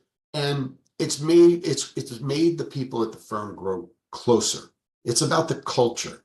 I had saw an interview with something called the Real Race Project, and part of the exercise was, define yourself in 6 words. You should always be able to define yourself in 6 words instead of 6 degrees of separation. And mine is interested in people different than me. And you can't be ashamed of admitting who you are, to people whether they're the same as you or different than you. I'm like, I lived in New York City my entire adult life. And when I would get in the back of a cab, I would ask the cab driver how to pronounce their first name. because it showed that I was interested in them. And they were generally somebody who was a different ethnic group than me. And all of a sudden, the pasty middle-aged white guy that got into the back of their cab made them feel good. And that's the type of stuff that in the workplace doesn't cost you any money if you're running a business. All it requires you to do is change your mind. And if you are bringing in people at all levels, if you're a senior partner that I'm working with and you're only interested in a money jump, it's probably not going to be a successful engagement. If you're a senior partner I'm working with that wants the right firm, doing the right work and making money, then I definitely can help you. And it's really interesting to see how people are now redefining themselves, redefining their lives. And, you know, for my purposes, it's an ongoing conversation. It requires two things, and it's very simple: communication and accountability. And that includes self-accountability. You know, I talk to younger people, I'm like, you spent all this money on law school, and you're sitting in your living room in your sweatpants, and you think you have it great, and you're making X dollars working in big law. But here's what's happening. You're being given the same work over and over. You're getting siloed. You're not really learning a lot. The person that's in the office that is at the elevator that the partner grabs is the person that's now in line ahead of you to go to clients. When those clients start talking with that individual, you become less and less valuable. On the flip side, if you're a partner with a book of business, you need to be in to lead, to service your clients, and to interact with others in the firm. And if you do those things, you'll make more money in the long run. You'll get easier engagement. And what I mean by easier engagement is your people getting to you in the time frame you want, communication and accountability, but it's got to also be self-accountability. I wanted to tell about the road ahead a little bit, you know, and I say this is an ongoing conversation. And a little funny anecdote happened to me a couple of months ago.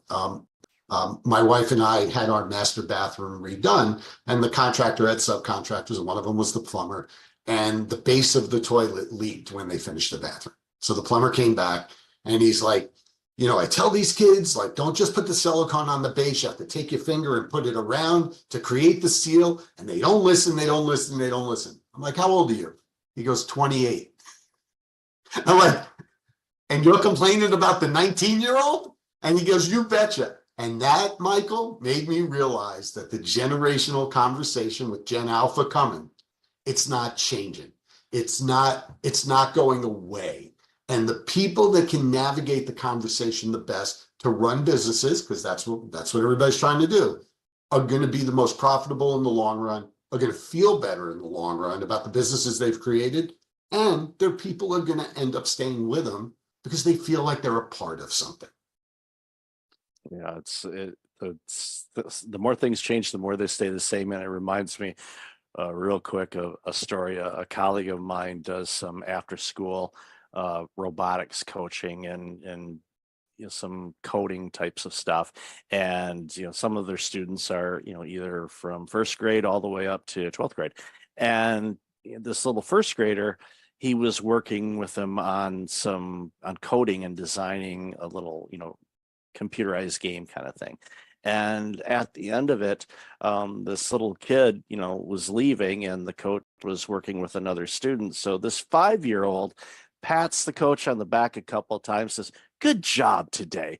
And he leaves, and he's laughing about it because here's this little 5-year-old that just gave me this attaboy type of thing. He's like, he's 5, you know, how in the world is he doing that? It's like, yeah, he might be 5, but he's, you know, in his late 50s in real life or something. I'm not sure which. Make that kid the CEO. You got it. I looked, yeah, I heard that story. I said, okay. I said, all right, That's great. keep an eye on that one, because they're going to do amazing things in this world. And that's what it's all about, whether it's a law firm, accounting firm, education, whatever. Create that environment where everybody can thrive in the way that they define thriving, to serve your clientele, your customers, whomever. And it's when the magic happens. You light up. You're like, it's Sunday and you're dying to get in the office because you want to see that, you know, partner or that associate that you're mentoring, because they crushed it last week, and you want to congratulate them in person for really stepping up, because people want to learn. You know, there Yeah. a lot, most people are coachable, and the self accountability. I'm glad you mentioned that. I think that's something that I see as absent, but there's reasons why it's absent. You know, the more accountable you are to yourself and what's your role in this game, the better you're going to be short term and long term. Yeah, I agree with you 100%. You know, that's a whole nother podcast, you know, that the accountability and self-accountability thing. And, you know, we talk about it through the lens, you know, of the generations. We talk about it running better businesses and everything like that. But these are human skills. These are skills that help you in every walk of life. You know, and I think that's the thing that's lost on a lot of people. You know, you say, you know, you crushed it last week, you know, you're fired up to go into the office on Monday. But we also live in the real world that you're not going to feel that way all the time. Right. And a lot of people talk to people like us and they're like, oh, you know, it's easy to be gung ho and rah rah and all that. That's not what this is about. What this is about is positioning yourself. And if you're running a business, positioning your business the best way possible, but being realistic about it. And wouldn't you rather go to work fired up more times than not? I mean, I would settle for that if I were in the corporate space. I think I said to you on our initial call. You know, I work for myself. I'm very much, you know, doing my thing and everything. And I always joke with people, my boss sucks. He just makes me work when other people don't, you know, but he also does approve my expenses, you know, and he does let me go do some fun things. But what he does is he lets me be me. And, you know, I'm fortunate that I work for myself, and not everybody lives in that world, especially if you're in corporate America, whether it's a law firm or another kind of business. We get that. But you could set yourself up to be as close to what you want. And that is occurring for the first time in 2 generations. It really is. People in the 50s really had the kind of opportunity that the generations coming up have now. Everybody from there to now, a lot of the boomer generation, and I hear it all the time, the boomers are hanging on too long. But the boomers who consider themselves, as I consider myself, and I'm sure you know, even though you're a little younger than me, you consider yourself this kind of person, is we're empowerers. We want to tell people, listen, you bring a lot to the table. And I do it with people that are way older than me down to way younger than me. And, you know, I've had more than one candidate at each end of the age range say, boy, you get me. And I said, I'm not trying to be you. Again, it's communication and accountability. If you keep that in mind, and then courtesy and respect yourself, but respect others, you know, be humble, you know, extend yourself a little bit. You'd be surprised, you know, how people react to you, like the guy driving that cab in New York City. Yeah, it's important. And I tell you, if everybody followed that, boy, the world would look a lot different and workplaces would be a lot better. So, John, I've loved this conversation. I could talk to you for hours on this. You know that already. So, where can people find out more about you and all this amazing work? Well, you could certainly reach out to me individually at Jay Shepherd, spelled JSHEPPARD at JShepherdAssociates.com. You can go to our website. You can find us on Instagram and on LinkedIn at Jay Shepherd Associates. And you know, I really want to thank you for the opportunity to talk with you today, Mike. I could talk to you for hours as well, and I'm sure we'll be talking offline again. Of course. And I'll definitely have that information in the show notes. So, John, thank you for being you and making this world a much better place. Really appreciate your time today. Thanks so much, Michael. Have a great day.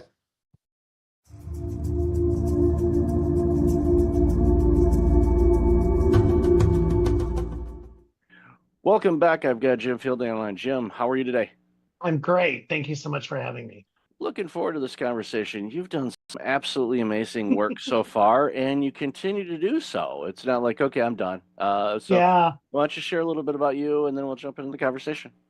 Yeah, I mean, I appreciate you saying that. I mean, I'm committed to lifelong learning and staying constantly curious. And so I don't ever want to be done. And after a great run in retail and media and entertainment with some of the world's largest brands like The Gap and Disney and DreamWorks and 20th Century Fox, I've completely pivoted particularly in the last 2 years.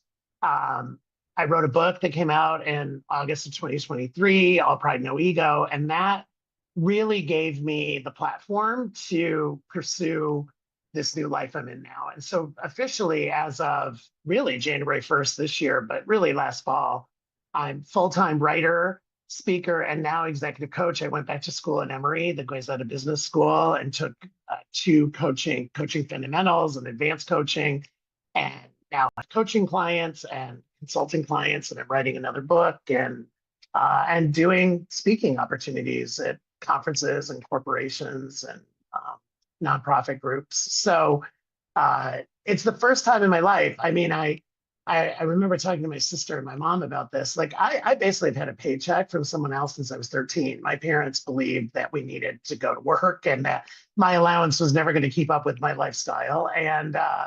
And literally last August 31st was the last time I got a quote paycheck from a corporation and benefits and all that. And so it's really the first time in my life, now that I'm 59, getting ready to turn 60, where I'm completely on my own and I'm really enjoying it and meeting fascinating people and doing interesting things.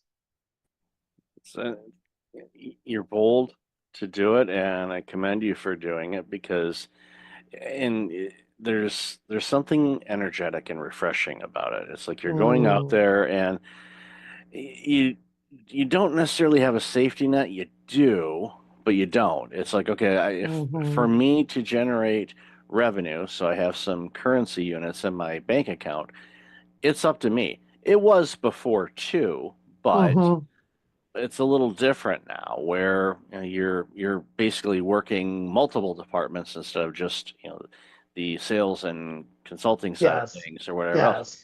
And I'm guessing, and you mentioned about going back to school and and the coaching and whatnot. My hunch, and correct me if I'm wrong, is when you're in the class and they're going over some things, did you have that aha moment going, wait, I've been doing this all along anyway, but now I'm getting the education component afterwards. So, usually it's like, usually you learn how to do it, then you do it. Well, in your career, you did it, and now I kind of learned on the job. You're learning how to do it. Yeah. I give my professors and mentors in that program credit because, like, literally the first module when I started was part of it was the difference between coaching, consulting, therapy, and mentoring. And I realized that I'd been doing all of that. Like, I had gone to therapy. I wasn't a therapist, but I had mentored, I had consulted, and I had coached. But they were really good about putting the boundary walls in between what a good coach was versus a good consultant. And so for me, that honestly was the hardest learning, because as a consultant, you're paid to solve a problem. I mean, you're literally hired for a project or to solve an issue a company has, and 90 days, 6 months, whatever it is, and you have a deliverable. In coaching, it's much more client driven and it's much more iterative, and it kind of takes a lot of different paths. And I had to learn not to be a problem solver, because in my first couple practice coaching, and we practiced all the time in the class, I would be like offering solutions immediately because that's how I was programmed. And my coach would be like, no, right? Like, my professor would be like, help your client get to the solutions, help your client transform, help your client unblock. And I love that. And it's actually made me, I think, frankly, a better partner and son and brother and uncle, because I'm not just running around solving. And listen, I was in the C-suite and I was a consultant. That's what I was paid for. To your point, I was paid to solve problems. I was paid to drive business. And so I was like making decisions on the fly and going. And in coaching, it's a much different process. It's a much different timeline. And I have a very diverse set of clients, which I love. And so each coaching assignment is very different. Each client is different in what they want to accomplish in the assignment. So, but yes, I would have said a year ago, I've been coaching forever, until I got the academic foundation. It was like, oh, I need to learn some new things. And it was really important to me because, to your point, I could have just gone on LinkedIn and announced I was a coach and started booking people and put up my website. I wanted to do the academic underpinning first. Well, it speaks volumes to your character too, because most people say, "Yeah, I got this. I've been doing this. I worked at this consulting firm or whomever, forever. I know what I'm doing." And Right. you would serve your clients well by doing that. But the analogy a lot of times, for me, when I think about consulting an organization or coaching, the big thing for me to help remind myself of the same situation is, okay, what did they hire me to do? Okay, they hired me to coach them. All right, well, that means I'm on the sidelines. I'm going over some plays. I'm like, okay, what do you think about this? Very collaborative. Get them, like you said, to come up with their solutions instead of, what do you think about this? And, being, a reformed people pleaser and a problem solver. The great book by the late Dr. Harriet Breaker, Disease to Please. I highly recommend it. That is brilliant. I love the title. Yeah. I'm writing that down. I'm looking at you, but I'm writing that down. Yeah, it is. That book came out, I think, in the year 2000, so it's a quarter century old, but it's timeless and quite convicting if you are a people pleaser, because it calls you out really good. And there's different types of people pleasers, and I thought, well, I'm this, and then after reading that book and picking myself up off the floor after it knocked me down, oh wow, I'm actually different. And I reread it every few years just as a not so much as a reminder, but more of a where am I at now?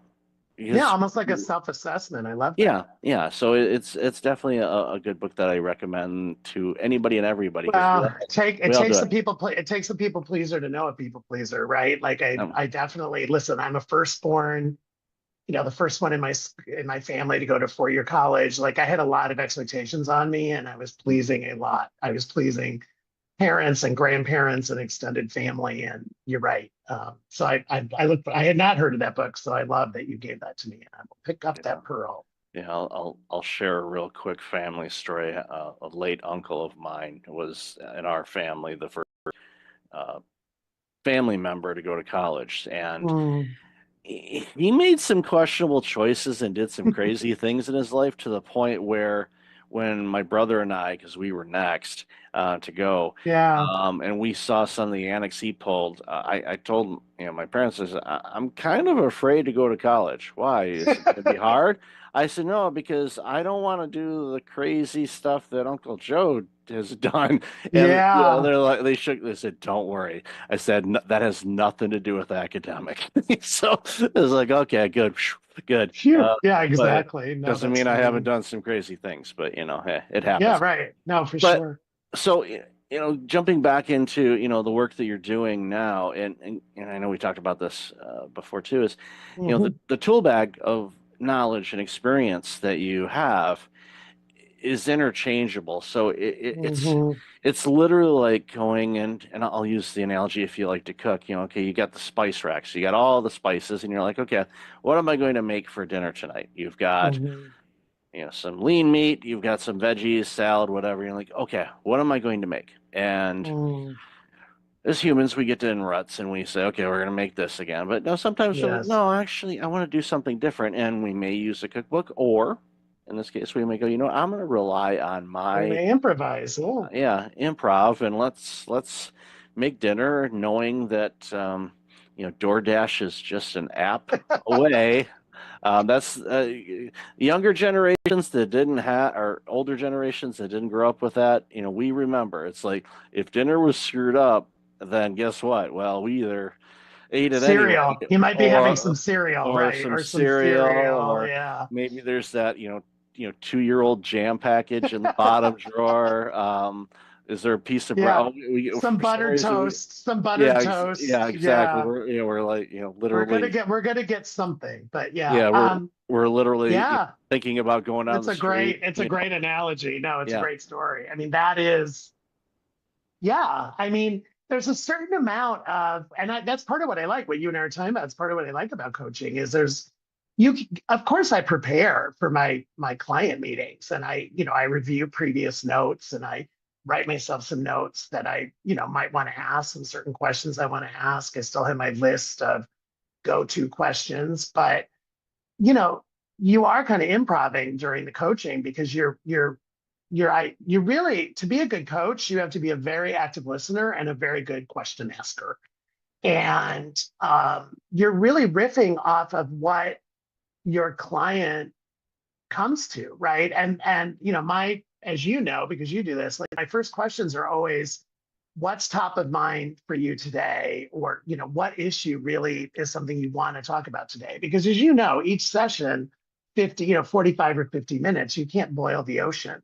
And I think getting the client to focus on what really is the core issue that's affecting them at that moment, right? And that they really want to talk about. And you can't prepare for that. It doesn't matter if you review all your notes and you think you know your client super well, they can surprise you each time. And to your point, I fall back on my 35 plus years of corporate experience and my own coaching. Like, I was coached. I had a coach at Disney for 4 years. When I was president of Disney Store, I had a coach. He was amazing. And I was the one, when my boss at Disney told me I was getting a coach, I thought I had done something wrong, honestly, Michael. Like, I was like, oh my gosh, like, did I offend somebody, or my number's not good? Like, I saw it as a negative. And my boss was like, no, we're investing in you because we want you to be a better leader. We want you to grow with us.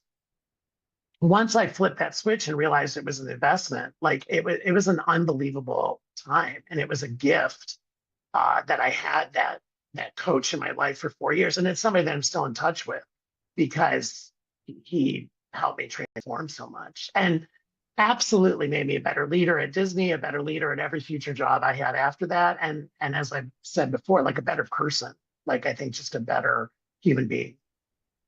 Spent many an hour inside Disney stores with my little ones. And so many did. We appreciate you. Yeah, lots of positive. One not so positive. My oldest daughter had, the quintessential meltdown, laying on the floor, screaming, crying, kicking her legs, to the point where I had to literally carry her out of the store over my shoulder because she was upset. Did we not have something she wanted? We already bought her something. Oh, and she wanted something else, and I told her no, and that no is not a great word in Disney store now.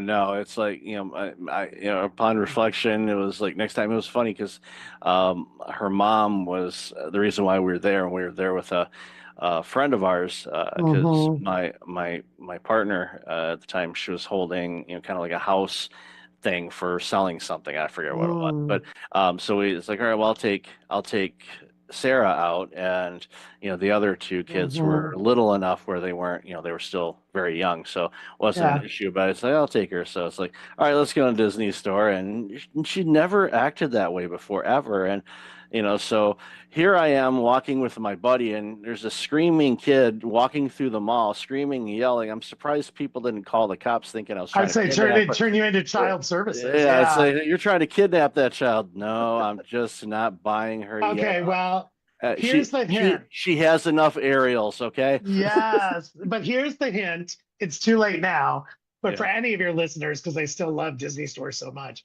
the area around the cash register are the souvenirs. We call them souvies, but internally, we literally called them, without being rude, shut up gifts. And they were all like less than $12. And it was, I saw numerous desperate parents and grandparents picking up a, like a small plush animal, or, just something that, like a keychain, something that was under $10 or $12.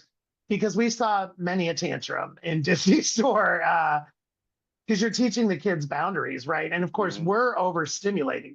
Like, our job was to give them the best 30 minutes of their day. And so we were like overstimulating them, and there's something everywhere that they look. So we weren't always a parent's best friend. Well, I get that, but no, I was thinking as you're mentioning that, I remember, in the back of the stores, they always had a Disney movie playing on. It used to be on the smaller televisions, Always, and yes. then the bigger screens and stuff like that. And I often thought it's like, it'd be nice if they had the, the funding and the staffing to say, this is kind of like a kid drop off at IKEA where basically, and I'll use this pen, it's like this is the thing that pages you to let you know it's time to pick up your Yes. kid. Um, I was one of those parents that probably ignored the page and like I didn't feel anything. No, I'm I I'm got gonna it. I'm gonna squeeze another Something's 15 wrong. minutes out of Yeah. this. Yeah. Meanwhile, the poor staff's like, it's like I don't know. For some reason, it wasn't working. Yeah. No, it was It working quite well. definitely, I was you're ignoring it. quite smart, Michael. Yeah. We thought about it. And it's funny because on Disney Cruise Line, they have that. I mean, Disney Yep. Cruise Line, they have Kids Club, Yep. and you drop your kid off and you get a wristband, or now it's an app. But yeah, we thought about it. And by the way, we had parents do it without it being official either. Like all of a sudden we'd look up and we'd be like, whose children are those? Right. And Yeah. we'd be like trying to match child, and all of a sudden the Mhm. mom would come back carrying like a Banana Republic bag or an Ann Taylor bag. And we'd be like, oh, okay, now we're reuniting them. But we had, Exactly. of course, you can imagine, we had not lost children or missing children protocols, but we definitely had uh, we had standards and operating procedures for Oh, yeah. matching parents to children for sure. Yeah. No, if it's ran by Disney, there's going to be protocols and systems. We didn't miss it on that. We knew how to do that. Exactly. So going forward, what I always ask people, and I don't ask the 5-year plan because the last 5 years, who the heck could have planned any Who of could have that? planned those? Yeah. But so now that you both feed in and you're working with people, what are some of the things? Is there any like common, if anything, common things that businesses are looking for help on? For I know. sure. Okay, so I'd love to hear what your thoughts are on that. I mean, I'd say my three biggest topics, Michael. One is management and communication and team building in these new hybrid work environments, right? The return to work. Part of my staff is remote, part of my staff is hybrid, part of my staff is in the office. How do I do it? And for many of us in my generation, we grew up as physical leaders where basically our teams were in an office. Even if you managed multiple offices, you could still go to the office. And I'd say that's one area I'm spending a ton of time on. I think the other clients I'm attracting are people who are in a certain stage in their life. So I don't want to say a certain age, but more of a certain stage of what's next? How long am I going to keep doing this? Like, do I want to consult? Do I want to slow down? Do I want to maybe go teach? Like, these moments where, running companies, running a division, running a corporation is not easy and is very tiring. And they're not ready to quote retire, but I mean, there's almost like most people don't like that word. Most people don't like retirement. They like changing gears or something like that. And then I'd say the other thing, it really is kind of belonging, inclusion, DEI 2.0. Like what do these programs look like? I mean, there's obviously been in the news lately that there's been a lot of rollbacks. President Trump announced that we're rolling it back at a federal level in the federal government. However, the reality is there's a business imperative to manage situationally and manage diversity because our teams, I mean, you look at the demographics of the United States in particular in 5 years, to your point, or 10 years, we're becoming a more diverse population. We're not becoming less diverse. And so regardless of what is legally required or mandated or directed, most executives I'm working with see the business imperative to manage diversity and manage situationally. And also, I'm spending a lot of time on the generational differences. I hear a lot about, oh, Gen Z is so hard to manage, or Gen Al, whatever's after Gen Z or Gen Y, or, these millennials. And I'm like, okay, but that's again, managing diversity because each generation is different. And I guess the fourth one, if I had to throw one in, is the impact of AI. I mean, we're in an AI age, and where is it going to help your business? Is it going to hurt your business? How do you harness it for efficiency and effectiveness? How do you not be afraid of it in some cases? So I'd say those are pretty much the themes that I'm working.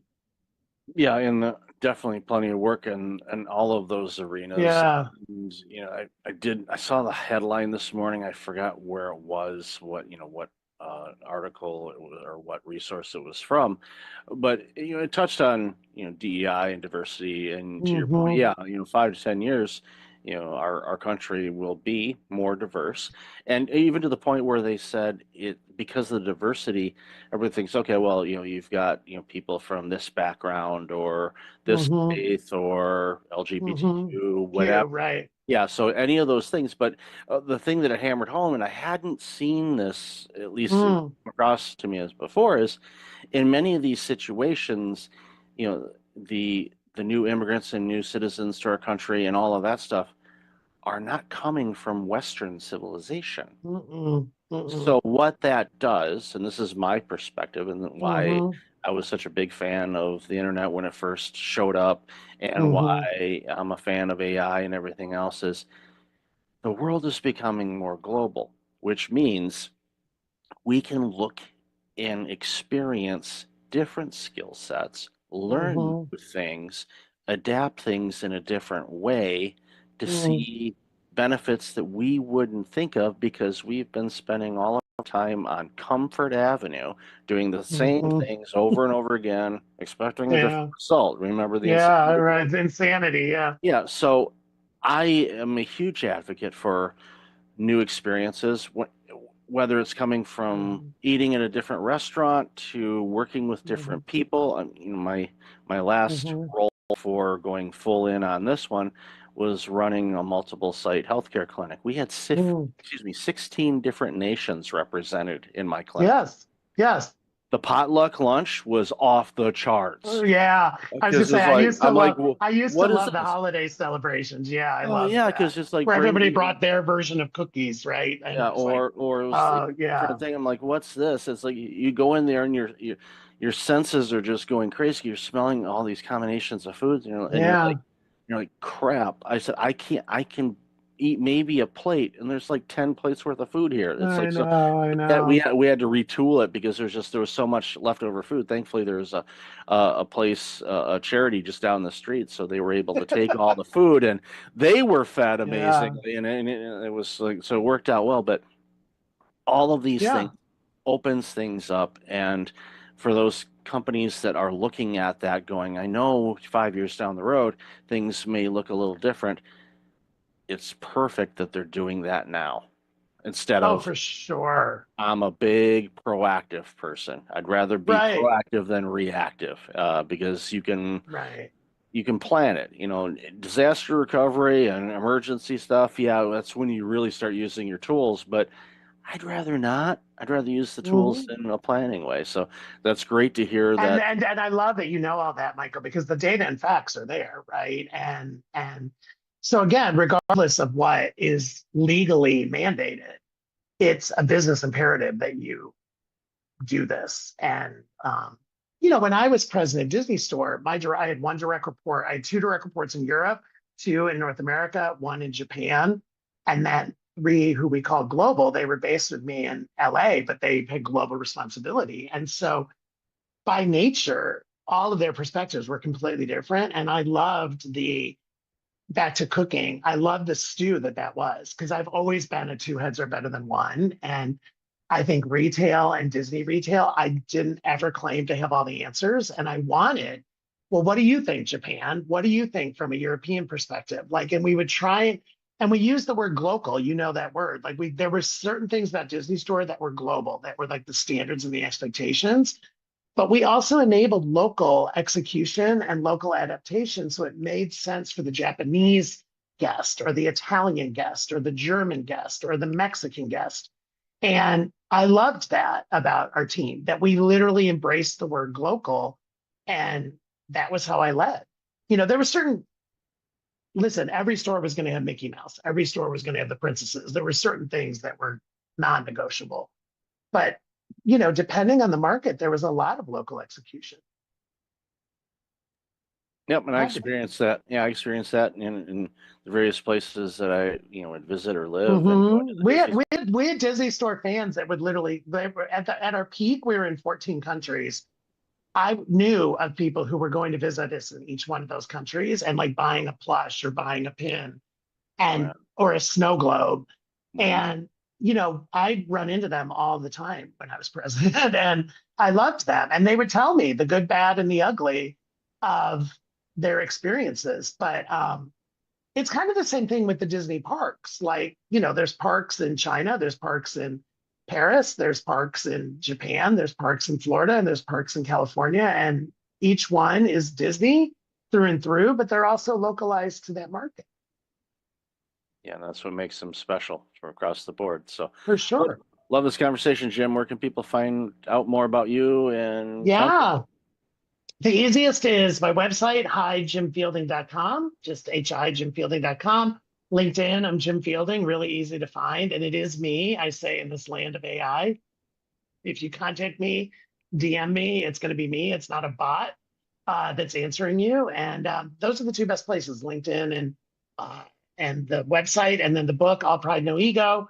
You can find that at Amazon, any of your local bookstores, Amazon, Alstora. It's also, I did record the audiobook. I get asked that a lot. So it's like me talking to you for almost 7 hours, if you can handle that. You can do it in small doses. But yeah, I read the book and it was a great experience. Awesome. Definitely have all that information in the show notes. And I listen to audiobooks at 2x speed, so it'd only be 3.5 hours. So, I'd sound like Jiminy Cricket, but okay. There are some voices you can do that, and there are some voices where I don't know if mine is. I'm gonna try that now. That's on my to-do list. Yeah, there's some that for some reason I can't hear it, but my dog is going nuts for some reason. So I'm afraid I might be setting off your dog. I'll have to try. There you go. We'll give it a shot and let you know. So thanks again, Jim, for your time today. Really appreciate it. Such a pleasure. Thank you. Welcome back. I've got Katie Trost on the line. Katie, how are you? I'm doing great. Thanks for having me. I'm excited for this chat. Yeah, I've been looking forward to this one for a while now. So for those that aren't familiar with you, why don't you share a little bit about you and the work you're doing, and then we'll jump into the conversation. Happy to. I'm an advisor in the tech ecosystem. I mainly work with CEOs and their executive team, sometimes the board as well, and pretty much 360 around the CEO, everything from their leadership, internal, external brand, how they show up in the ecosystem, what's their brand, but then also just the whole internal operations and implementing operating systems and scaling organizations. Mainly, as I said, tech, so usually around 100 to about 500 employees. And as they scale their engineering teams and their sales teams, usually they have quite similar challenges, and I work with them on that and do the whole strategic planning and internal structure. Because I'm German after all, so I like structure. But then also scaling culture and working on the executive team dynamics and the team building. So really everything the CEO touches. And yeah, I advise about 10 to 12 at a time and having a good time doing it. I enjoy it a lot. Well, it's amazing. And, the work that you do, and especially the deep understanding that you have about every angle of an organization is so critically important, because nothing against our fellow advisors that are out there, but sometimes they can be a bit narrow focused when it comes to the work they do, their own understanding. But going back to your comment about systems and being German, I have a little bit of German heritage on my dad's side, and I blame / thank that, because I am very structured. I have to have order, otherwise chaos drives me absolutely bonkers. And when I go into an organization to look around, I'm just trained to see, oh, that's a mess. Oh, that's a mess. And I just want to go clean it up. And sometimes they're not ready for that. And when it comes to IT, and it's getting, and I'm going to change, obviously correct me if I'm wrong here, but in the early days of IT, going into organizations and things like that, it was definitely a bolt-on type of approach, and it was never really part of the DNA of an organization. It was like, okay, we're adding this on type of thing, like you would add on an expansion to a building or something like that. But now it should be, but I'm guessing it may not be as much as it should be, a crucial integration with how everything flows. And I think, again, going back to what I said a moment ago, I think that's where your skill set really shines, because you can help people connect the dots and have it part and just kind of flow through the organization instead of being this add-on or outside source or resource or Yeah. whatnot. Yeah, I think that's the massive difference between being a consultant and an advisor, because I need to create the whole buy-in, not only from the CEO, but also from the executive team, from the VP level, director level, across the whole org.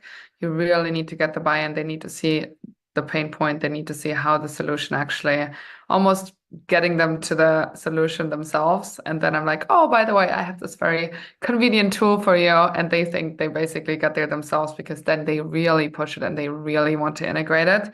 Where a consultant would go in and assess and identify and put together a plan, and it's never executed, or you feel like you have to go uphill. It's a complete battle to integrate or change anything. This whole change management, I mean, it's just a complete train crash. So yeah, I think that's where advisors and consultants are very different.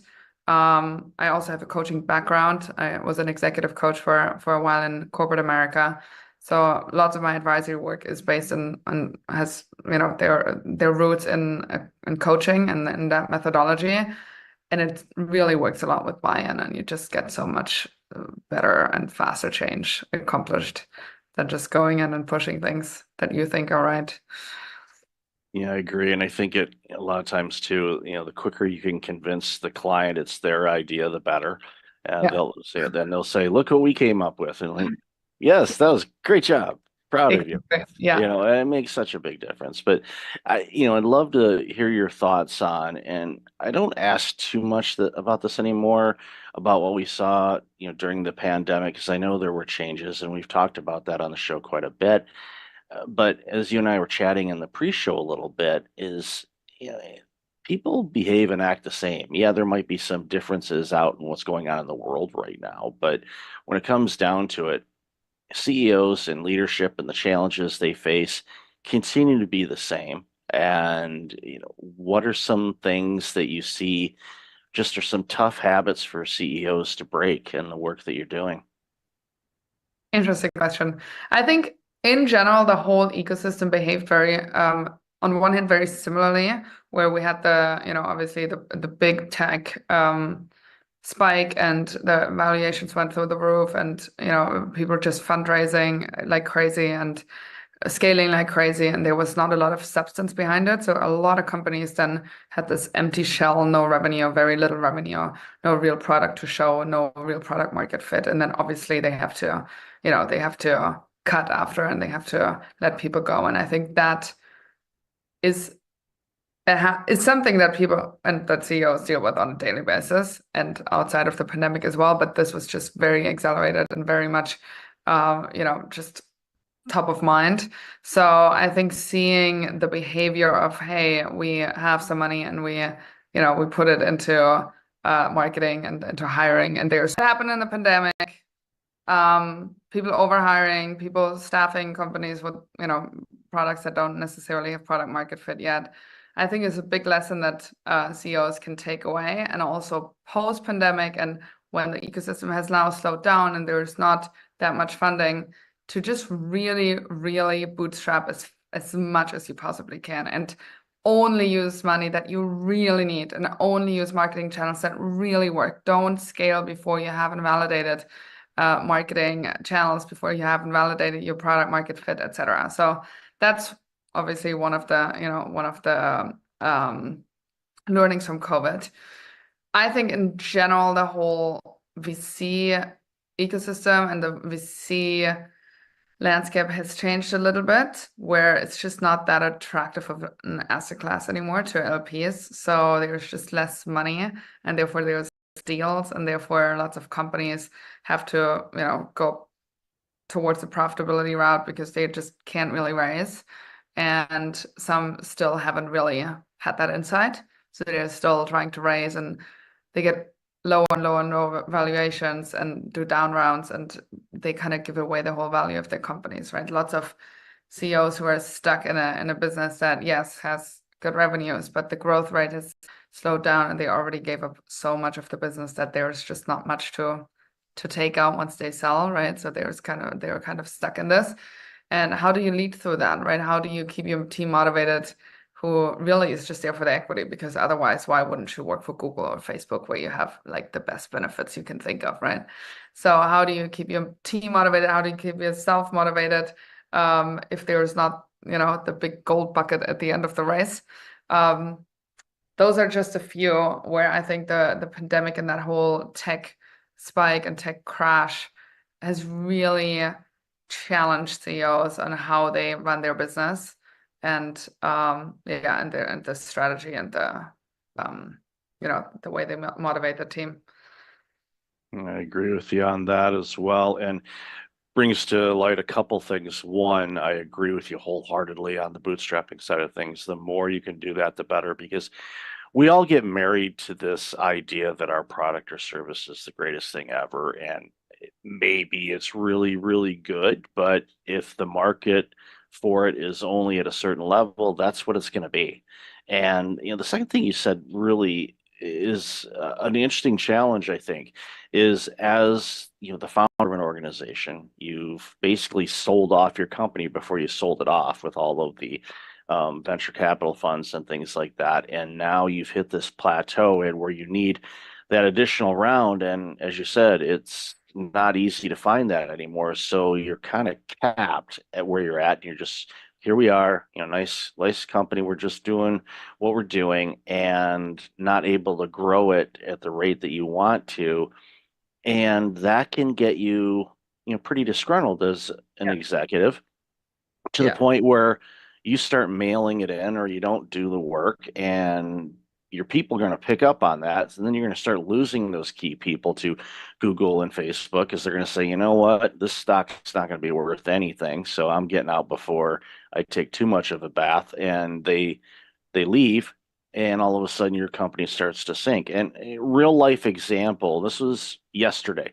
I was going through some old emails, and I was looking for a particular message, and I came across one that was from 4 years ago. It was just before the pandemic, from a company that was like, yeah, we're going to partner up, we're going to do this, and we're going to have this, we're going to partner with me on some things. And we did some early things and we kind of stopped, and I was like, okay, well, let's see where they're at with that. I don't know, maybe this is a better time for that. I don't know. Let's kind of see what they're doing. I click on it, and of course the domain's gone. And you can go through old emails 5 years ago, look at those companies. The majority of them, in all likelihood, aren't around anymore because it was this flash type of thing. And I saw it during the .com era too. I'm that old. So I was through that, and thankfully I went through and was working for a company that's still around, publicly traded. But most of the companies in that space did not survive. But when they were getting all the VC money and growing like mad, the parties were off the hook, and it was like the booze was flowing and everybody was having a great time, and they actually had a product that they were selling. It wasn't smoke and mirrors like unfortunately so many organizations today are trying to push out. So with AI as well, that's going to be a really interesting dynamic, because I'm sure you're seeing it too. We're getting inundated every day with all of these new companies that have had this great product that's created that's going to do this and this and this. And, I see it and it's like, okay, going back to our history repeats itself commentary earlier, I know the majority of these companies are not going to be here in a couple of years. They're just not. That's just the nature of it. So as an executive, when you're looking at ideas and different tools and things, especially in the tech space, to figure out, okay, is there anything out there that can improve efficiency, return our, the better ROI rates, bring in new talent, all these things, it's hard to wade through all that noise to figure out, okay, this is what it is. So when you're advising organizations that are facing too many options, how do you help them kind of navigate through that? Yeah, very good question. I think it's whenever I work on certain topics, usually top 20%, like what's most painful. So sometimes that's on the people side, sometimes because you cannot possibly solve it all, right? There is just no way. Like as a CEO, you scale your company to, let's say you start with 10 people, right? And then eventually you have 100 people. It doesn't mean that you have 10x the time to spend, right? It's not that you work 10x more when you have 100 people. So your whole approach needs to change. It's you just with every time the company doubles, there's new things that need to be in place, and there's things that are gonna fall through the cracks, and that's okay. Not everything can be taken care of. There's always so many products to launch. You can have so much additional revenue if you just launch in this country, and this product and that product. But then your team is getting completely, scattered in all different kinds of directions and loses focus. So you cannot do it all. And if you can do it all, you probably need the money that you don't want, right? So you probably need to have multiple organizations within your organization, have business units, and just run them as separate organizations, basically, right? And then you rather have a different kind of portfolio in terms of having different kind of companies that they are at least separated. So in case there's any legal issues, right? But I think knowing that you cannot do it all necessarily. Also, the whole sprint towards the exit, like if you are in a venture-backed company, there is no point to just like drag it on just because your growth rate is good, or just because the revenues are good. It's not going to go forever. You have 1 or 2 bumpy years, and your valuation is already going to go down, right? And with every year, you put more money into the business. So just the moment you're crossing Series B, you go Series C, D, E, and then you just want out. This whole dragging it and, oh, maybe later on I can get a better valuation, take money off the table, and just make sure that you cover yourself and that you sell when you don't have to sell, but when others buy you.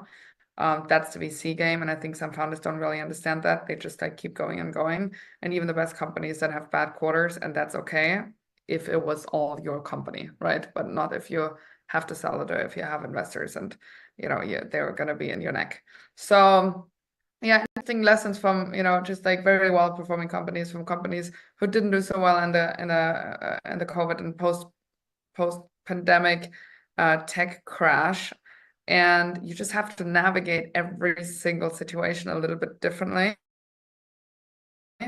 How much have you raised? Is there any potential for exit? I've seen term sheets with people basically having an exit next week, and then it all crashed, and then complete bankruptcy. I mean, I've seen it all in the pandemic, post-pandemic, etc. So you're basically on a gambling table, right? And there was some control you have, and there was obviously some levers you can pull, and having a great team is one of them. But you're in the middle of this, have to juggle all of the balls, and I think being in that position is very, you're just kind of on the edge all the time. Like whenever you have a quiet 24 hours, it's probably, something is going wrong already. It's just hasn't reached you yet. So it's really a sprint, right? It's like having this 7 to 10 year sprint where you get through it, and when you come out on the other side, you pat yourself on the back if you had a good exit. But most people never make it. And yeah, that also needs to be, kind of being realistic about that. Okay, what if I don't get the valuation I want? Like, then what? Can I buy out my investors and make it profitable and just run it as a cash flow business? Or, can I get more secondaries? Whatever it is, but there's not this one thing of you exit for 700 million and that's the only strategy. There has to be a little bit more wiggle room, I guess, in order to make it a successful exit for yourself, no matter if it's, if the timing in the market is great and the product is perfect and everything is perfect. One of the things that I've found with executives that are able to navigate those crazy waters is, while they focus obviously on the end goal and the results and the direction that they're going, they tend to focus a lot of their effort on the actual journey and the process itself. Yeah. And I have found, even in my own organization, that is where I've had the most growth, is just being present in, okay, here's a challenge. All right, how do we navigate through this? What can we do? Do we need to ride it out? Do we need to adjust? How should we go about this? Obviously, you have an end goal in mind, whether it's an exit strategy or to hit, a certain percentage of the market or raise this type of revenue on an annual basis, whatever that happens to be. Those are great targets. You got to set targets because if you don't set a target, you're guaranteed to hit it, because you're not gonna, you don't know what it is. But Yeah. for a lot of people, it's the ones that I find that stick around, not only just the companies, but the executives themselves are the ones that are, basically having the time of their life in this. And it's sad that so many aren't, because it's an amazing opportunity. And think Well, about it. I But yeah, I go get it ahead. both completely. Yeah. Yeah, it's so it's amazing to see this. So a long time ago, you used to ask, okay, where do you see things going? But in this world, it's hard to, it's impossible to. But and you've kind of mentioned it already, where the VC funds are a whole lot harder to, gain. So, what are some easy, quote unquote, easy things that some executives can do to navigate whatever the world throws at us over these next couple of years, which I anticipate it's going to be bumpy. Not trying to predict anything, but I anticipate we may see some real choppy waters for a bit. So I'd love to hear your thoughts on that. Very good question. I think take it one day at a time. As you already said, the execs that are the best, they're usually, hey, I want another challenge. I'm really excited about this. I just love problem solving, and every day there's a new set of problem that we haven't seen before, and I'm using my expertise and my ways of thinking and my ways of problem solving to come to the other side, to get to the other side, right, and find a solution. And if you approach it that way, then every day is a new challenge, and every day you find new solutions to that. And it's exciting, right? That's something that's engaging, where you feel like you can motivate the team as well. If it's a drag, obviously, and you feel like, oh my God, another problem, not the right way to look at this, and not the right way to approach your job as an exec. I think for CEOs especially, you're really on the hot seat. And what I find pretty interesting, and again, I'm not giving advice here at all on how to necessarily approach this, but if we are politically or economically, you have to lay off people, you have certain, political views, etc. I've seen a lot of CEOs who get backlash on it, right? Because you make one little comment and you're kind of a celebrity, you don't necessarily know the ripple effect and the impact that you have, not only on your employees, but also externally, and that that personal brand and how you're perceived externally. If you're a CEO, especially in the tech world, there's a certain kind of celebrity status to it, especially if you have a certain size company. So I mean, laying low, I would say, is probably the best advice, to not be hyper, obviously Elon Musk is a little bit different here, but to not be a hyper, opinionated on certain things. And when you have layoffs, just in a very human way. I remember Airbnb did it very well when they laid off people, and they had an amazing strategy around that.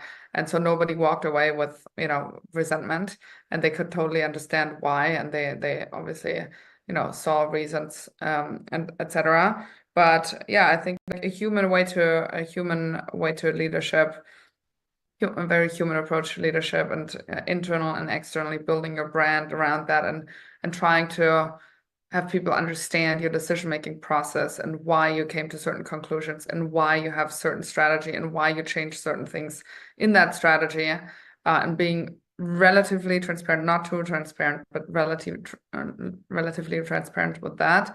You usually, again, coming back to the buy-in, you get people's buy-in, and they usually understand why things have to happen the way they need to happen. And I would say, I mean, the biggest nightmare is always for a CEO to let go of people, right? It's always I have to do a RIF, and I have to let go of 40% of people, and what's going to happen, and how, and that's the biggest pain.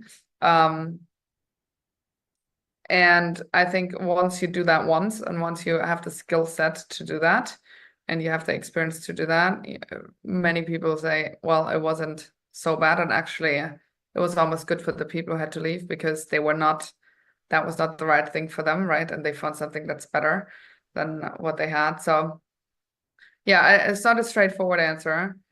But you just navigate your way through the waters, and every day is a new day, and you see the challenge as an opportunity. I think it's a lot about the outlook and the mindset you have when you're sailing through that world.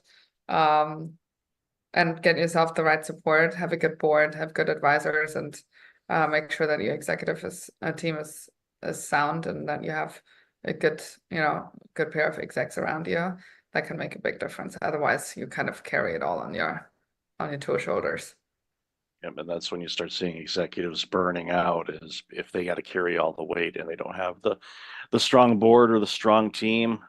And those points you mentioned, there's so much to carve up there, but I want to highlight just one. I think that the transparency one is definitely a good one, and it can take years and years and years to build up a reputation, and literally a couple seconds to destroy it.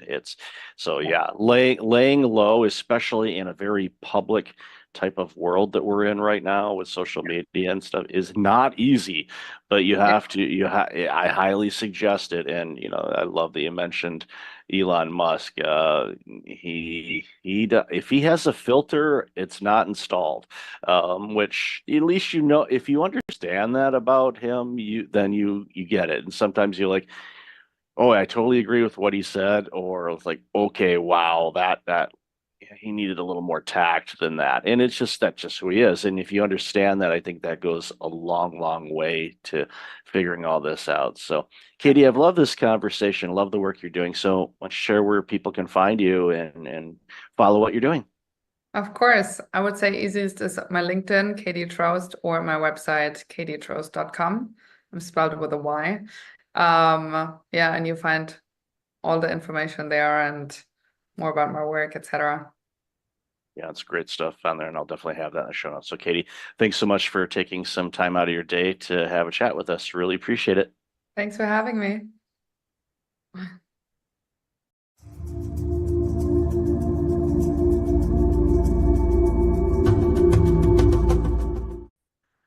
Welcome back. I've got Matt Seefeld on the line. Matt, how are you? I'm doing great, Michael. Thanks for having me on today. Oh, thanks for being on the show. Really looking forward to this conversation. And even in the pre-show, we talked about all kinds of different things, and it's going to be a really good chat for the audience. So why don't you share a little bit about you, and then we're going to jump into this important conversation. Absolutely. Yeah. So Matt Seefeld, live in Del Mar, California, which is just about 20 minutes north of San Diego on the coast. I grew up in the Bay Area, identical twin. So spent most of my childhood and even into adulthood competing with somebody, which I'm sure some of those topics will come up on our show. Basically, sports was a big part of my life.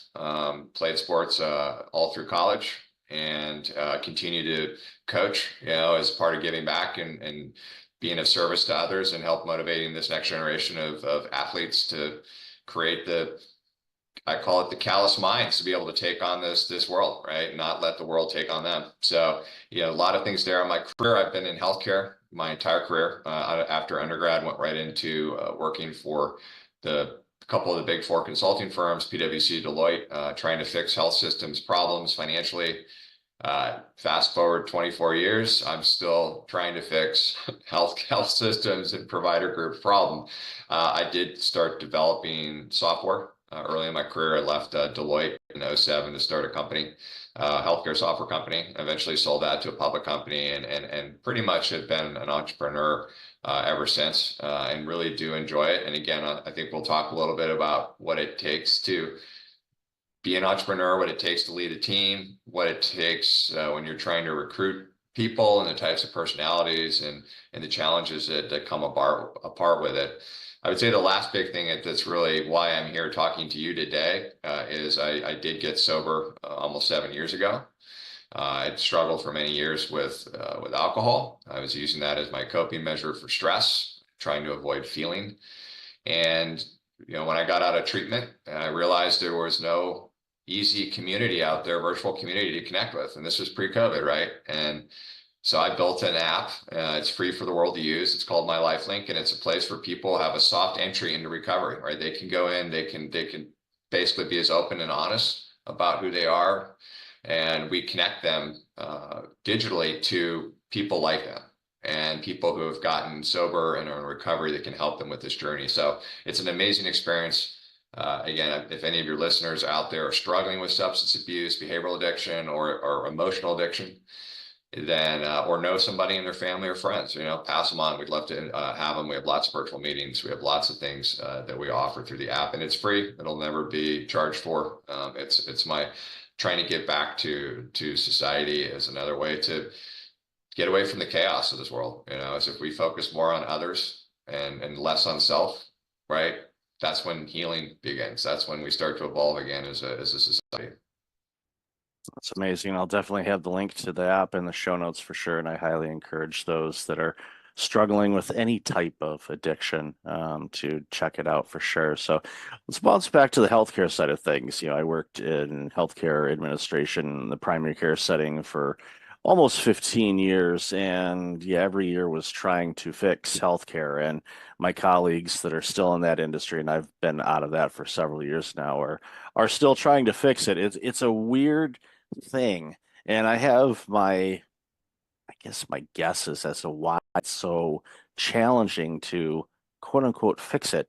And I think you kind of alluded to it a bit.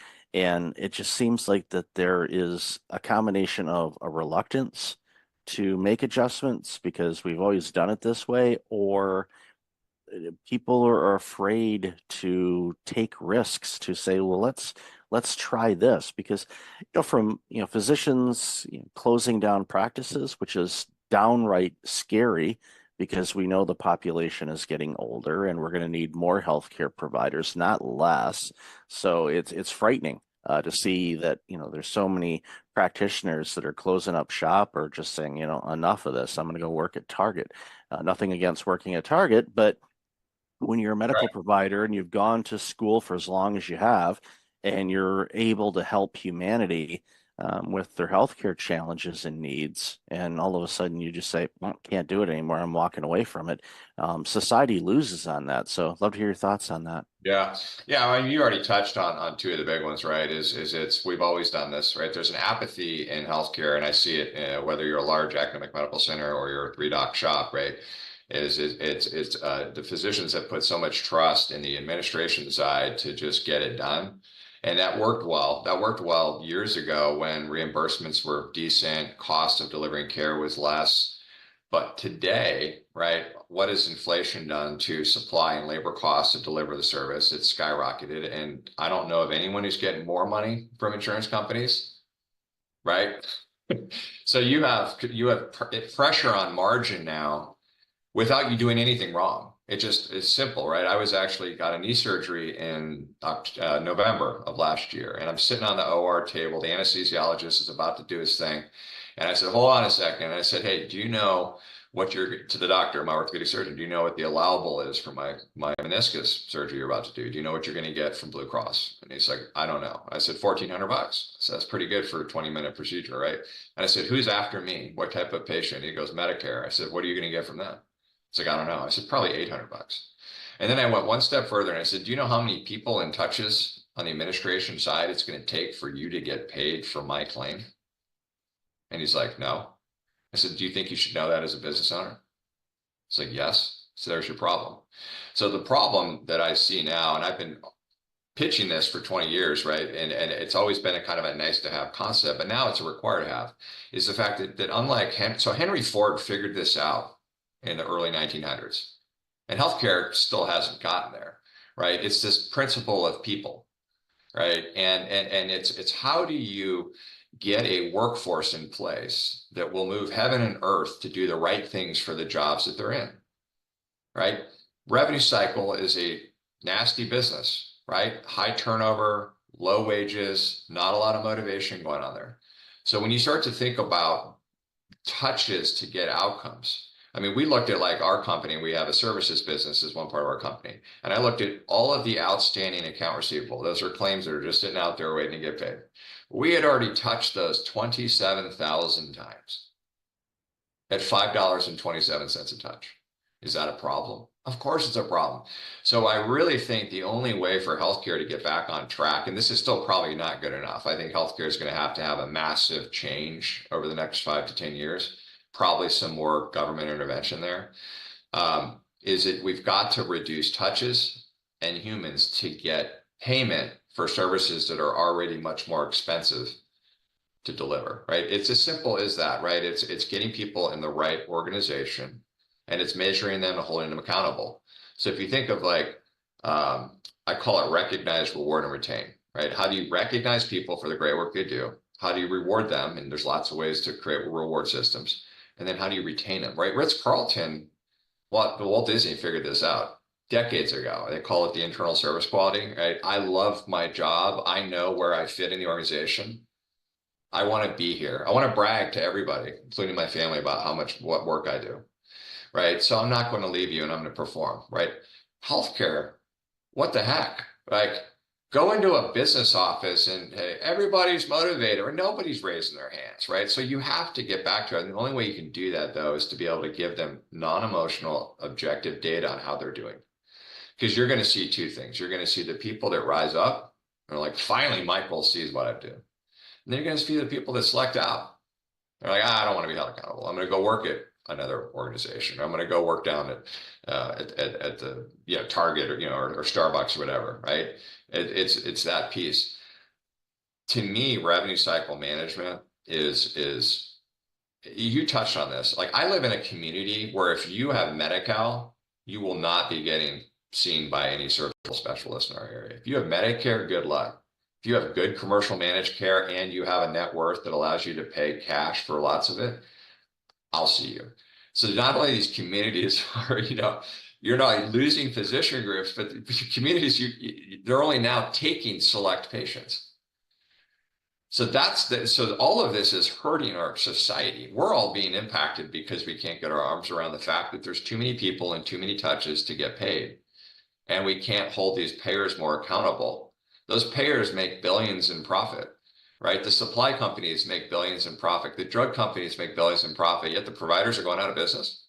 Wait a minute. Where's that economic principle? So I've done this for so many years. And so like the software we develop really sits on top of these billing platforms that measures every unit of work and provides that feedback to administration to say, hey, this is where all these humans are getting involved. Let's look at why. Let's look at the people and the process, and let's look and say, can we change things? AI is great. AI is going to help transform this industry in a lot of ways, but you got to know where people are involved first before you can start making big investments and hope that some sort of an AI technology or machine learning technology is going to fix a problem. So that was a long answer, Michael, but it's important, right? How do you motivate people? One last thing I'll say on this, and this goes to really anyone listening that's either running a company or in a company, is make sure people understand why they do. When people ask me, like, what does Medivault do? I said, I'm not going to tell you what I do, but I'm going to tell you why I do what I do. Why is because this society needs access to great healthcare services. And if we can't drive margin for these practices, and they go out of business, or they're forced to sell to a hospital, or they're forced to sell to private equity, it hurts the community. So why I do what I do with my software is to give some of that dollar wallet share back to our provider groups. Same thing in organization. We have about 170 people, and I did a company meeting last Tuesday. And as I'm talking to these folks, I said, ask yourself, do you really know what your role is and why you're in the role and what your role is doing for our overall mission? And do you want to be in that role? See, a lot of times people are upset in the workplace, not because they're an unmotivated individual, because they were never asked those questions. Like, they just got hired. Like, oh, I'm going to hire you, and you're a biller, you're a charge entry, you're a coder, you're going to be in call center. But do you want to do that? Right? Do you understand every time you answer a call, you have an opportunity to create a great experience for a patient? Right. So we need to be better at leaders to make sure that everyone that works in an organization understands where they fit, why they fit there. And then we got to ask them, is this something that you want to do? Or are there other things that you'd like to do in the organization where you would be more empowered to do these?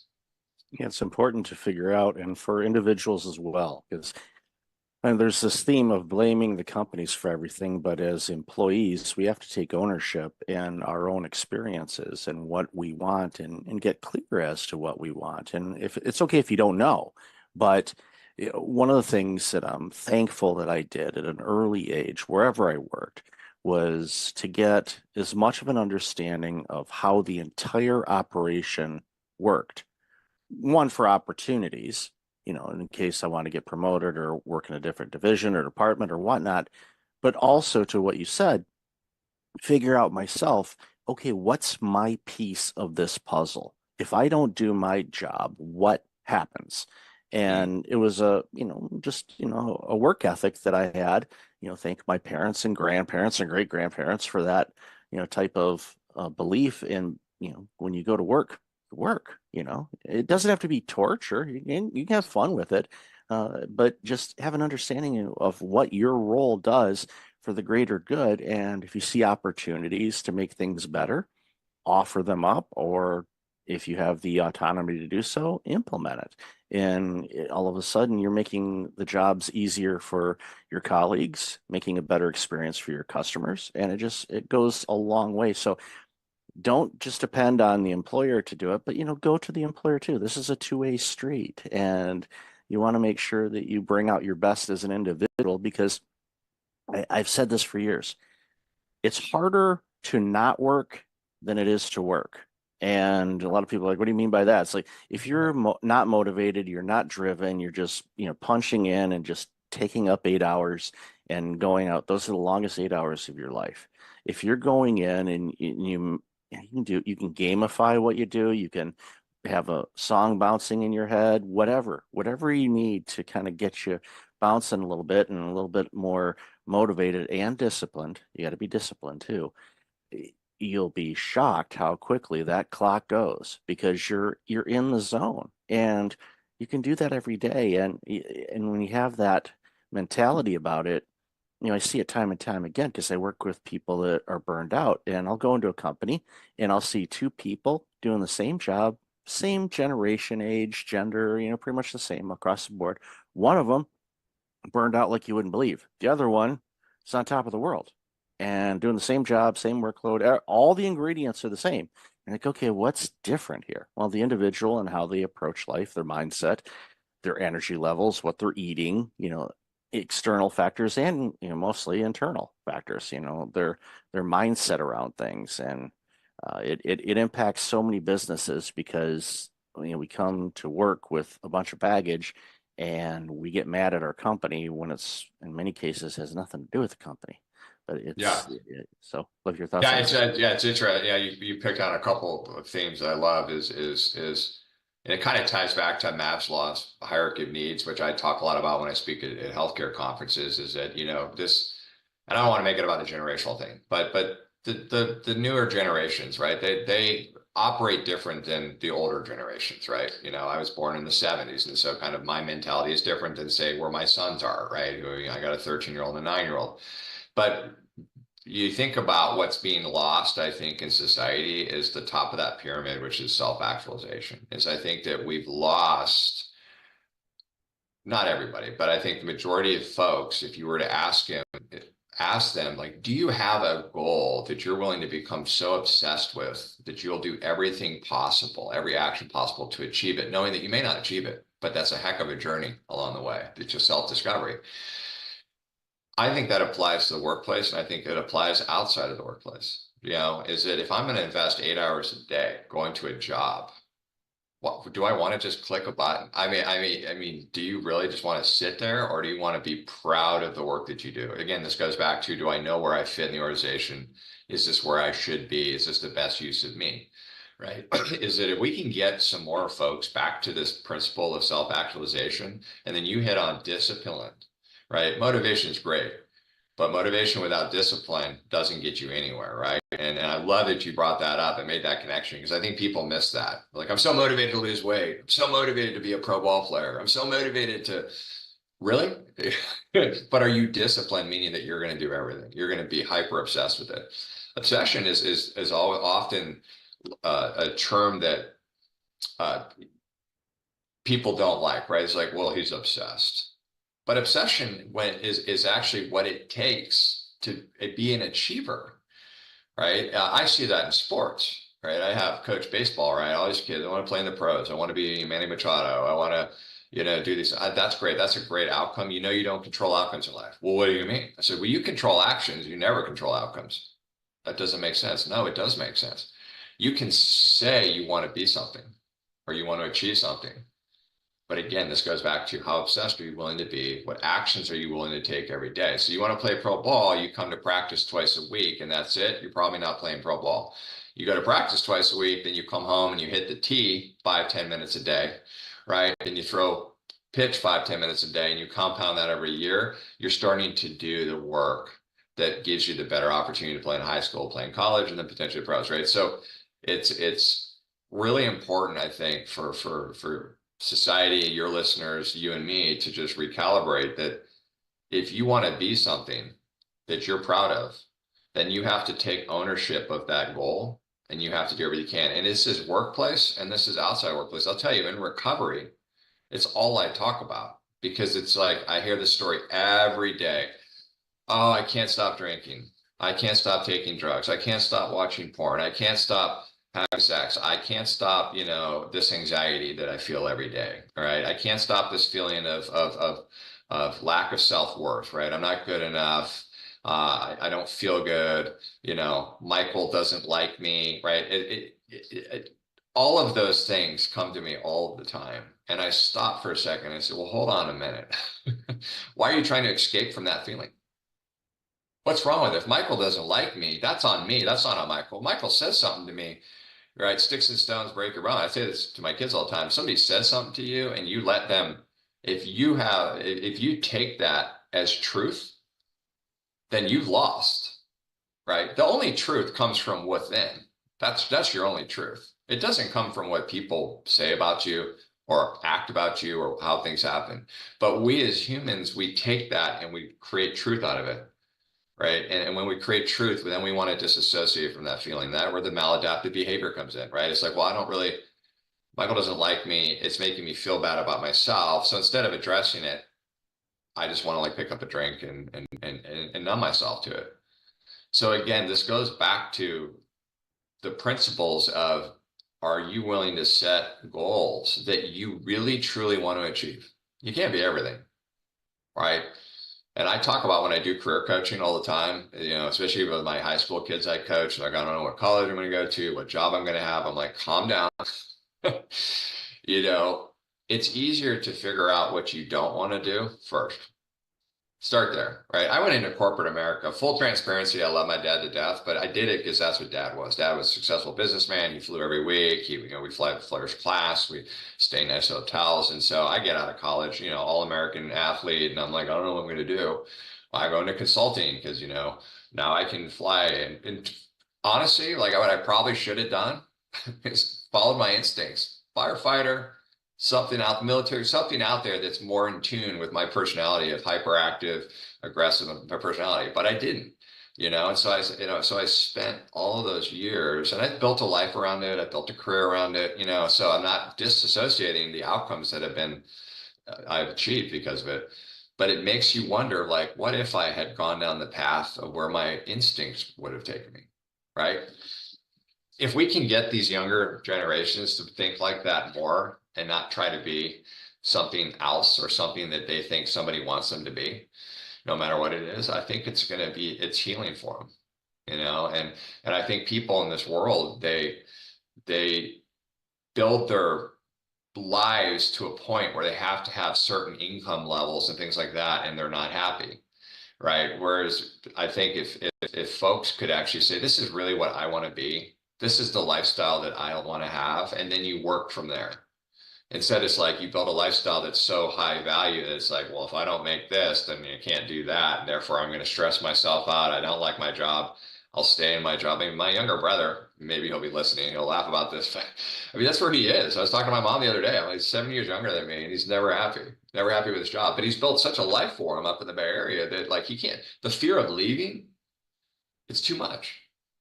It's too much, I left Deloitte & Touche when I was not married, no kids, and I was just kind of dumb. I was like, I'm going to start my own healthcare software company in 2007. Now, I didn't realize at 30 years old that a recession was about to happen. So, but it's different, and I made it successful only because I was relentless and not failing.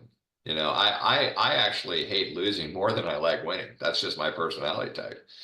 And so it does go back to what you want to be. And this all ties back to what we were talking about earlier, which is, am I in the right role? Am I doing something that I'm passionate about? Do I want to brag to my friends and family about the work that I do? Why I do what I do? And if the answer is, I don't know, or no, look at that. And set goals outside of work, right? I love it when people are like, I want to run a marathon, or I want to lose 10 pounds, or I want to swim, 3 miles, or I want to learn a foreign language, right? I love that. I'm like, sweet. Those are all like awesome outcomes that you want to have. But now what are you going to do about it?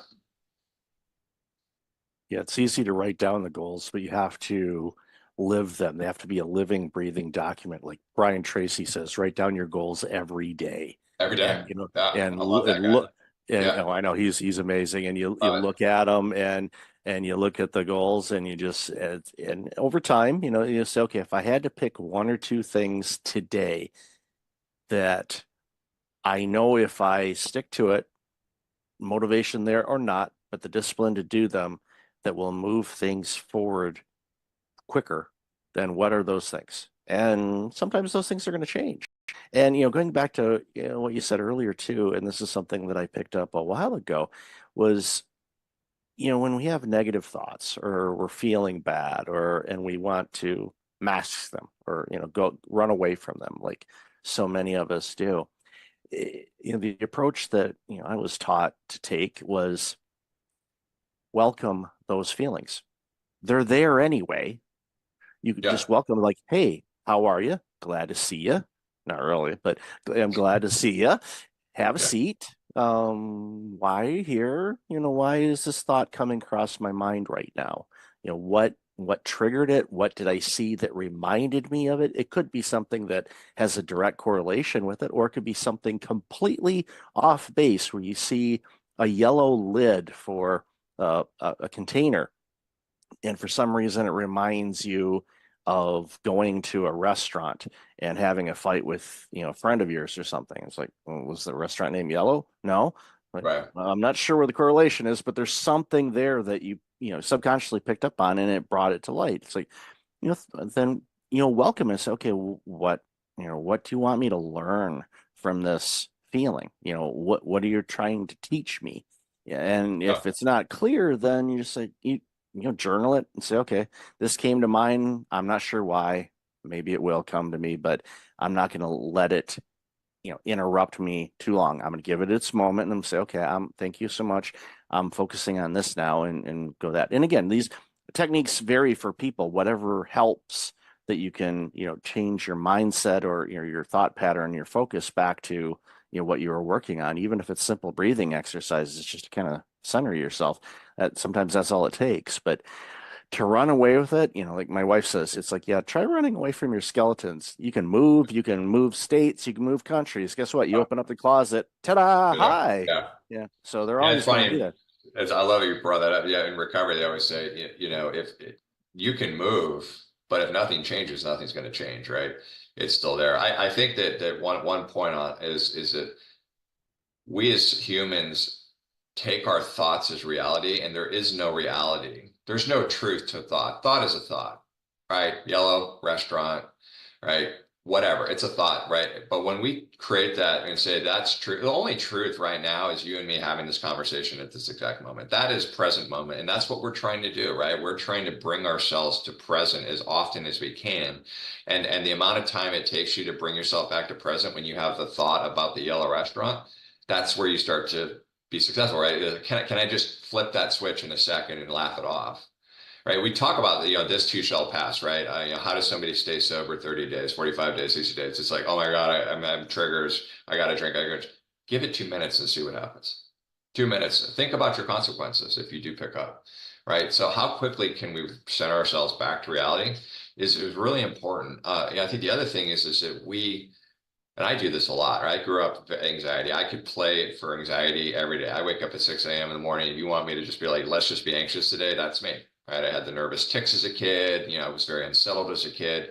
I always put myself in stressful. I was a quarterback, I was a pitcher. Like I always put myself in stressful positions, which was like subconsciously, I think, my attempt to try to get over this need to be anxious all the time. But what's interesting, and I say this to my kids too when I'm coaching them, is if you don't stay in present moment and you let what just happened impact you to right now, you lose, right? You strike out, you miss a ball, right? You have a bad throw with the discus, right? If you carry that to the next moment, you might as well walk off the field because you've already disrupted your mindset. The same thing is don't create a future that hasn't happened yet. I do this all the time. I'm like, I can play for like what's about to happen. Like, oh, Michael, I might lose the game tonight. Kid might not do as well as I want him to be, right? Those are futures that haven't even happened yet. If it impacts any minute of my day today, I was taken away from this moment of being present with you. So it's the whole thought addiction. We do it. My twin brother is it's ironic. He's a physician. He's an ER physician in recovery with me. We're about the same time frame, and he works with me on my LifeLink, the sober app, but he's actually taken the next step further, and he's created curriculum around thought addiction and emotional sobriety, which has been amazing to really see how he's evolved now in terms of these topics. But it's just amazing to me, the farther I get away from drinking and the more people that I meet who are struggling, the answer is so simple, yet it's so hard to get to that level of disparity that you're willing to do something about it, right? I think Eminem has a song where he's talking to his daughter. He said, you know, I got sober for me, but I actually got sober for you. And there's truth to that, right? And I wish there was a pill I could give somebody struggling. If you have listeners right now that are struggling, I wish there was a way to be like, take this pill, you're going to have your bottom and you're going to be on to healing, but there is nothing. It actually has to come from within. You have to have that spiritual awakening that says, you know what, I'm willing to do anything I can possible to get help, right? Become obsessed with it. And what I'll kind of leave you with this is that what I've found in my life is the more selfless acts I can do throughout the day and in my life, even though it takes a lot of time, you know, when you're volunteering your hours, you're coaching, you're still trying to work out and be healthy, you're still trying to run a company. It's absolutely what's kept me grounded, is that when I can serve others and not focus on me, and those others can be inspired to serve others, that's what drives hope, right? When I pass away, my hope is to leave a legacy of memories in people that inspire them to keep that going, right? And I think that's what this life is about, right? Is can we stop the nonsense on the news and can we just get back to helping each other? You know, when you become selfless, you build self-esteem, which is important for me because I grew up with almost no self-esteem. Always never good enough, right? In my mind, nobody ever said that. It was in my mind, right? I'm not good enough. You know, my brother's better than me. My dad doesn't, you know, love me. My mom, right? I mean, it's all in here. Again, I took thoughts in my head and I created a reality out of them. I made them reality. And how much of my life, how many hours of my life, days of my life, months of my life, years of my life were wasted on creating anxiety around stuff that was never truth. It's something to think about. It definitely is. And it's one of those things where, you know, you created that reality around anxious thoughts. You can also create reality on positive thoughts and being selfless and helping others. And real quick before we wrap up, this was a couple months ago. I live close to a mall, and you know, when the weather's lousy, I'll just walk inside, get a little bit of walking in as part of my health routine. And there was this, it looked like it was some metal that came from some kind of scaffolding or something like that, but it was a small piece. It was just kind of laying on the sidewalk by a garbage can. So I picked it up and I put it in the can. I wasn't looking for any acknowledgement or good job, Mike, or anything like that. But I didn't even see him. There was an older gentleman behind me that English was not his first language, but he was able to muster up the words. He says, "I am so glad there are still people in this world that will do something like that." Well, And it was that shaped my day. And it was like, okay, keep Yep. my eyes open for other areas to serve. Again, I didn't do it to say, look at me, I am cleaning up the earth. No, I just saw it and took care of it. And Yep. by doing that, it removed a hazard, made it cleaner, and it took me 3 seconds, if that, to do it. And it's just look for those opportunities to help others. They can be small. It might be small to you. It might be gigantic to them. That's right. Just take those opportunities. So yeah, Matt, you never know the impact, right? You never know yeah. the impact you're going to have. I'm coaching a baseball team right now, and one of the kids who's first year playing baseball, single mom, dad's nowhere to be found. And she came up to me the other day and she said, I'm so grateful to have you as a coach and really kind of help be a father figure, to this kid. And I'm like tearing up a little bit saying it. And I thought about it. I said, wow, I take it for granted, like my house. We got a beautiful wife. She's amazing. I've got two healthy kids. Not everybody has that, right? We were just down in Mexico on spring break, and we're leaving this nice resort, and we're driving to the airport. And I told my boys, I said, look over there. People live there. These are no running water, right? I mean, not the same life that they have. And I said, so you have to have empathy for that. You have to you have gratitude for where you're at, but you have the empathy for others, and how can I help other people, right, to rise up. And I'm telling you right now, if everybody today, listening, could just do one thing, one piece of service, whatever, pick up a piece of metal, open a door for somebody, help somebody grab something off the top shelf, whatever it is. I said, just imagine if that started to have that ripple effect. And it does. It feels good. Like that guy saying that to you felt good. And that's okay. That's a nice dopamine hit. You're like, okay, I didn't do it because I needed it. I did it because that was just the right thing to do. But it does start to build that self-esteem and confidence. So and it attracts more of that to you as well when you do it. Yep. So Matt, love this conversation. Yeah. Where can people find out more about you and this amazing work you're doing? Yeah, so LinkedIn obviously is the easiest way to look me up, and regardless of which company you're interested in, but Matt Seefeld on LinkedIn. And then of course, if you want to put it in the show notes, My Life Link is the app. So you can download it on Apple or Google Play. If you or anyone is suffering, you can be as anonymous as you want to be. So it's a soft entry into this amazing and extraordinary world of recovery once we distance ourselves from the things that we historically did to disconnect from feeling. So would love to connect again and keep in touch with you, Mike. I really appreciate this time. These are fun podcasts to do where you can kind of just be open, and talk about a lot of different things. Yeah, no, I appreciate you and really enjoyed the conversation as well. And I'll definitely have all that information in the show notes. So Matt, again, be well, and hopefully you don't have nightmares about linebackers tackling you or. I still have a little bit of, it's funny. It's always like, I'm not prepared. I was a quarterback, so I wasn't prepared for the playbook. Like that's usually, it's not like a lot of people worry about school or they're not prepared for a test. I worry about, I show up to a game and I don't remember the playbook. Isn't that funny? So I still have that. or pitching, Manny's up at the plate and he hits the ball and the ball leaves Petco Park and lands in Balboa Park. So I know we've seen a few of that. Yeah. Yep. Awesome. Well, thanks again, Matt. Really appreciate it. You too. Take care. Welcome back. I've got Bruce Piasecki on the line. Bruce, how are you? Very fine, Michael. Glad that you're here. I'm glad that I'm here, and I'm glad you're here too. We've talked quite a bit in the pre-show, which we'll sprinkle into the episode as well. But you do some amazing work, and you're concerned about a lot of different things that impacts humanity. But one of the things that we discussed in the pre-show was the connection of fear of war and fear of climate change and how they intersect a lot more than people may think. So would love to hear your thoughts about that. Yeah, like yesterday I did a podcast with Colonel Robin Phillips, who ran for the national security at the Pentagon, both the Afghanistan desk, the South Asian desk of those 41 nations like India and Pakistan, and also ran for 10 years the desk, they always gave her the hotspots of the former nations of the Soviet Union when it was breaking up.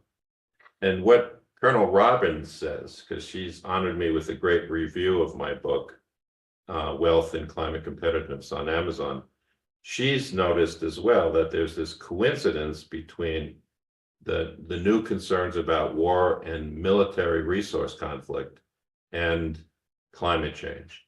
And she reminds all of us in this podcast I did with her that today, for the first time in human history, we have the technology and the information, but we have to choose the right leaders and adapt the right patterns to realize that these are one and the same, that unless you keep national security interests and nation state interests in Somalia or the other nearly failed states, you're going to create serious unrest for the US government and for Canada and for the industrialized nations. So I believe that they're one and the same. So I'd like your listeners to begin to visualize the solution. And I call it the sweet spot between business and society. If you think of two large circles, one is business interests and another is social interests. For the longest time, those two circles only met mildly, peripherally, when they bumped into each other. Now what I'm finding in the new generation, my daughter's a doctor and she's totally there. There is a sweet spot of innovation and wealth creation where the two circles meet, and they meet in 6 ways.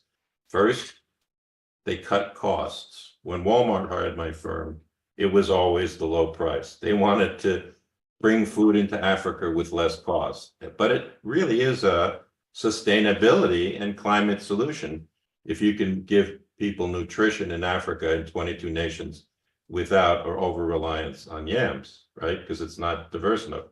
Second, the great firms grow revenue. So in my new book, I talk about Trane Technologies, the building science and the food transportation giant, 50,000 engineers who quadrupled the value of their stock during the pandemic because they found a more efficient way to help Pfizer shift its pandemic vaccines, helped Walmart ship its refrigerated food. And so Trane Technologies is featured in my new book as an example of a business result. They're growing revenue because they're interacting with social needs.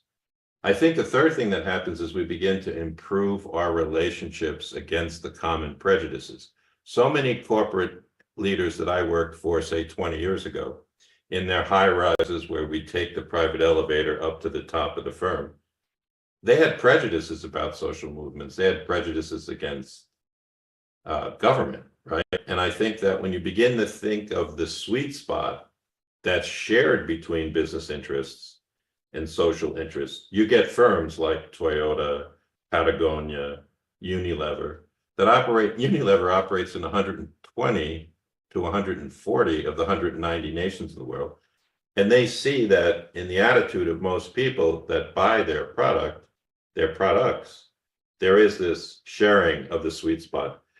The other 3 things that I worked on in my firm with our lawyers and our engineers is that you attract and retain better talent by thinking about the sweet spot. And that's clearly evident in firms like Trane, where I write about a man called Scott Tu, who's taken my company's leadership training for 15 years, twice a year, and as a result is one of their managing partners.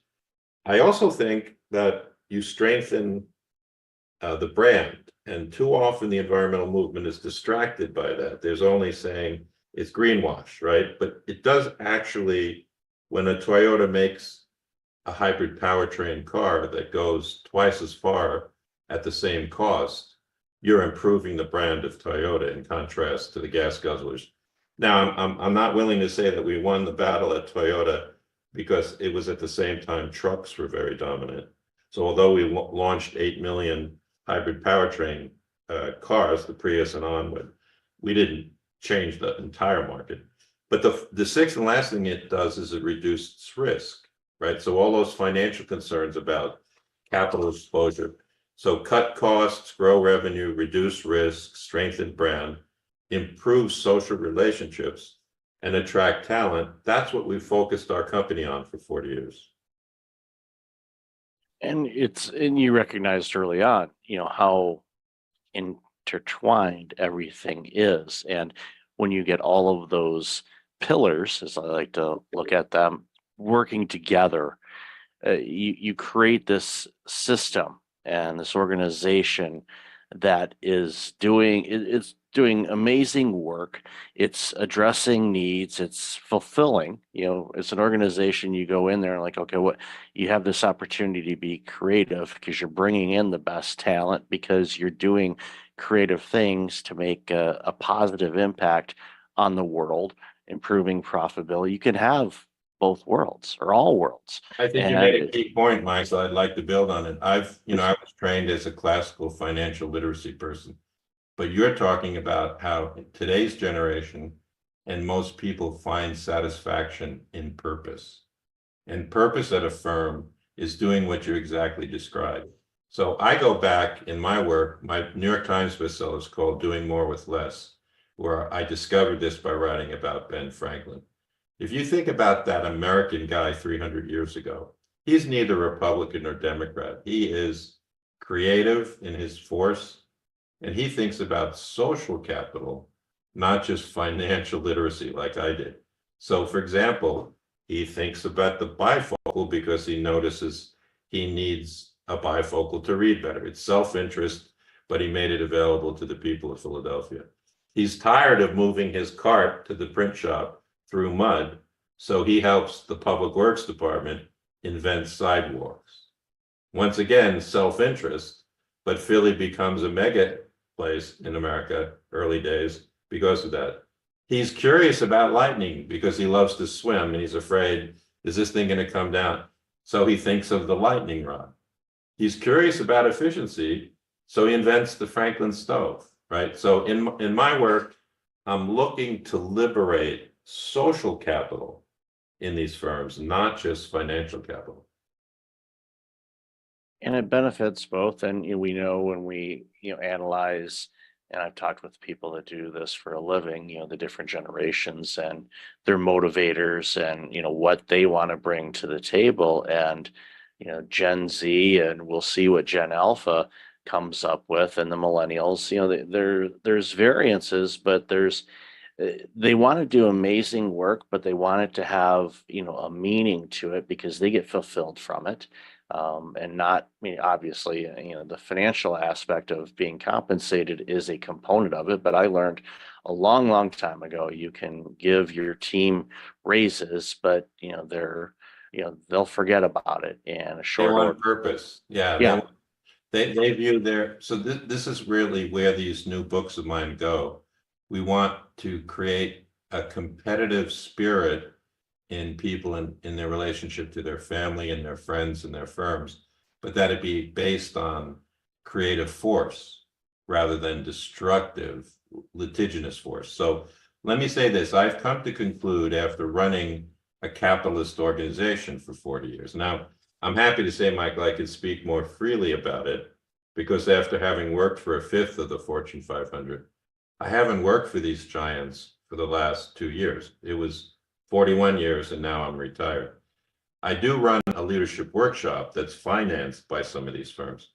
But the fundamental of my newest book is that capitalism can become social response capitalism if it's about the smart realignment of money, people, and rules.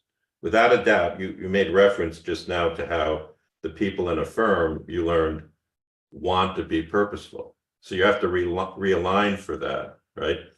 I use in a new piece I wrote for the American Association of Colleges, my daughter as an example. So my daughter's 28 years old. She's now a doctor in rehabilitation, brain and spinal injury. And I'm very proud of her. So is my wife. I think she's a doctor more because of the diligence of my wife than a bookish person like me.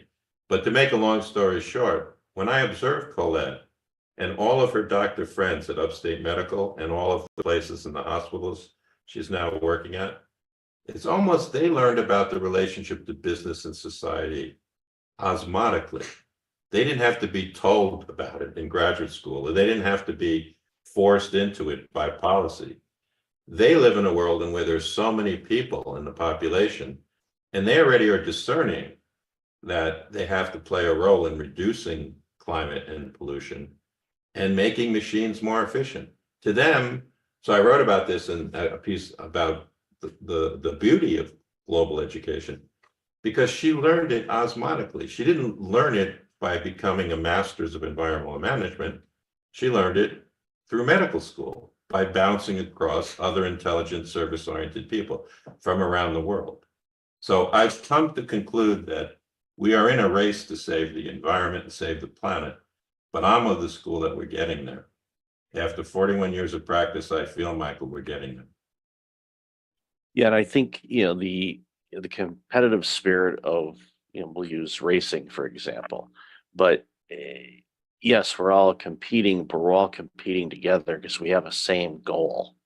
And being open, and you mentioned your daughter, and observing and in conversations with people all over the globe, you get different perspectives, and that shows to me, not knowing her at all, that she is open-minded, curious, exploratory, wanting to see different things instead of getting into a rut, for example, and just saying this is the only way that we can do it, when we know there's countless ways that we can approach things. But I think that it speaks volumes to her and the role that Your colleagues, there were hundreds like her in medical school. That's what blew me away. When I was pre-med 45 years ago at Cornell, it was all about becoming a doctor and focusing in your office and not about all these social issues. I think you hit the nail on the head again, that I've been curious. The word curiosity is also related to the word creative force. Now that I sold my corporation 3 years ago, my wife and I created a foundation where we give awards to under 40-year-olds that are writing about business and society. We've given many out now, and they're awarded at the New York State Writers Institute in front of 500 other authors.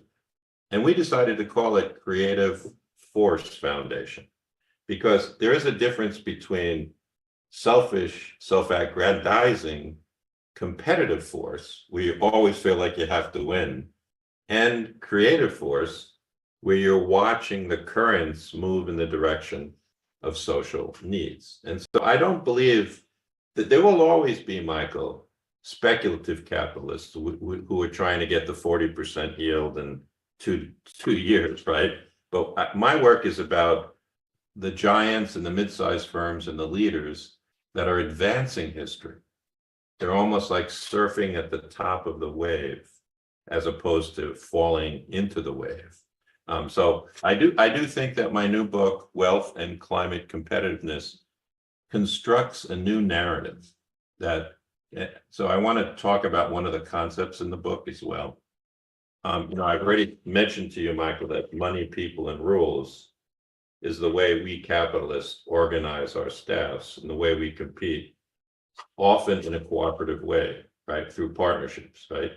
But I think the thing that I found myself surprising myself, Michael, in writing this new book, is I tried to think, what kind of 700-year-old tale exists out there that's going to prepare people of all different generations to think this way that we're talking about more easily. And I decided there's a whole chapter, a whole passage in the end of the book about Robin Hood and redistribution of wealth. Now, if you begin to think about Robin Hood, he's really celebrated in the British tales across the last 700 years as a social hero, as opposed to a criminal. It's taken society a while to accept the notion that a Nelson Mandela was heroic rather than a person in prison in South Africa. And so in the book, I write about why redistribution of wealth is a social good. I'm not talking about overtaxing the rich or draconian rules. I'm just talking about how there's things happening in the investment community at places like Calvert Investment or Trillium or my pension funds, where every day 10,000 clicks are redistributing wealth to more efficient companies like Toyota or Train. And that adjustment of capitalism is the social good. All right. So it's almost like an invisible Robin Hood. It's not Robin Hood. It's instead the merry pranksters exist in capitalism, and they're beginning to click the change. So my book is a reflection about that hope and that optimism in a time where it is easier for people to despair. Yeah, it's very easy for people to go down the negative rabbit hole. If you look for it, you're going to find it. But working with organizations like you have, you know, okay, these are the ones that are they're going to ignore the naysayers. They've got their mission. They know what they want to do. They know what they want to accomplish. They may not necessarily know yet how they're going to do it, but that doesn't bother them. They know that they'll have the creative willpower to be able to attack it and do the things that they want to do and make that impact on the world, both from a financial standpoint, but also a social good. And we've highlighted this throughout the conversation. Both of those can coexist. They're not an either or, but I think sometimes people try to pigeonhole them as an either or, and they're not. And the more that we recognize that yes, your organization can actually be more profitable if you do things in a way that benefits humanity and social good and all of that. You'll find efficiencies. I'm a big fan of efficiencies. Believe me, if you can do it in 2 steps and still give out the great quality, by all means, because that frees you up to do other things that can make impact as well. So it makes a ton of sense. I would like to learn a little bit more before we leave about your Breakfast Leadership Network, because Yeah. I'm happy to be on it. So can you tell me a little bit about who you're reaching? Yeah, of course. Our organization, we launched it. Actually, the website was registered 8 years ago on Monday, so it's been around a bit. And the initial premise of the organization was I was working with organizations and C-suite executives on burnout recovery and prevention, because I had my own. I noticed that. Yeah. Yeah, I had a pretty bad case of burnout 15 years ago, and cost me nearly everything, including my life. And after recovering from all of that, I determined, well, I don't want to do that again. So what do I need to do? So I started researching burnout and went down that rabbit hole. And this was, 2011, 2012, when I still, I was, diving into it. And it started, as I got more aware to it, I noticed a lot of my peers, and I was working in the healthcare industry at the time, were going down the same road that I did, and it scared the crap out of me. So I thought, okay, what can I do about this? So started writing about it, started talking about it. One thing led to another, started doing keynotes, writing books, doing consulting. You launched the podcast show a little over 7 years ago to talk about that, and then just bring awareness to entrepreneurs and small business owners Good for you. across the globe to share that yes, you can build a great organization. Yes, you can run a great organization, but you don't need to burn out doing it. You just have Well, more power others- to you, because I do think that that's an important lived experience to share. And Yeah. good for your work on the website. One of the things I hope you do is Rob Nyson, my publicist who put me in touch with you, is a very classical, wonderful ex-publisher of a Big Ten firm. He doesn't share your contact information. It's his style to preserve the relationship to you. So if you emailed me your mailing address, I'd love to send you 2 or 3 of my books for your home library, so that I can Awesome. become sort of like a brain trust for you. Because I've now that I'm retired, it took me 17 years to finish this, but a publisher came out with a book about my life, but I could tell it fits your sensibility, because I chose not to write about myself, but the 77 short vignettes are about the people who shaped me, because you've used the key words that I'm very interested in: curiosity, creative, and cooperation, right? So, if you think about it, I'd love to send you that in case you want to do another follow-up. The book came out a month ago, Yeah. so it's still getting its legs. Oh, it's beautiful. Yeah, I'll definitely after the show, I'll email you all that contact information, and I highly encourage people to, if they haven't already, pick up your books and follow your content, and because the expertise and experiences you have provide such a foundation for organizations to really thrive and grow and survive. And the stat, when you look at the Fortune 500, I saw this the other day, and it was surprising, but not that, almost half of the Fortune 500 in the year 2000 have either been acquired or they're gone. This And you're is like, fascinating. it's like, you go, how in the world? Or even I saw a story the other day, one of the organizations in San Diego where I spent a bunch of time as well, called Q Health. They were valued during the pandemic, over $2 billion. They've shut up shop. They're closed. They're gone. Like from 2.3 billion to nothing in a couple of years. It's because, market changes.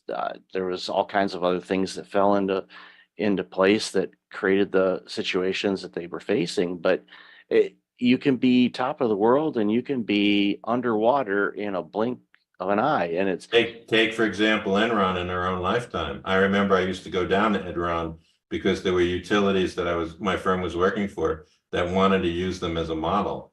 And luckily the lawyer and I that would go down came back and said, there's something that doesn't smell right there. So you just made the key point that even the global 500 changed. So in my books, I try and emphasize the lasting set of competitive principles that allow them to continue to innovate.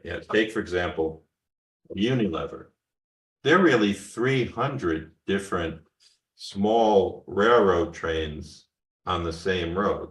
They're managed by the same vision and set of people, the most legendary one, Paul Pullman, but I've met many Unilever people.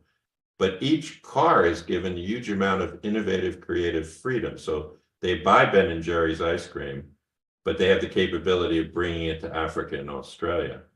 And the formula doesn't change of the product or the vision. It's all attached to this that's what the Lever brothers called the Unilever train.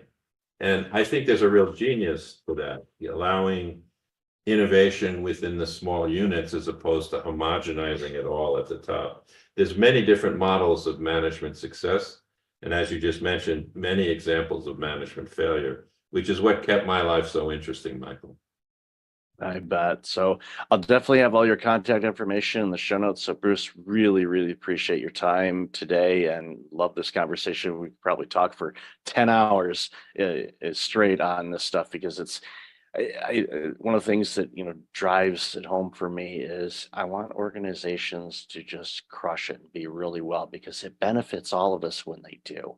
And it's, I love celebrating companies and individuals and teams like yours that just, help these organizations do what's right and make things better for all of us because we all win when that happens. So again, Bruce, thank you so much for being on the show. I'm delighted to be part of your Breakfast Leadership Network. Thank you for your time, Michael.